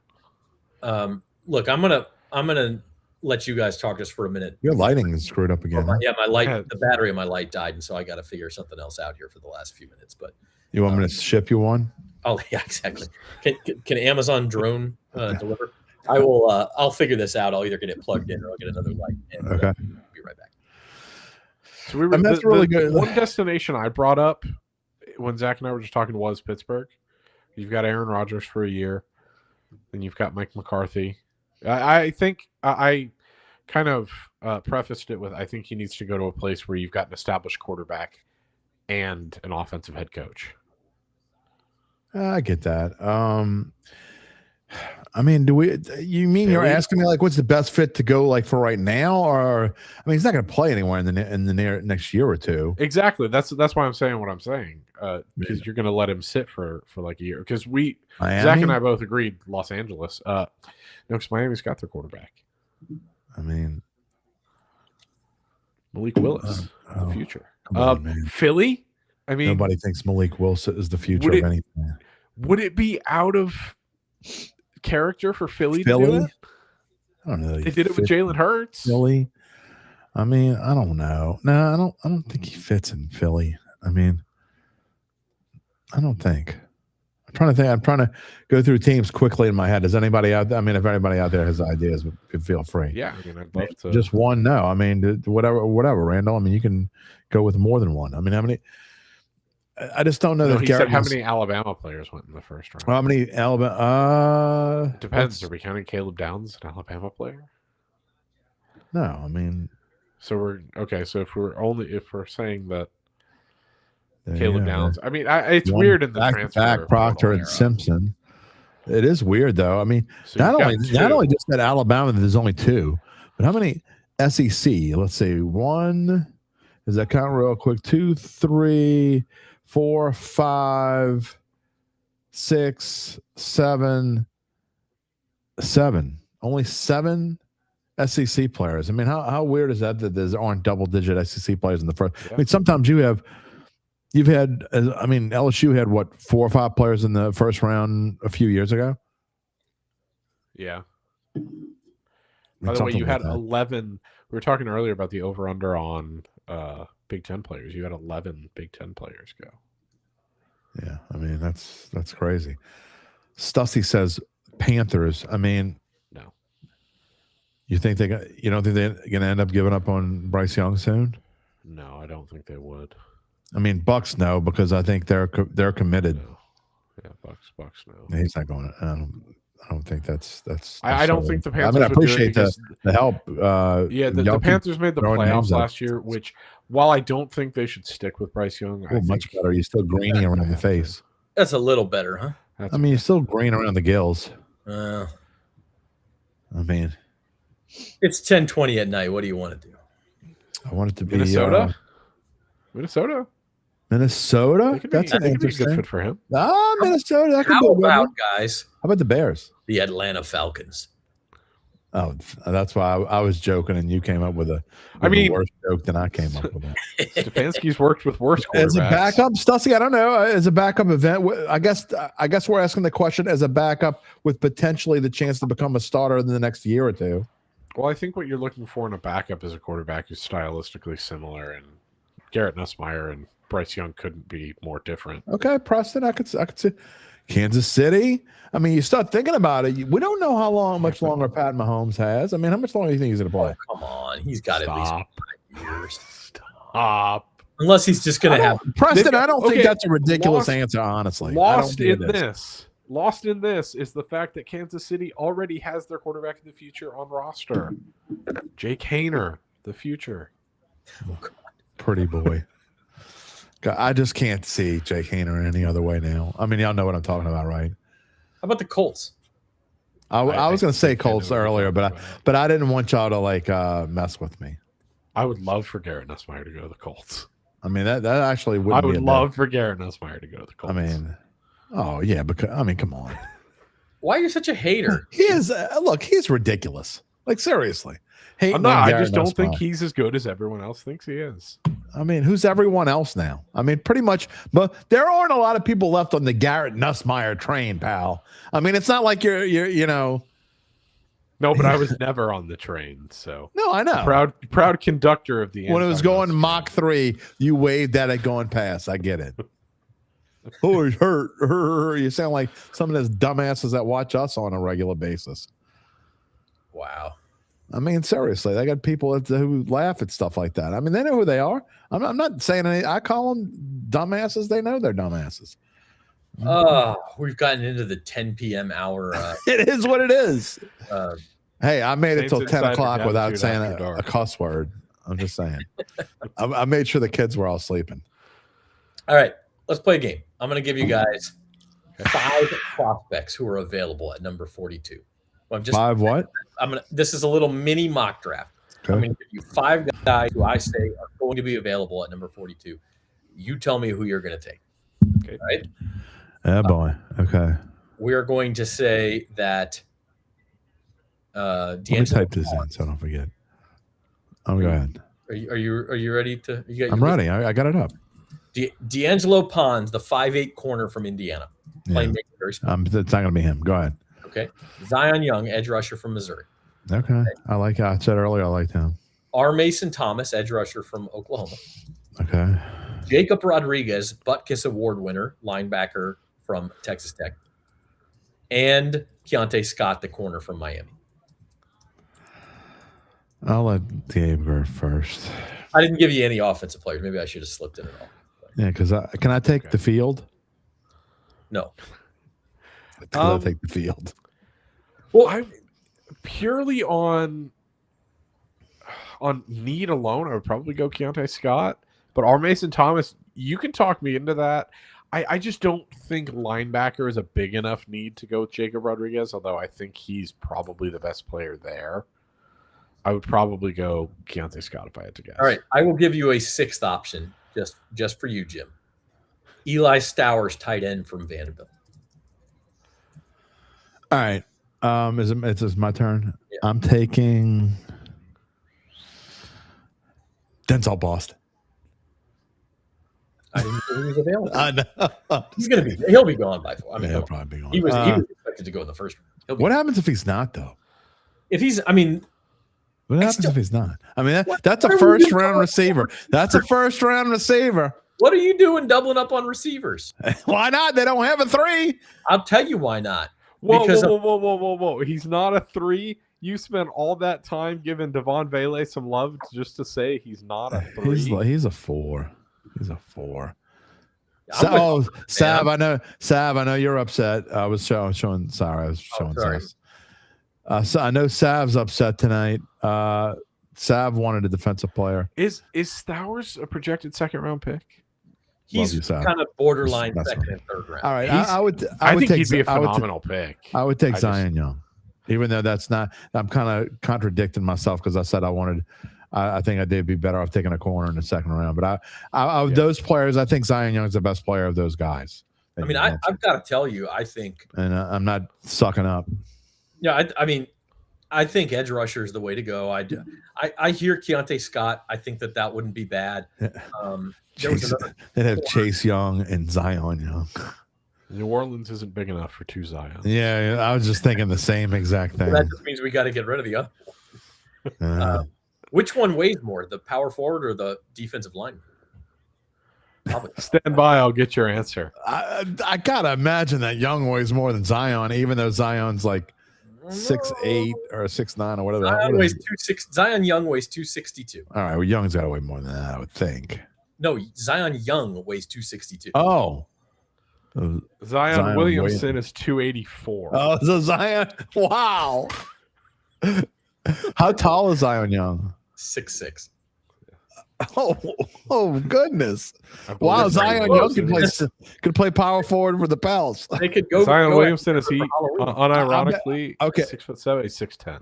Here's a question: would the Pels have won more or fewer games with Zion Young on their roster instead of Zion Williamson? Oh my God! Okay. We went over this the other day. Zion Williamson, in terms of player efficiency rating, was ranked 12th in the NBA last I got 3 letters for you. For this year, rather. B-U-M. I got 3 letters for you. M-I-Z. See you next Tuesday. Zion Young. The K-Y player in years, man. M-O-U-S-E. It's getting late. All the kidding aside, I think Zion Young is of the 6 guys that you mentioned, he's the best player available. I like Eli Stowers though, and the Saints. I could see the Saints going tight end. I don't know about tomorrow, but and I know they got Maliki or whatever the hell his name is, but I don't know. Eli Stowers is a guy who could fall to you at 73, or maybe close enough to where you could trade up and get him, if you really like him. Now, I'll tell you, the tight end I really, really like is what is his name? He's from Notre Dame. Eli Riordan. Yeah. Yeah. Is that another Raridan. Eli Raridan. He's more of like a day 3 type pick. But if the Saints took him, I would be really on board with that as a good pick. I think you almost have to take a tight end day 3 to bolster the running game, right? Because you lost. The only what's his name? LSU tight end. Austin Moreau. You really want to have a blocking tight end in there because neither Juwan Johnson or Noah Fant are really the block first tight ends, and so they do need that. And what about Maliki? Matafau, maybe he's the guy, but I don't. I found it interesting. No kidding. All kidding aside with him, Tyler Shuck actually, when he was talking about guys he's been working out with recently, he mentioned him by name on purpose. I found that interesting. I mean, so maybe he's a guy that as of right now, he's on the roster as a tight end because he's your TE3. Yeah, I didn't want to ignore Marcus Fuller because we've been showing a lot of comments and we didn't show Marcus's comment. Going back to that quarterback conversation, Marcus said, remember the RG3 Cousins situations. Cousins went somewhere, established, and eventually became a starter. And I mean, if you just get on a roster, going back to Garrett Nussmeier real quick, you just never know, Zach. I mean, and Gabe's like already smirking because he's just chatting. No, I just think it's funny. I mean, you can't talk about Garrett Nussmeier. Going to be. You just said bum Zion Williamson, and now you're going to say Garrett Nussmeier could actually be a starter in the NFL. Why do you sound like Jim Carrey's Grinch? I'm trying to sound like you being Mel Kiper earlier today. People are like turning us off in droves right now. You're telling me Shador Sanders? See, now I'll do it. It's getting late, y'all. I'm sorry. Yeah, it's wacky. We're off the rails enough. We're going to see if we can get one more of our writers to pop in after Kellen Moore. I'm like my kids after they eat all their Halloween candy about 9:15 at night. Kellen Moore said that he could feel the football junkie in Jordan Tyson. That's the money quote right there. Oh, it's a good thing he didn't get drafted by New England. I didn't see this earlier. Did y'all hear Jordan Tyson's quote? To talk about what he was feeling. Oh my God. Anyway. I thought you meant football junkie with Mike. Come on. Much more wholesome quote from Jordan Tyson, who said, "It's like a match made in heaven, and we're the Saints." So that's pretty funny. That's kind of like 6'7". That's good. Like seriously, I'm gonna go back and talking about Jordan Tyson. And for those who didn't see the show earlier and didn't see it, because look, I only saw because I happened to be going look for a tweet earlier, but Jordan Tyson's reaction was priceless. And if you haven't seen it, go check it. I mean, the dude was like seriously balling, happy balling. I mean, is there anything cooler? I mean, lost in all of this. Is there anything cooler than seeing 32 young men receive a call that changes their lives? That's always an underrated and they part of all act so differently. I mean, it's like everyone acts so some of them are like, yeah, okay, it's a business decision, they move on. They you know, it's like who cares almost. And then you get like, and I'm not saying Jordan Tyson was the only one that was like this, but to me, he was the most emotional out of all of them. And I need to go back and because I didn't see all of them. Obviously, I've been on this show and I've been writing stories. So at the same time. So I didn't see all of them, but I just think it's so cool when you see that kind of reaction from a guy who obviously is just thrilled to be. I'm not saying it's because it's the Saints, but he certainly ain't upset that he's coming to New Orleans. No, and I mean, like, why wouldn't you be excited to come play with Tyler Shuck and a quarterback you know is going to be and a coach that's a offensive minded coach who's won a Super Bowl as an offensive coordinator and led some explosive offenses. I mean, Chris Olave is, you're not going somewhere where you're expected to be the number one guy and draw double teams and all of that right away. You don't have to do that. Now, they've all got to stay healthy for this to work. And not only that, and you talk about healthy, and another thing about Jordan Tyson that I think is cool too, that he's probably thinking about is, you know, we can sit here and talk about his injury and we'd say whether it was the right move or not, but this is a guy who lived it for the last 4 years. He has lived injuries the last 4 years. And there are probably times over the past 4 years that he probably wondered whether he'll ever get the chance to play in the NFL, especially be a top 10 NFL draft pick. And hell, just 3 weeks ago, he wasn't expected. He was nowhere really near the top 10, not that long ago. So to think of all the stuff that this kid's going through, and just in a short time, he goes from probably doubting himself, or at least doubting what his future might be, to being the number 8 pick in the draft. And now you're going somewhere to a team that's on the rise and a team that obviously is thrilled to have you, and an offensive-minded coach and a brand-new quarterback and a guy that you can build a rapport with and have the same quarterback for the next 5-6 years or whatever it is. I think that's where the emotion comes from. Yeah, for sure. Why does your background keep changing like that? I just try to give myself one where you could see the logo a little bit better. Now that we're a little narrower. Okay. We'll see what the Saints do tomorrow. And Saturday doesn't matter as much, but we'll see what they do Saturday too. I mean, you never know. They could always find a diamond in the rough. Danny Stutzman was a 4th rounder last year. Right. It can happen. Not that he contributed in a big way. But I mean, Devin Neal was a 6th-round pick, and honestly, I mean, a lot of people still think Devin Neal is going to end up being a starter on this football team. I mean, maybe not this year, but who thinks that? Show me a lot of these people. I think I'll go out on a limb. I think he could be. I'm not saying he's Are going. a lot to of these people in the room with us. No, I think that he could be. Again, I don't necessarily. I'm not going to say he's going to be a 600, 800 yard kind of back, but he's certainly a complimentary back to Travis Etienne, and that kind of leads into this comment Stussy has. The Kamara odds of staying go. I don't think what happened to go up on with no love pick tonight. I don't think tonight had anything to do one way or the other with what's going to happen with Kamara. I mean, if they had taken love, if they had taken love, they would have had to have moved on. Then that becomes an immediate question. I think it's on Kamara. I don't think it's on the Saints. No, because and this goes back to how much money Love is now making. You could not have had Kamara's salary on the books as well as Love's and H.M.'s. I mean, you could have. It just you would have been a lot of resources in the running back room. Yeah, that is one thing I will say. Chris Olave is going to get paid, and he's going to be an expensive player. But everybody else in your wide receiver room is now on a rookie deal, which means that room is relatively inexpensive, even when you have to pay Olave. And so you've kind of balanced your books in that way. See, this is like. Yeah, okay. He showed a lot of promise. He's reliable pass pro.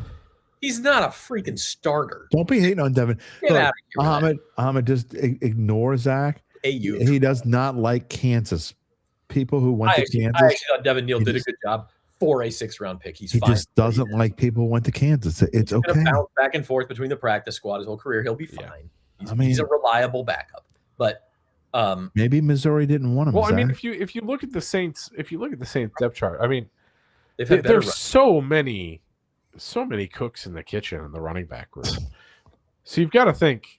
I mean, if you're looking at Audric Estime and what he showed at the end of last year against Devin Neal, I would call him I call him back cooks, not wait chefs. staff. Yeah, call them dishwashers, maybe. I mean, I can kitchen boil some spaghetti for you. Like there's a lot of guys that clean the dead rats out of the corners. I mean, in a lot of ways, the running back room and the receiver room are kind of similar. The running back room will need to be addressed again within the next year. No doubt about it, whether Kamara stays this year or not. But to Stussy, your question, who's more likely? I mean, Kamara is on the roster. It's definitely Alvin Kamara. He's on the roster right now. If I had to bet, I wouldn't bet that. You think Cam is more likely to start the season on the Saints roster than Kamara? Yeah. I don't think Kamara's coming back. I've been on record saying this. I don't think Kamara's coming back. I thought Kamara was coming back for months and months. Dave could attest to this. And it may come down to whether he's willing to take a cut in both pay and I don't think he wants to play. I don't think it's about money at all. I think he doesn't want to play. Yeah, he doesn't seem like he wants to play. I haven't seen a hide of hair of him. I don't know what. Can anyone tell me anything that Alvin Kamara has done over the past 4 to 5 months? Anything? Go get crawfish somewhere.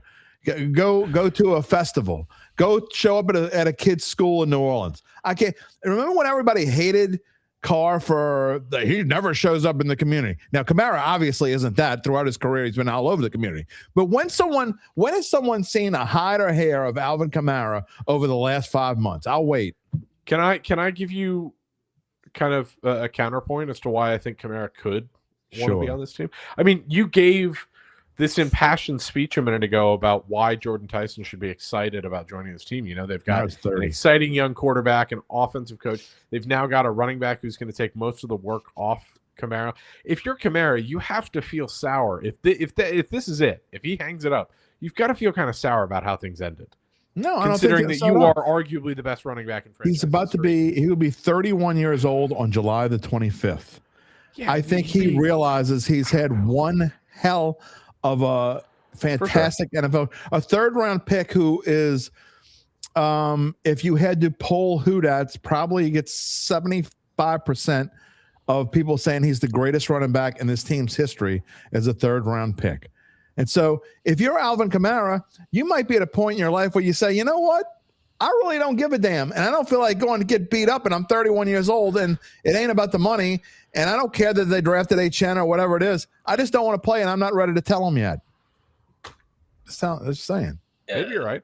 We'll see. I mean, I think he could also, under that same guise, come back and say, okay, I'm going to get my 8 carries a game and collect my paycheck and then ride off. Kamara just doesn't seem and like have a a guy Taysom Hill-esque send-off. This is actually a very, I mean, because this sounds like I'm being negative on Kamara. It's actually the opposite.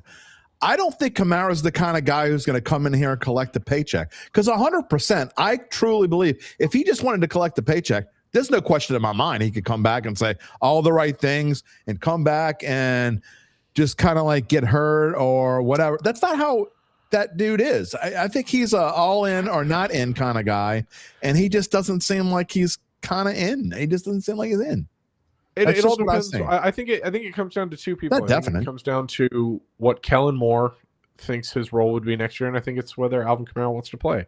I mean, if you were to tell Alvin Kamara, hey, we will give you 8 touches a game, but those 8 touches aren't going to be in pass pro. I mean, you're not going to drop back and pass protect Tyler Shuck for half the snaps that you're in the game. You're gonna get the ball. You're gonna have plays drawn up for you, and you're gonna be a meaningful contributor to this offense. I think he would take that every day of the week and twice on Sunday. I don't get what Kev is hon about. What do you hon? Who cares about? I don't even understand what you're asking. Does anyone understand? I'm just saying that until I see and I know Brian's semi-joking. He said he saw him in a flag football thing. I didn't see that, but maybe he was. I don't even know what you're talking about. Kamara's more into his NASCAR family now. Maybe he is. I'm just saying until he comes out and says, I'm looking forward to the 2026 season of the New Orleans Saints, I'm not going to believe it. Players that are his age. I mean, you see Cam Jordan. You know Cam Jordan wants to play. Maybe not necessarily with the New Orleans Saints, but one thing you know Cam Jordan wants to play. We're all pretty sure Taysom Hill's not going to play. Has anyone seen anything from Taysom Hill over the course of the last 3 months? No, because he's not playing. Everybody knows he's not playing. He knows he's not playing, and you haven't heard anything from him. So Alvin Kamara has been more like Taysom Hill and less like Cam Jordan is all I'm really saying. And from guys that are 31 years old, you would expect to hear something from them. And I just don't think like he sounds like he wants to play. All right. I got a fun thing to talk about here, and then we can wrap up with our final thoughts on the first round. How about some betting lines that are out on DraftKings? Okay. Jordan Tyson. All right. Jordan Tyson to have 1,000-yard receiving season as a rookie. What do you think the odds are for this? 1,000-yard as a rookie. It's only yes or no. Well, it's actually only yes. Okay, so you have to bet that. What are the odds for? Yeah, there's no. I'm going to say if I had to put a number on that, I would put it at like plus 350. Okay, what about you, Gabe? Plus 450. See, I'm similar to you guys. I might have said plus 300. Plus 115. Yeah, that's that. You know what? They're going to be wackos that bet that. And he's plus 370 to go over 1,250 and plus 950 to go over 1,500. I would bet that with your money. Now, I will say this: those are lower odds than Carnell Tate, who's plus 125 to go over 1,000 yards. And if you look at that, we've got Rookie of the Year odds out as well. Offensive Rookie of the Year. Your favorite is Jeremiah Love, 2-1. Of course it is. Carnell Tate is plus 350. Jordan Tyson's plus 450. Fernando Mendoza's plus 550. Then Jadarian Price, the running back that the Seahawks took, is plus 750. Mekhi Lemon plus 850. Who did he end up with? Eagles. I think that's the best value on the board, assuming the Eagles are going to trade AJ Brown. Yeah, you're right. You're right, Gabe. Although the Eagles don't. Nah, they don't throw in. I mean, Jalen Hurts isn't a guy. I mean, he throws for like 220 yards a game. How about Omar Cooper, 15-1? Anybody? Maybe the Jets. No, I don't see the GD Jets. I mean, if you look, Garrett Wilson was their leading receiver last year, and he missed like the last 11. To be honest with you, I think the best value in the board is Mendoza at plus 550. I mean, say what you want about the Raiders. We saw a quarterback only has to win a few games to be considered for this award. It's true. Plus 550. I think if they go 7-10 or something, he might just win it. You're going to bet that tonight, aren't you? No, I don't like having my money tied up for that long. I mean, you don't care if you tie up $10. Might be a lot of my bankroll, man. So, but just very quickly going back to the Jordan Tyson thing, if you look at, I mean, If you were to be given a choice between Chris Olave and Jordan Tyson, who's more likely to have 1,000 yards next season? 9 times out of 10, you would say Chris Olave. Chris Olave or Jordan Tyson? Yeah, you would, but they could both have 1,000 yards. So that was kind of to my point. Is you don't have teams that have 2,000-yard receivers a ton, especially considering we've talked about it a lot that Kellen Moore, when he has a real bell cow running back or at least a more established veteran back there, he likes to run the ball a lot. I don't think we're going to see Tyler Shuck drop back 40 times a game. Like I'm going to say this, and this is a little off topic, but it shows you how skewed the books are now with their prop bets. Because if they offered a yes or a no, a 115 means you're implied to your no is about a minus 150, and I would bet a mortgage payment on a minus 150 because you would be getting incredible value at minus 4, and it just goes to show you how skewed. No.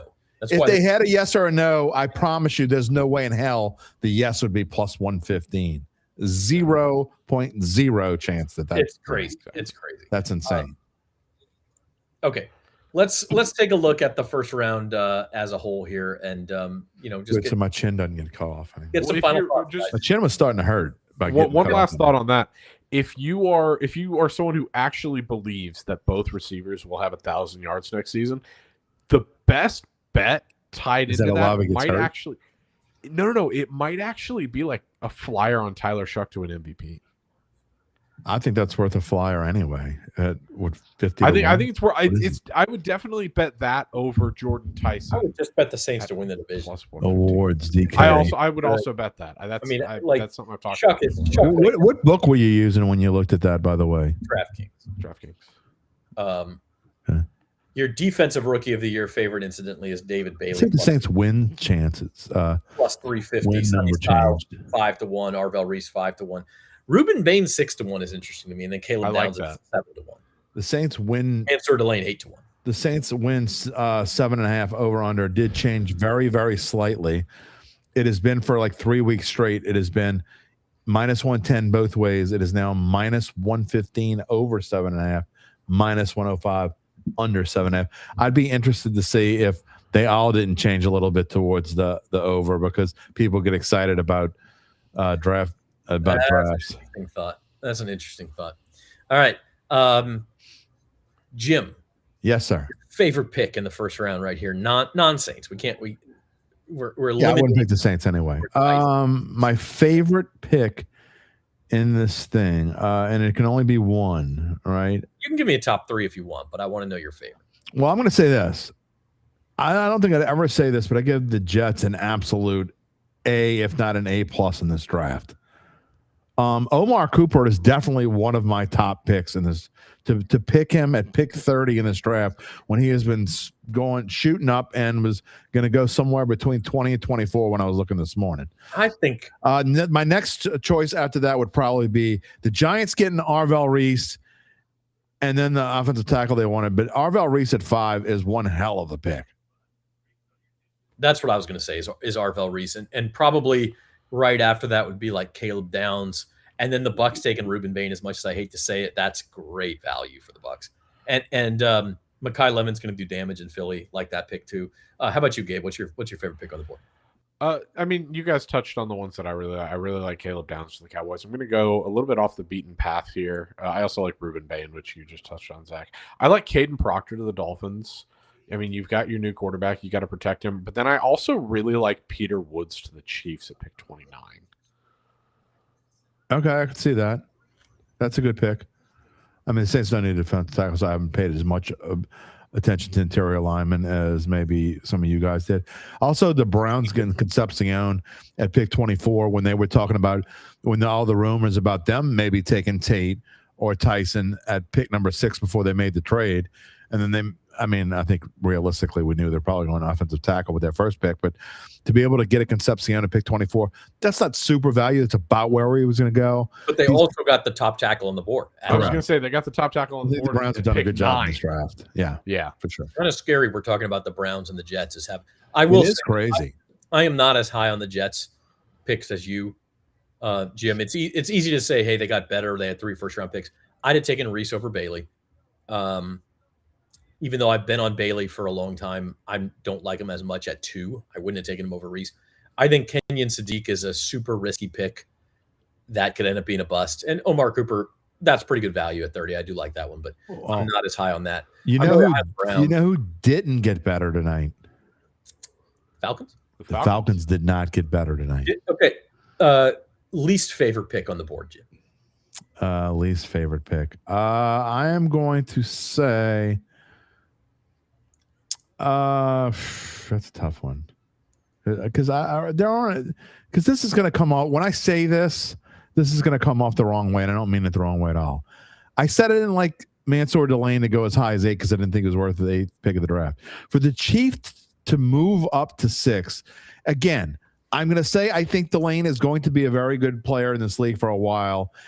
I think he's going to be a fine player, but I don't understand. And I mean, I get it. They did it because I guess they thought the Commanders were going to snipe him or whatever. But for the Chiefs to trade up from 9 to get Delane is kind of silly to me because again, prove me wrong. I don't think it's a top 10 pick. That's the move of a team that doesn't have a lot of holes and is like, hey, that's true. We're going to go do That's true, but they sure have showed like they have some holes as of late. I like that. I like that pick for him. What about you, Gabe? What's your? They would have been better off going skill player. There's 2 that stand out to me. One of them because I don't think he was necessarily worth this pick. I think you could have potentially traded down a few picks and gotten him. I think, and Jim's going to laugh at me for saying this. Carnell Tate at 4. I think it's a bit of a reach at 4. I was going to say that is a reach at 4. It's a reach at 4. Then there were so many other things you could have gotten. Arvell Reese. I mean, could have gotten Sonny Styles. What? I mean, did you try to even trade there? Is what the question I would ask. I mean, maybe they didn't. They couldn't get anything, but to make that pick at 4 is kind of weird. I'm not blown away by Carnell Tate. I'm just not. No. I'm not blown away. He's not a top 5. I think Caleb Banks at 18 is. I mean, we said it earlier. He didn't play a ton. It's a risky pick. I don't think the Vikings, given how much competition is in that division, are in a position to be making risky picks. And I don't know if defensive tackle was their biggest need. Yeah, that was a reach for sure. I will say, I was thinking about Carnell Tate, making him my pick, but I'm going to go. This is really going to make Jim mad. I think one of the worst picks on the board was the pick right before Carnell Tate. What are the Cardinals doing, man? I don't know. He's a really good player. I'm telling you what that I said this when the pick was made. This is what I think. I think they really thought they were going to have people interested in the pick, and people weren't, and teams just weren't interested in the pick. And they probably have. I mean, you shouldn't do this, and I can't imagine that a real NFL team would do this. But they're the Cardinals. They're getting like the Jets and some of the other teams. I mean, they probably just assumed they were going to make a pick and move down 6, 8, 10 spots and had guys they liked in the middle rounds. And then they were like, oh, crap, we have to pick 3. Just pick Jeremiah Love. Just pick Jeremiah. Well, I know that's easy for me to say, but maybe we can't. TV keeps telling us we can't pass on Jeremiah Love, so we're not going to. I just think they're a dysfunctional mess. It reeked of desperation. And the other thing that I think it got worse when they did not get Ty Simpson. I think they really thought we're going to get Love, and we're going to come back in and get Ty Simpson. And when you didn't get him, when the Rams kind of said, no, you're not doing that, all of a sudden you're left with a shiny new toy in Jeremiah Love. Yeah, you could be right, for sure. And what else? Like, we've seen this movie. We saw it last year in Las Vegas. Ashton Genty, shiny new toy, didn't do crap on a bad offensive line was. I was going to say, let me ask you guys this: if you're no good, if you're Arizona now, you've got to get rid of James Conner, right? I mean, who wants him? The dude's hurt every year. You want to talk about this dude's at least? No, I mean James Conner. James Conner has been a very underrated back the last 5 years. He's been one of the better backs in football. But if you're looking at the running back room now, he's 30 years old. Nobody wants James Conner. He's an injured running back who is about to turn 31 in a week. Nobody wants James Conner. I don't want James Conner. Well, I mean, you got to get rid of somebody. Trey Benson, James Conner, or Tyler Algier. I don't think it's Algier. I'm not getting rid of Trey Benson. So then you're getting rid of James Conner. Okay, so what? Who cares? It's not worth anything. That is going to. I don't. What are they doing, man? I really don't like. They're Cardinals. Okay. They're seriously becoming the I will worst say, franchise in football. I will say they're up there in the top 3. Between Trey McBride, Jeremiah Love, and Michael Wilson, they've got a hell of a skill room. I mean, maybe they'll trade Trey McBride. Just got no offensive really line and messed quarterback. Thank God. Luke Johnson does have his list out. We can end here of guys who make sense for the Saints on day 2. He actually does not have Zion Young on this list. We have mentioned some of these names though. Toledo safety Emmanuel McNeil Warren. He has listed here. Again, not a big time coverage guy. I'm not sure how maybe you move Jonas Sanker into the slot and put McNeil Warren back in Sanker's safety spot. That's a possibility. He's got Jermod McCoy on here. D'Angelo Pons, a little 5'8" corner from Indiana, big time playmaker. Traden Stukes of Arizona, we talked about. Keontae Scott of Miami, we talked about. And then edge rushers, he's got Cassius Howell, Texas A&M, R. Mason Thomas, Oklahoma, and Kieron Crawford, Auburn. He'd be more of a third-round guy, but if they don't go edge in second round, I'd keep an eye on Kieron Crawford.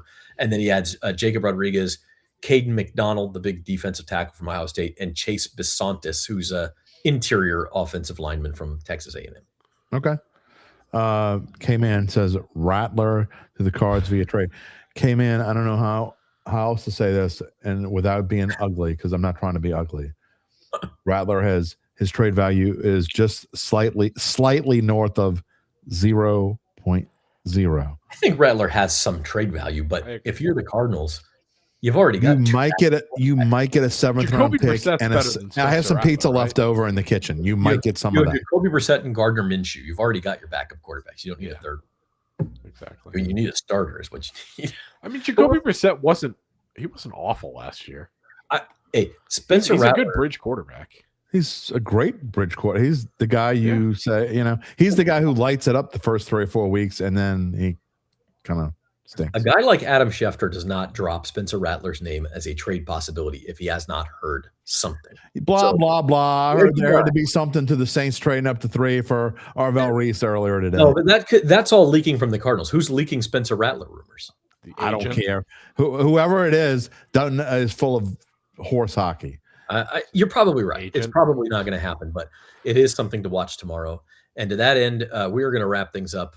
We will be live. Not on that. We can't end on that. Back here on the Saints. Well, what do you want to end on? I don't know, but not on Spencer. We're not a horse hockey and Spencer. How about on Tyler got a shiny new weapon? Ask me some kind of weird question. I'll end it with this. We can't answer end on that. It's been such a great show to end on. That would be terrible. Here you go. Here's a good. I like this, Ricky. Ricky Parallel says Saints get Harold Perkins. That would be an awesome pick. I think maybe on Saturday, not tomorrow, Ricky. I'm going to say it. I like people are going to, after what I've said about Nussmeier, people are going to say I'm an LSU hater, and I implore you to look at the wall behind me. Hater. However, I don't think Harold Perkins is going to be a good NFL player. I don't think so either. He is not smart enough to play in the. He does not read the game very well. And we saw that at times last year. Mrs. Perkins going to call your house, and you don't. It'd be better off with AJ Halsey, I think, if they're. What are they going to do? Burn a hat with my face on it, or something like they did? I don't know. Does anyone understand that reference? You better not show up on Perkins Road. I'm just going to see what I did there. Make you paint your face. Yeah, I don't want to be on Perkins Road. Yeah, do you remember when Harold Perkins was committed to A&M, and then he switched to LSU? I don't remember that actually. So he was committed to A&M at first, and he had a draft party, and I believe someone at his draft party, while he was live on Instagram, took a lighter to a Texas A&M hat, and Texas A&M fans never let him forget it. Oh, wow. So it wasn't him, but it's a very niche reference. I think that if you put Harold Perkins in the right spot and let him just kind of like do whatever he wants to do, I think he could be a good player. But NFL defense is letting you do whatever you want to do. Roam and be like kind of a roamer. A roam, roam. He just doesn't read the game well enough in my eyes, and that can change. But he's a freak athlete. I think we just exactly, and I think freak athletes find more often than not find their way into the NFL. I mean, he played for some really messed up teams. All right, one more time. I want to let everybody know that this NFL draft coverage was brought to you by the doctors of Tulane Medicine, now seeing patients at East Jefferson General Hospital and across the greater New Orleans area. From primary care to specialty services, Tulane Medicine is there for you because healthcare should be simple, personal, and accessible. Just ask Jordan Tyson.